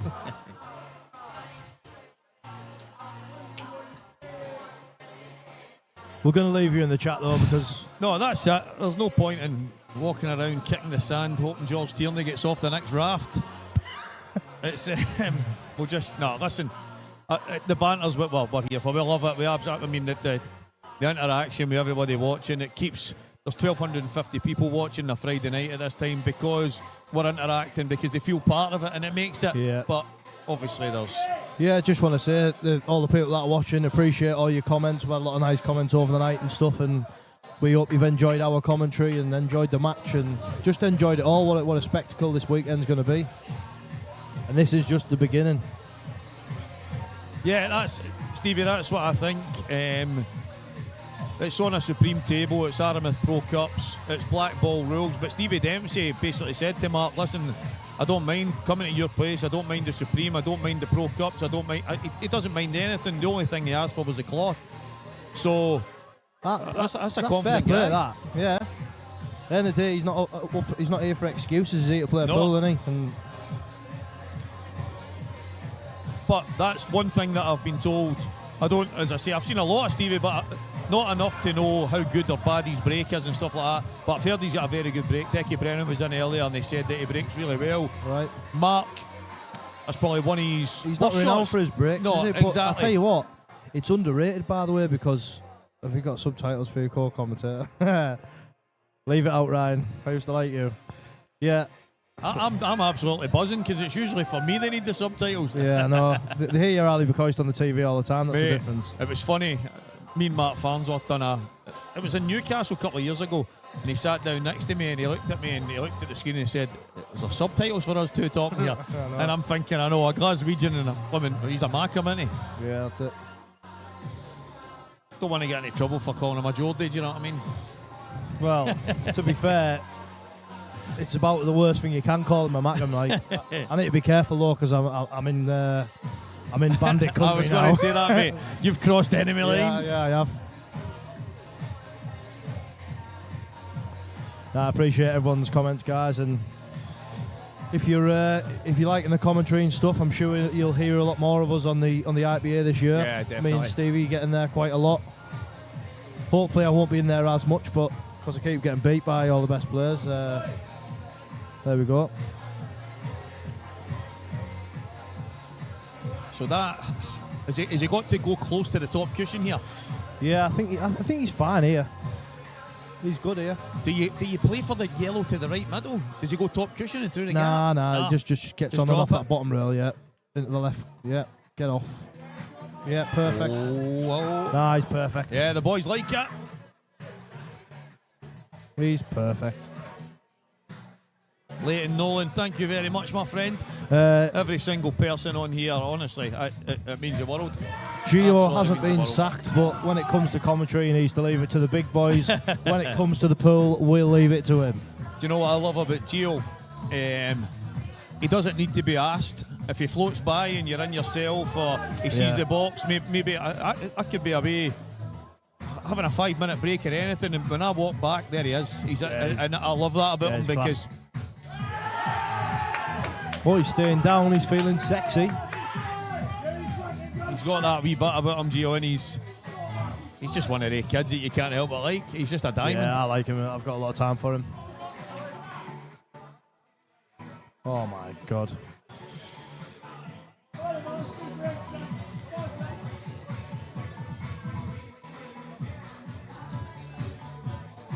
Cheers, DJ Eliminator. Dave's. Do you know what's funny? Marcy's just about to break off here on a massive frame. Dave Adenau didn't really fancy the comms. We did the Masters a couple of years ago in McGoldrick's, and he's like, I'm not really keen. I don't really fancy it. Yeah. We can't get him off the mic now. We can't get him off it. He comes up and says, do you need me? Well, I go and get my gear on. And I'm like, oh, okay. All right, yeah. I like David. He's like a student of the game. Yeah, he loves it, doesn't he? He's going to be the first pool player to turn up with a golf bag full of cues. He's the first person I've seen with a screw back cue. Mate, it's crazy. Like one that he plays off the top cushion, one that he plays open. I played him once, right? I played out my skin, and I think he beat me 8-7 or something. And in the last frame, he's got absolute dollies, and he only had a drop in a ball in the middle, and then he had a black over the bag. And he changed cues to just roll a ball in dead weight, and I thought I would have loved to have wrapped it round his back. I'm not gonna lie, and I love him. He's a great lad, but yeah, I wanted to wrap that cue around his back. He's seen more cues than Tesco. There's no doubt about it. Loves it. He's 100% going to be the first player to turn up with a 10-piece cue case with a cue for every shot. This is a shot here. This is the shot. Oh, he's okay. I think that red goes. I tell you what, though, you know, like that sort of shot there, 10 frames ago, that he wouldn't have been on. That would have been stuck to the yellow. You're right.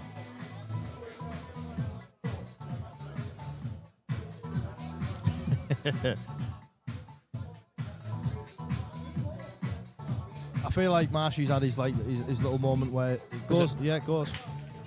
He's had his little moment where he's had his whinge and he's out of that, isn't he?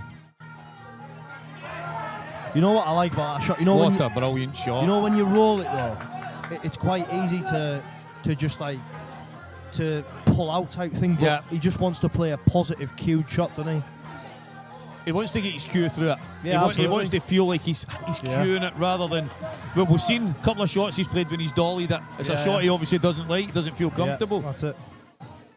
Oh, is he... I don't think that red goes. Nah, it goes in the same bag, yeah. He's just going to stun across the face of black now and it goes in the same pocket. I'm just surprised he's refused it twice. Start flies. He's feeling sexy, isn't he? I can see him swagging about now. Is the top coming off if he wins? I hope so.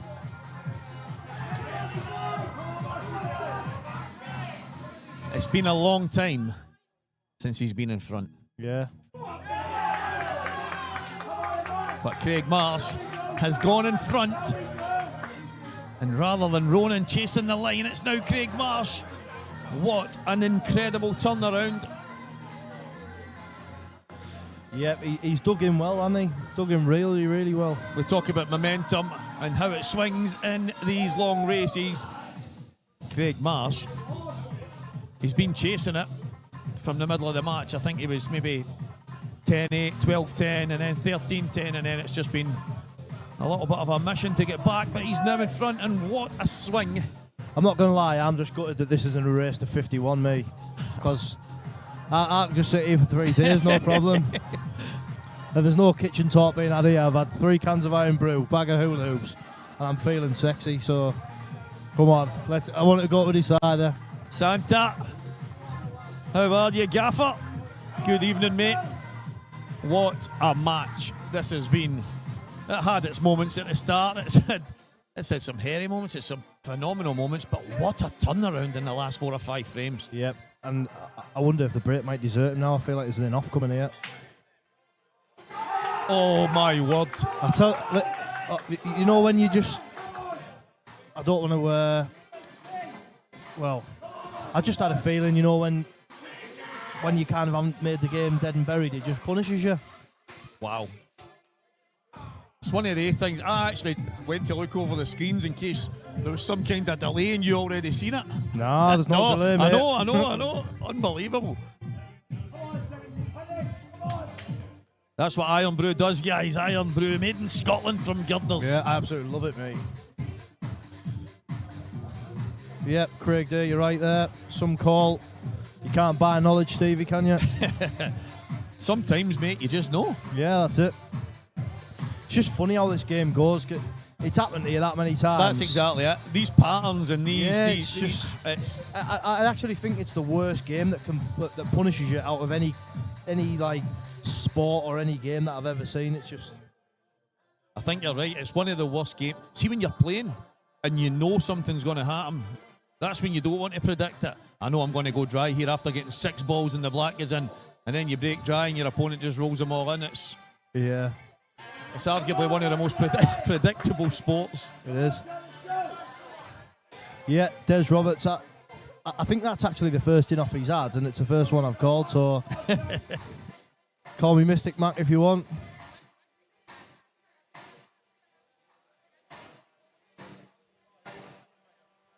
Yeah, you're right there.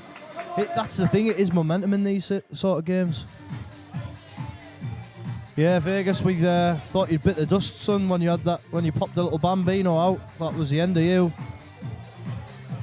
Never allowed out again.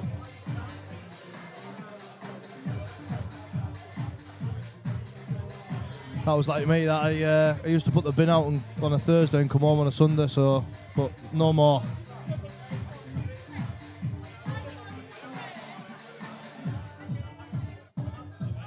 Cheers, Sean. I was just chatting there, Evan, wee man. You're starting to talk like your dad. Don't get me wrong. I don't know if anybody watching, guys, ever tuned into the time when Evan came and done the comms with me. He was all the stuff I rabble every now and again because you start to get say the same kind of things. The wee man was getting in before me and saying the things I was going to say, and I was sitting there. I didn't know what to say because he was just nailing me. He was having the time of his life and he was good at it. But I tell you what, never mind the comms, just watch out for him on the table. Special talent in the making if he keeps working hard. Yeah, I'm glad he played it that way, rather than trying to screw the white out, because there's no point in risking missing it when you've got balls at ease, but pressure does funny things, doesn't it? See, this is the same idea here as well. Now, I've watched Marshy play this shot where he tries to find a cushion because he likes to get his arm through it. Yeah, he does. Just minimise it. See, he's jacking up because he wants to play with pace. I'm just dropping it in. I'm the same. That's the reason why. And he just doesn't like that, and that's the problem for me there. The shots to drop in there, I don't care. Because say if you stun it and you end up coming back in that yellow, you got no shot. Well, he's got no. I think he can put the yellow off the yellow here. But from where he was a minute ago, Ronan's definitely not done yet. But a couple of seconds ago, you think it's definitely going to be 19-17.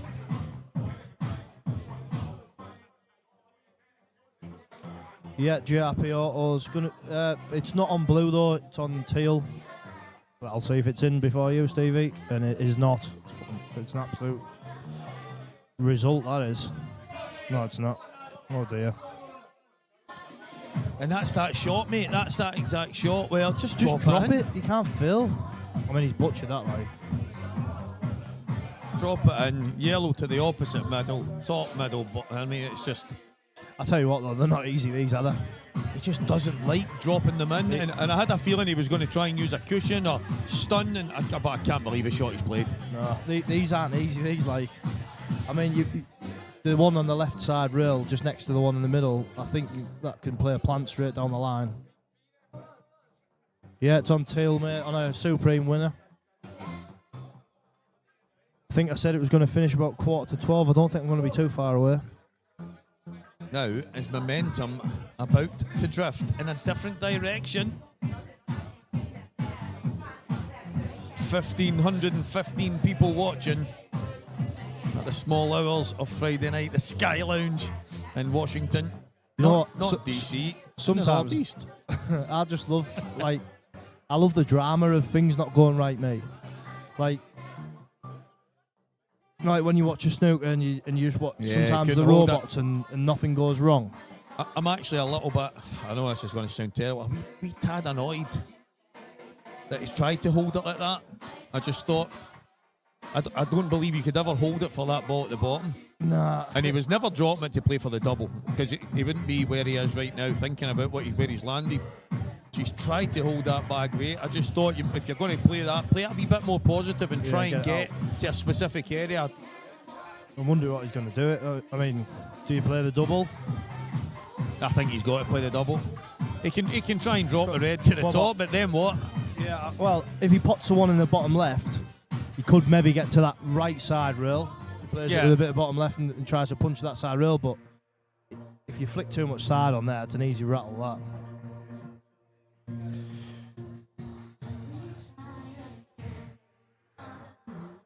Remember this song from when I was in school, man? Some of the old dance tunes just seem to be lasting the test of time. Yeah, they do, yeah. My daughter says to me, "Dad, how do you know these songs?" And I'm thinking... Is that when you're bouncing about the kitchen Exactly. with glow sticks on? Tie around your head and that. Full white tracksuit, white hat, white gloves, going berserk in the living room. And kids are wondering if you're taking some kind of mental breakdown, no realisation that was our music, not theirs. Yeah, I know. They don't understand that though, do they? Not exactly. I have to say, the music, the atmosphere's been brilliant in here tonight.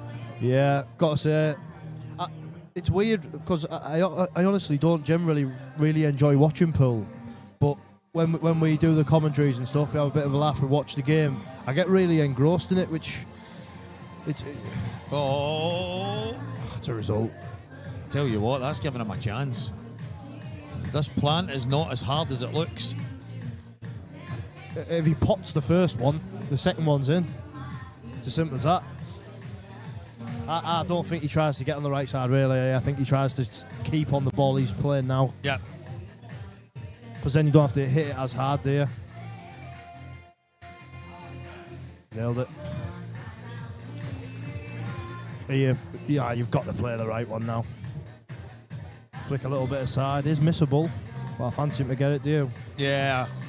I just think it's one of the momentum switch type things where... How's that gone in? It wiped the feet. That was a bit like Marshy's one earlier where he played it in the middle and it went right round the jaw. But I expected him to get it. He did get it. Yeah, that was a monster finish from there.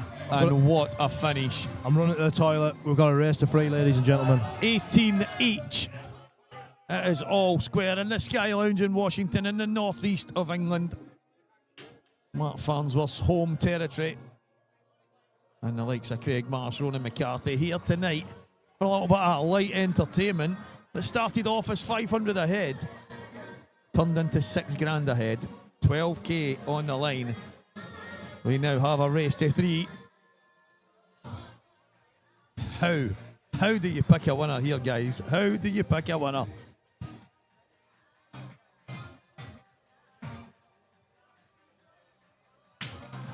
Cue ball straight back. He's got one. Does it come with a chance? Well, it's going to be reds. Not easy. But it's an opportunity. And sometimes all you can hope for is to get one in these kind of matches. You don't really want to be chasing it. But that's life. And the opportunity comes. And the opportunity comes when it knocks on the door. You have to have a go. Not the opportunity you would have liked. I don't see any.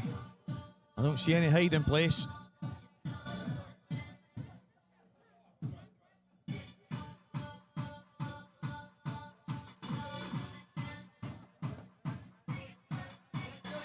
That's a result.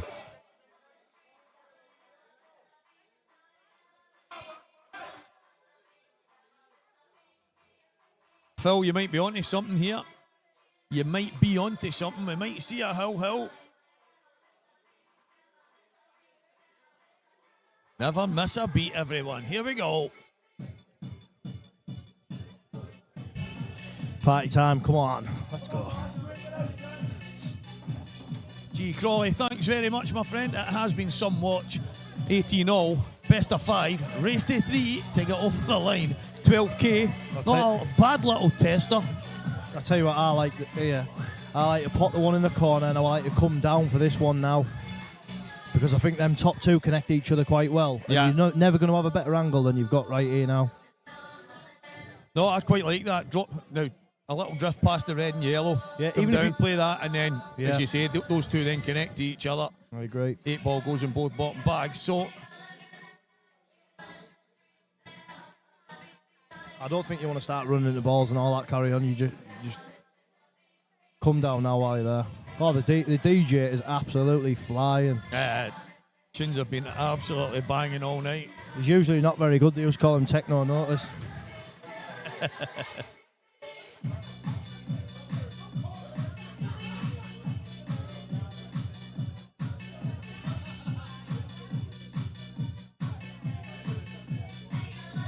Think you got to play on it now, Stevie, or what? It's going in there. No, it's just dropping. Must go.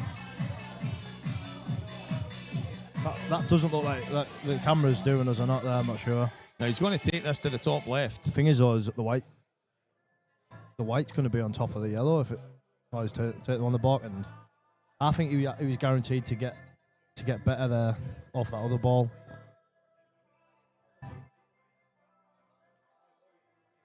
Stop. What a brilliant shot. And he's actually unlucky because he's dead straight. This is the issue, though, isn't it? I think if you were here now and then you had a drop in, then the long one, and then you were on the bottom one, then they were connecting each other better, weren't they? Yeah, it just seems so straightforward for the... I mean, look, if he lands there right now and he's on the 8 ball, game over. Yeah, because now he's going to have to screw back up, isn't he, rather than just dropping it in. The specific rule type here, guys, is basically quite simple. It's just black ball rules. Ronan getting himself set up for the Worlds coming up in a few weeks. And him and his good friend Craig Marsh deciding to put on a show for us all. 12k in the pot. And a little taster of what we're going to have tomorrow. It's been a good game, hasn't it? How's your queuing? Well, these are the types of shots that when I think about Marshy, I think about these type of shots, just queuing them in. I think he would have been better off a slight touch to the left here. Woo-hoo-hoo! Yeah, it's the type of shot that... How good's that? It's the type of shot that... He loves when that, I think of Marshy, that's the type of queuing that Yeah. I seen that look when he potted that black against me in the Lowers final and took 20 grand out my kid's mouth. He had exactly the same look that night as well. And Ronan, fair play to Ronan, he's the model sportsman, giving a massive clap there for that shot, that finish. And it's mad that though, because that shot was a lot harder than, you know, when he played in the frame before, when he potted the one in the middle, should have dropped it in. Yeah. And he ended up on the right side rail. The shot he just played was a lot harder than the one he played in that frame.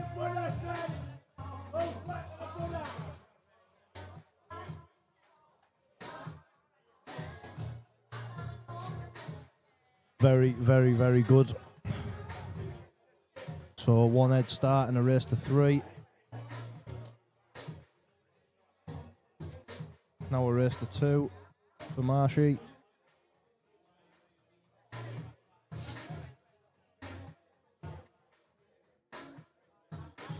I think he is, Phil. This is a massive frame, this. Right, no predictions here. Yeah, Ronan's playing the IPA Worlds. Nah, he's getting the ball off this one. But is the cue ball going to stay on the table? Yeah. It's on the table, this one. He's potted 2. Dry. I'm telling Porkies. It's dry. It is dry. And yellow, stop. Yellows. He can get the black out straight away. Been that. He doesn't need to, but Thin. he's going straight into it, I think. Don't think he'll play it. No, I don't think he will either, but I think he's going to take the one left middle first. yeah. Yeah. 1,641 viewers. Just want to say thanks everyone again for watching. Really enjoyed having people on and been loving the comms with my good pal here, Stevie Walker. Appreciate you having me on as well, Steve. Mate, I was... Oh, you're right, Stevie. Yeah, it's one of the... Yeah, there we go. It's okay. It's not. It's pushed the red over the black. But then again... Yeah, but I mean, depending on how he lands, it's still got a couple of pockets. Yeah, it's weird, I just innit? think he played it a bit... Listen, he's ended up cutting it, so he's unlucky. If he catches it full in the face, it just bounces out, but... Yeah. Probably one of the worst ways it could have happened, really.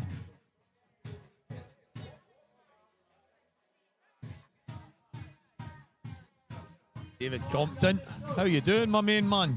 Yeah, good lad, Compton. Local to here as well. I think he had a money match here not that long ago against Mickey Oliver. Mate, he's... The tournament, me and him had a little tussle. He beat me 8-7 and then he went on to win the tournament. I think you were actually playing on the table next to me at the time, yeah? But the finish he took to win it, I remember me and Renzi. He makes you sick, some things he does. He took the finish in about 10 seconds, right? And it mapped itself out. But a lot of people, and we know fine well, we've been involved in the game for a lot of years, they don't see the pattern after 10 minutes, never mind after 2 seconds. And the finish he took to win it was just unbelievable. But yeah, David Compton, he'll be a good addition to the main roster in the pro ranks of the IPA this year as well. Absolutely, yeah. Been some good players coming up this time, hasn't there? Yeah, some crackers. I mean, to be honest, he usually is, but... David and Lewis McCool and guys like that are going to really enhance it. Yeah, Monarch as well. Yeah, young Monarch. What a kid as well. He's another one of the youngsters that you just can't help but like. Yeah. I said it to him before, like, you could tell him that you're going to stab his mum and he just laughs at you. Like, anything I say, he just looks at me and just laughs. I know I'm odd looking, but yeah, he just laughs at anything that you say. He's a good kid. Yeah, such a talent. I'm excited to see how they all do it. And they're going to have to get by some of the guys like yourself and the man we're watching right now, Craig Marsh. The seasoned pros go. Yeah. He's up there. Yeah, he is. I feel like he has got a bit of work to do, Phil, yeah. I think the key shot in this frame is getting on that. After this yellow, he's obviously going to play the next one. He's got to get on. Oh, dear. Yeah, he's struggling from here now. Yeah, he was going to play the gap, and then he was actually going to stun into the black, leave himself on the yellow to the left middle, and hopefully open the black up. That was his thinking. Yeah. I felt like it's the getting on the middle one of in the reds. That was the main problem, but I wonder if it can drop this through and then play the yellow off the red. No, that's next to the black. There's nowhere here. You know, this is like, you just can't really do it, can you? At this, you know, when you start going for them at this stage and you make a mistake. Yeah.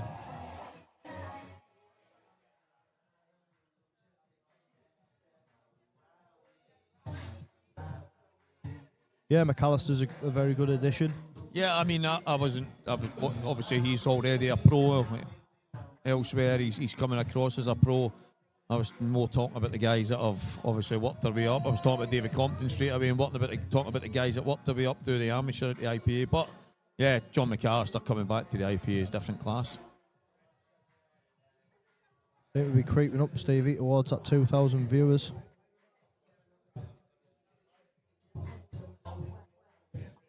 You're right there, Leighton. This is what's good about polo. Although it's great to see all the amazing finishes and the good safe play and all that, I love seeing them make mistakes as well because it's drama. Yeah, exactly. I mean, I always want to see mistakes from the players that I don't want to win, but benching all pockets. It might be in, white in. Oh. Could have been worse, but I still struggle to see him come back. But at this stage of the game, anything's possible. You know, from where he was there, I probably preferred.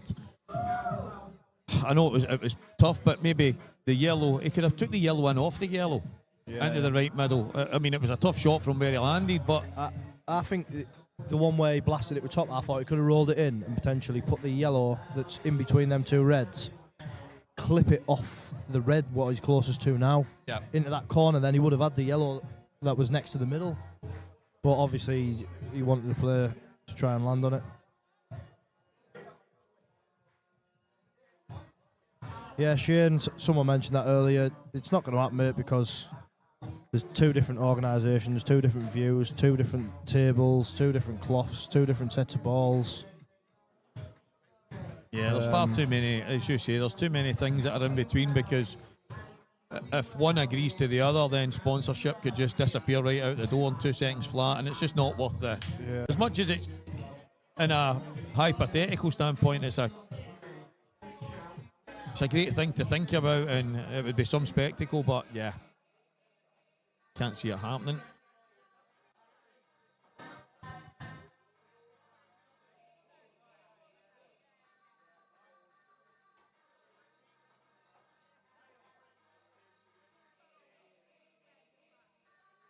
Well, looking like it's going to be a race to two for £12,000.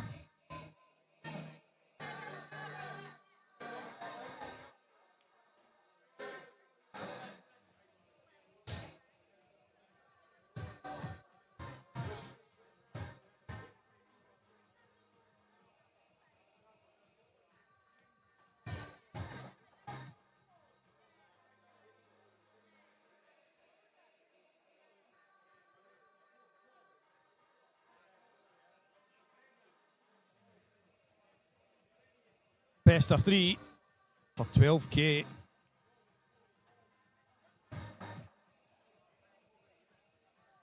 Can we have him off? Because he's just doing my head in him. Craig. Yeah, I know. He's just an absolute Georgie best. Got head full of cartoons. Absolute steamboat. Yep. I think Marsh. A little bit unlucky in the first shot, wasn't he? When he got the blackout, obviously tied it back up a bit again. But do you feel like you're sometimes just trying to push the boat out a little bit rather than just staying at the table?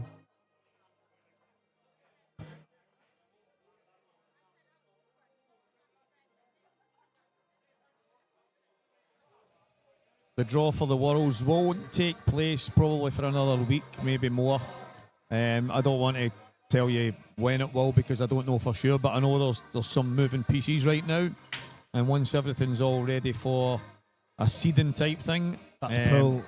Sorry, Stevie, but no, mate, that's it. That there has been the best one he's hit by an absolute mile. White's drilled straight into the baulk cushion right in the centre, and you don't get one. Funny old game. Does the red go along the top rail? I'm saying no. But if he pots one in the right middle now, I think he can get over and pot the one into the left corner and just nudge the red into play. And then I think that would be a plant in the middle as well. So, yeah, huge frame in the match. Again, just want to 1,735 people watching now. Just want to thank everyone for watching and hope you've enjoyed the comms and the game. It's been a quality game to commentate on. Yeah, I mean, obviously people turn on and off, and that's the concurrent viewers. That's the people that are sitting tuned in right now. But we've had 11,630 views, so at some point people have maybe been on and off, and other people have been on and off, went to bed early, done with it. But that is absolutely sensational, and a massive thanks to everybody. It's not the same without these people and the engagement and the interaction. So yeah, but we're not done yet, guys. We've got a whopping best of 3 here. Who takes it? Well, I think even if Marshall gets a shot here, he's probably struggling them 2 yellows at the side rail.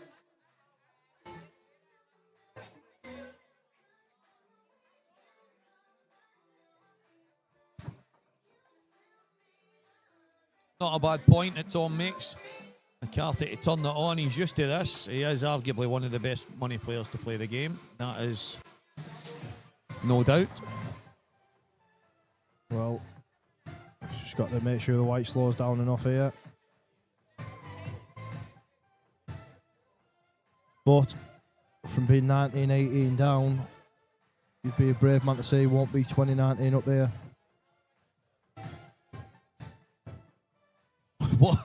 What a game.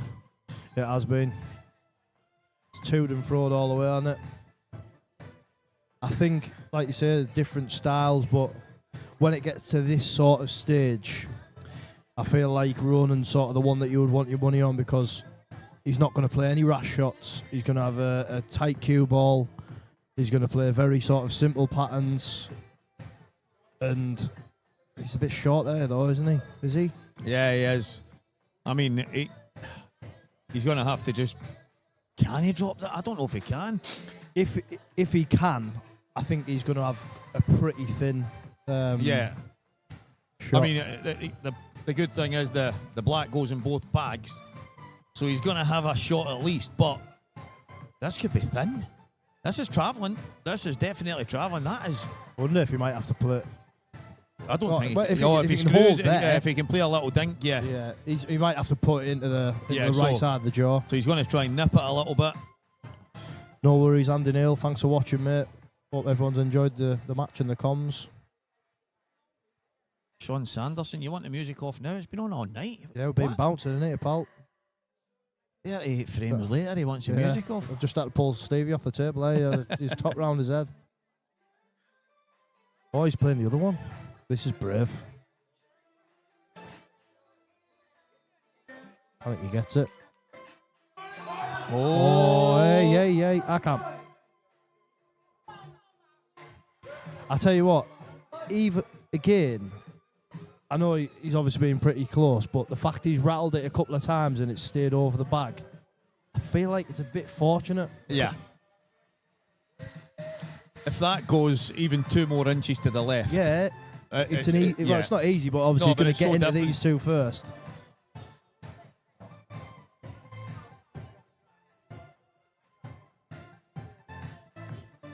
Didn't see that coming, like, I'm not going to lie, but I didn't really see him playing that one first. Chris Brown, how are you, my friend? Hope you're doing well, mate, and no doubt we'll see you. He was a good singer, wasn't he? No doubt see you towards the end of the year, buddy. Make sure I give you another message and get a... He's got no shot here. Another wee bedroom on the ferry to Isle of Man. Oh, what? I wonder if he can... The one that's in the middle of the sort of 5 yellows at the bottom, I wonder if he can dump that into the bottom cushion just next to the yellow that's on this bottom rail here as we're looking. Yeah, I mean, straight below the black spot. But if he comes off the rail and kicks it... Yeah, I would just play the cue ball, bounce the yellow, double it up to the top and just leave the cue ball on the bottom cushion. Yeah. I mean, there's no time to be reckless. That's it. Let's keep it simple. Oh, it's a nice shot. It's the same shot, but yeah, I like putting the yellow to the other top, the top left. Yeah, I think he's trying to cut that side rail off though. So it's a good shot, that. Yeah, fair enough. Fair enough. I think if he sort of swerves and round and tries to hit the red on this bottom bag, he might leave him on the yellow. So that might be what he was thinking. Marsh, nah, that wasn't the shot to be going for them. I don't think. Definitely not. Not where the balls were.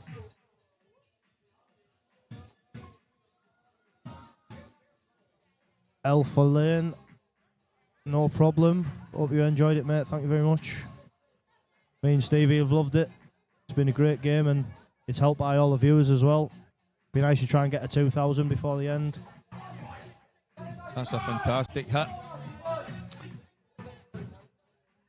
I don't think he can pot one of them top yellows.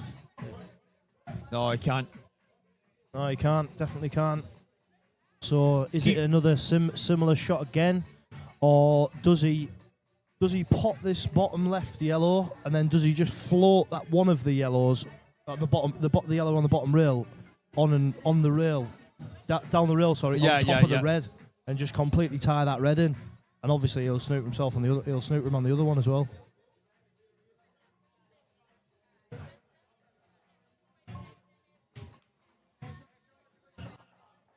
Thing is, you start doing this, you're just taking balls off the table, aren't you? I don't think you need to take too many off. Cheers, Keith. He's a very good player, isn't he, Keith Robinson? Yeah, Keith won the very first amateur series, and there was a bit of a mix-up that I think there was maybe not enough on the advertisement that one of the amateur series was turning pro. So for whatever reason, Keith went into the amateurs last year in the IPA, and he won the first event. He beat Pete Fisher in the final. Yeah, I've seen it. But yeah, Keith, he's just a class act. He's been a class act for a long, long time. Always high up in the Scottish rankings and that, and even better guy. I didn't realise how good he actually was, but I played him in what was it, the Masters event in Scotland, and I played him, and I said to someone, I'll tell you what, like, I managed to get through it. I can't remember what the score was, 8-4 or something like that. I played really well, and someone said, oh, he's class him, you know. And I was like, well, yeah. Well, I know that now, because I could tell when I was playing him. Yeah. But they were saying he's won this, he's won that, he's won this, he's won that. And I was like, well, I didn't realise he was that good. No, until I'd started to play him, because I hadn't really entered many events in Scotland. But yeah, he's mustard as Keith. He's actually got himself a tiny wee angle here. I think he's just don't get too sexy. Just don't get greedy. Don't get too high. That'll do it. Little soft dink off the side rail. If anything, I'm happy to be like. Would you not be taking the one to the top right and go? Yeah, top right. Two Come cushions? off I'll just come. Nah. Would you not I'll just run go just before off the side red? rail. Just gonna screw it off the side rail. Just like that. He's absolutely plumb. Okay. He's not. Is he plumb? I was thinking think he both of just them in the topped same through. bag there, but Yeah, I think the red was in the way. that would have suited me even better. That's the way I'm thinking. If I just flick that, I'm coming out even better. But Yeah, it looks good. no, yeah. listen, he's played it fantastic, and he's on the hill, or is he? Because the I'll tell you black's what. not down. Yeah, just don't hit it too hard because we're seeing him bounce out sometimes. Not tonight though. Craig Marsh is on the hill. I tell you what, that frame there was massive. Ronan made a mistake there, didn't he? Drama, the highest kind of drama. One more.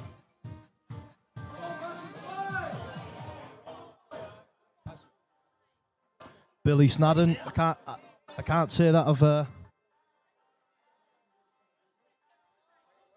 can't He's say coming that. over asking the score. Yeah, I know it's on there. It's on the board. Yeah, Billy Snadden. Good to have you on the IPA, mate.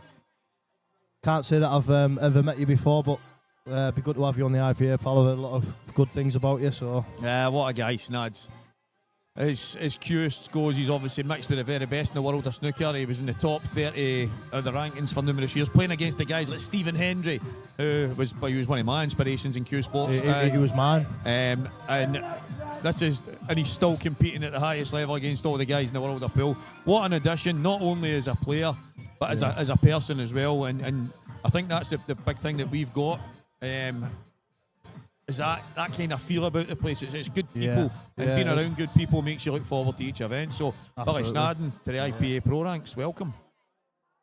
Appreciate everyone's comments there about the commentary and who was that? Lee Santa. Anderson. What you the word on the street is the winner of this is a surprise guest in Love on the Morning. Maya Jama's outside and Maya Jama's out there in a horse and cart waiting to take one of them away. She's out there by the fire pit. Lee Anderson, where's his comment gone? Can't see where it's gone. Needs to keep the cue ball on the table. Needs to keep it on the table. That's a big thing. He's nailed it. He does it. It doesn't even look like he's hitting them hard, but he's creaming it. And I tell you what, they're horrible. that is not ideal. I don't know. I think he can only pot a yellow. Shane Thompson, ultimate pull. Can we get some subtitles? Cheers for that, mate. That's a... Yeah, Shane is from way down there, isn't he? You know, like in Lion King. What's that? It's the place you don't go, son. Leamington Spa? Yeah. Yes, folks, we are from Leamington. Nah, Shane, Yeah. I don't know where you're from, my friend, if you can't understand me. Nah, he's more like Bristol's Shane. Right. Some player. Yeah, he's very good. Yeah, some player. But they eat donuts with a fork and that down there. It's, nah. Eat pizza with a knife and fork, you know what I mean? I've got no time for that, mate. Pizza? Pizza's for the peasants. Yeah, exactly, yeah. Yeah, I must admit, I've watched a bit of Shane through the years. Some player, man. Ian Alley's a good player, yeah. Needs a right contact here, a little half ball flick would be perfect. Yeah, I fancy him to get these if he gets a double. Oh! I'll tell you what, it is mad, innit? Like, obviously Ronan's been a player who has played as many money matches as anyone in the world, probably, and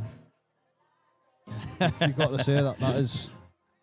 You're not going to get a better chance than this for the match, put it that way.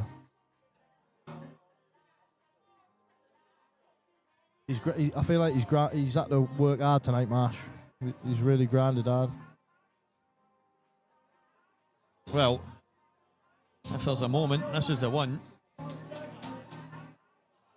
I think the only problem really that he's going to potentially have is when he gets to this bottom rail for the red. He's got to have an angle. If he lands straight, that's the only issue that he's going to have. Yeah, good shot. It's a good start. Daniel Maverick. That is, it is Sheppy in the comms. Yep. How are you, pal? Assuming that's Danny Mack. Keeping track of the dishes. There's been a lot. And it's been scrappy in parts, it's been great in parts, It's the good, the bad, and ugly. Yeah, It has been. About everything. Is he getting them? Up the for lads. I quite like if he can leave where the three reds are at the top, if he can leave the one in the middle to his second last ball and then just float off the side rail, even if he went into the black. And push it back towards a pocket. I know it's not ideal, but like Jamie, no, he's good, but he's not number one. No, I mean, if you're not number one if you're going to play someone and ask him for a start. Yeah. What? Yeah, he likes coming this side, doesn't he? Only thing with that is, if you're over it, you're going towards that yellow, aren't you? I like it going the other way, mate. I like dropping it in. I think it's easier. I like it in this right middle rather than the left middle. Yeah, I prefer that. If he overscrews this. I prefer that little flick rather than having to run it with running side and then... To be fair, he's played that well. Well, here we go. He's the man at the table, 12 grand. It started off 500 ahead, sorry. Ended up 6k ahead. It's 12 grand in the pot. Just don't land straight. Just landed straight. He's absolutely perfect. He's absolutely perfect. And I have to hand it to Ronan. That is it. Massive clap on his leg again. This is it. Just the only way he can go wrong is if he lands on the yellow and he's hampered. So here we go. This black. He's worked Craig Marsh. 2,000 people watching. Yeah. What a night of pool this has been. Thanks for having us, Stevie. Does it boil down to this? Yeah, he's not missing that, is he? Look at that. It's all over. Doing well there. What a guy. Craig Marsh has taken it down. Unbelievable. He done well there. Worked so hard. Mate, that went back and forth so many times. I didn't know whether it was coming or going, but I tell you what, some you win, some you lose. Ronan had his chances there. Probably should have been the one getting over the line, but instead it's Craig Marsh, 12 grand. Yep. Thank you for having us on, Stevie. Absolutely loved it, mate. Listen, absolute pleasure, mate. I know you're busy tomorrow, and I'm glad you came and did this with me tonight, because wouldn't have been the same coming to an office and not having you here, mate. So, cheers, Lee. Cheers, pal. Big shout out. Over 2,000 people tuned in, guys. massive shout to each and every one of you. What a night of pool that is. If we get even close to listen, I know it's a tenner tomorrow, £10, but we've got Mark Farnsworth, we've got Stevie Dempsey, we've got two of the best to hold a queue. It's on the Supreme Winner, it's Aramith Pro Cup balls, it's on the teal cloth. It's here in the Sky Lounge. Black ball rules.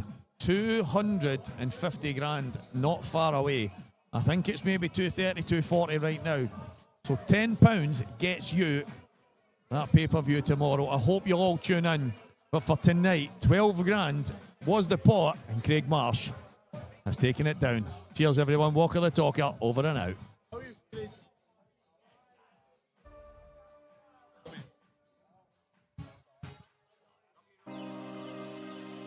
Let me just give something to the fans. Don't fuck with the Buddha on a Friday.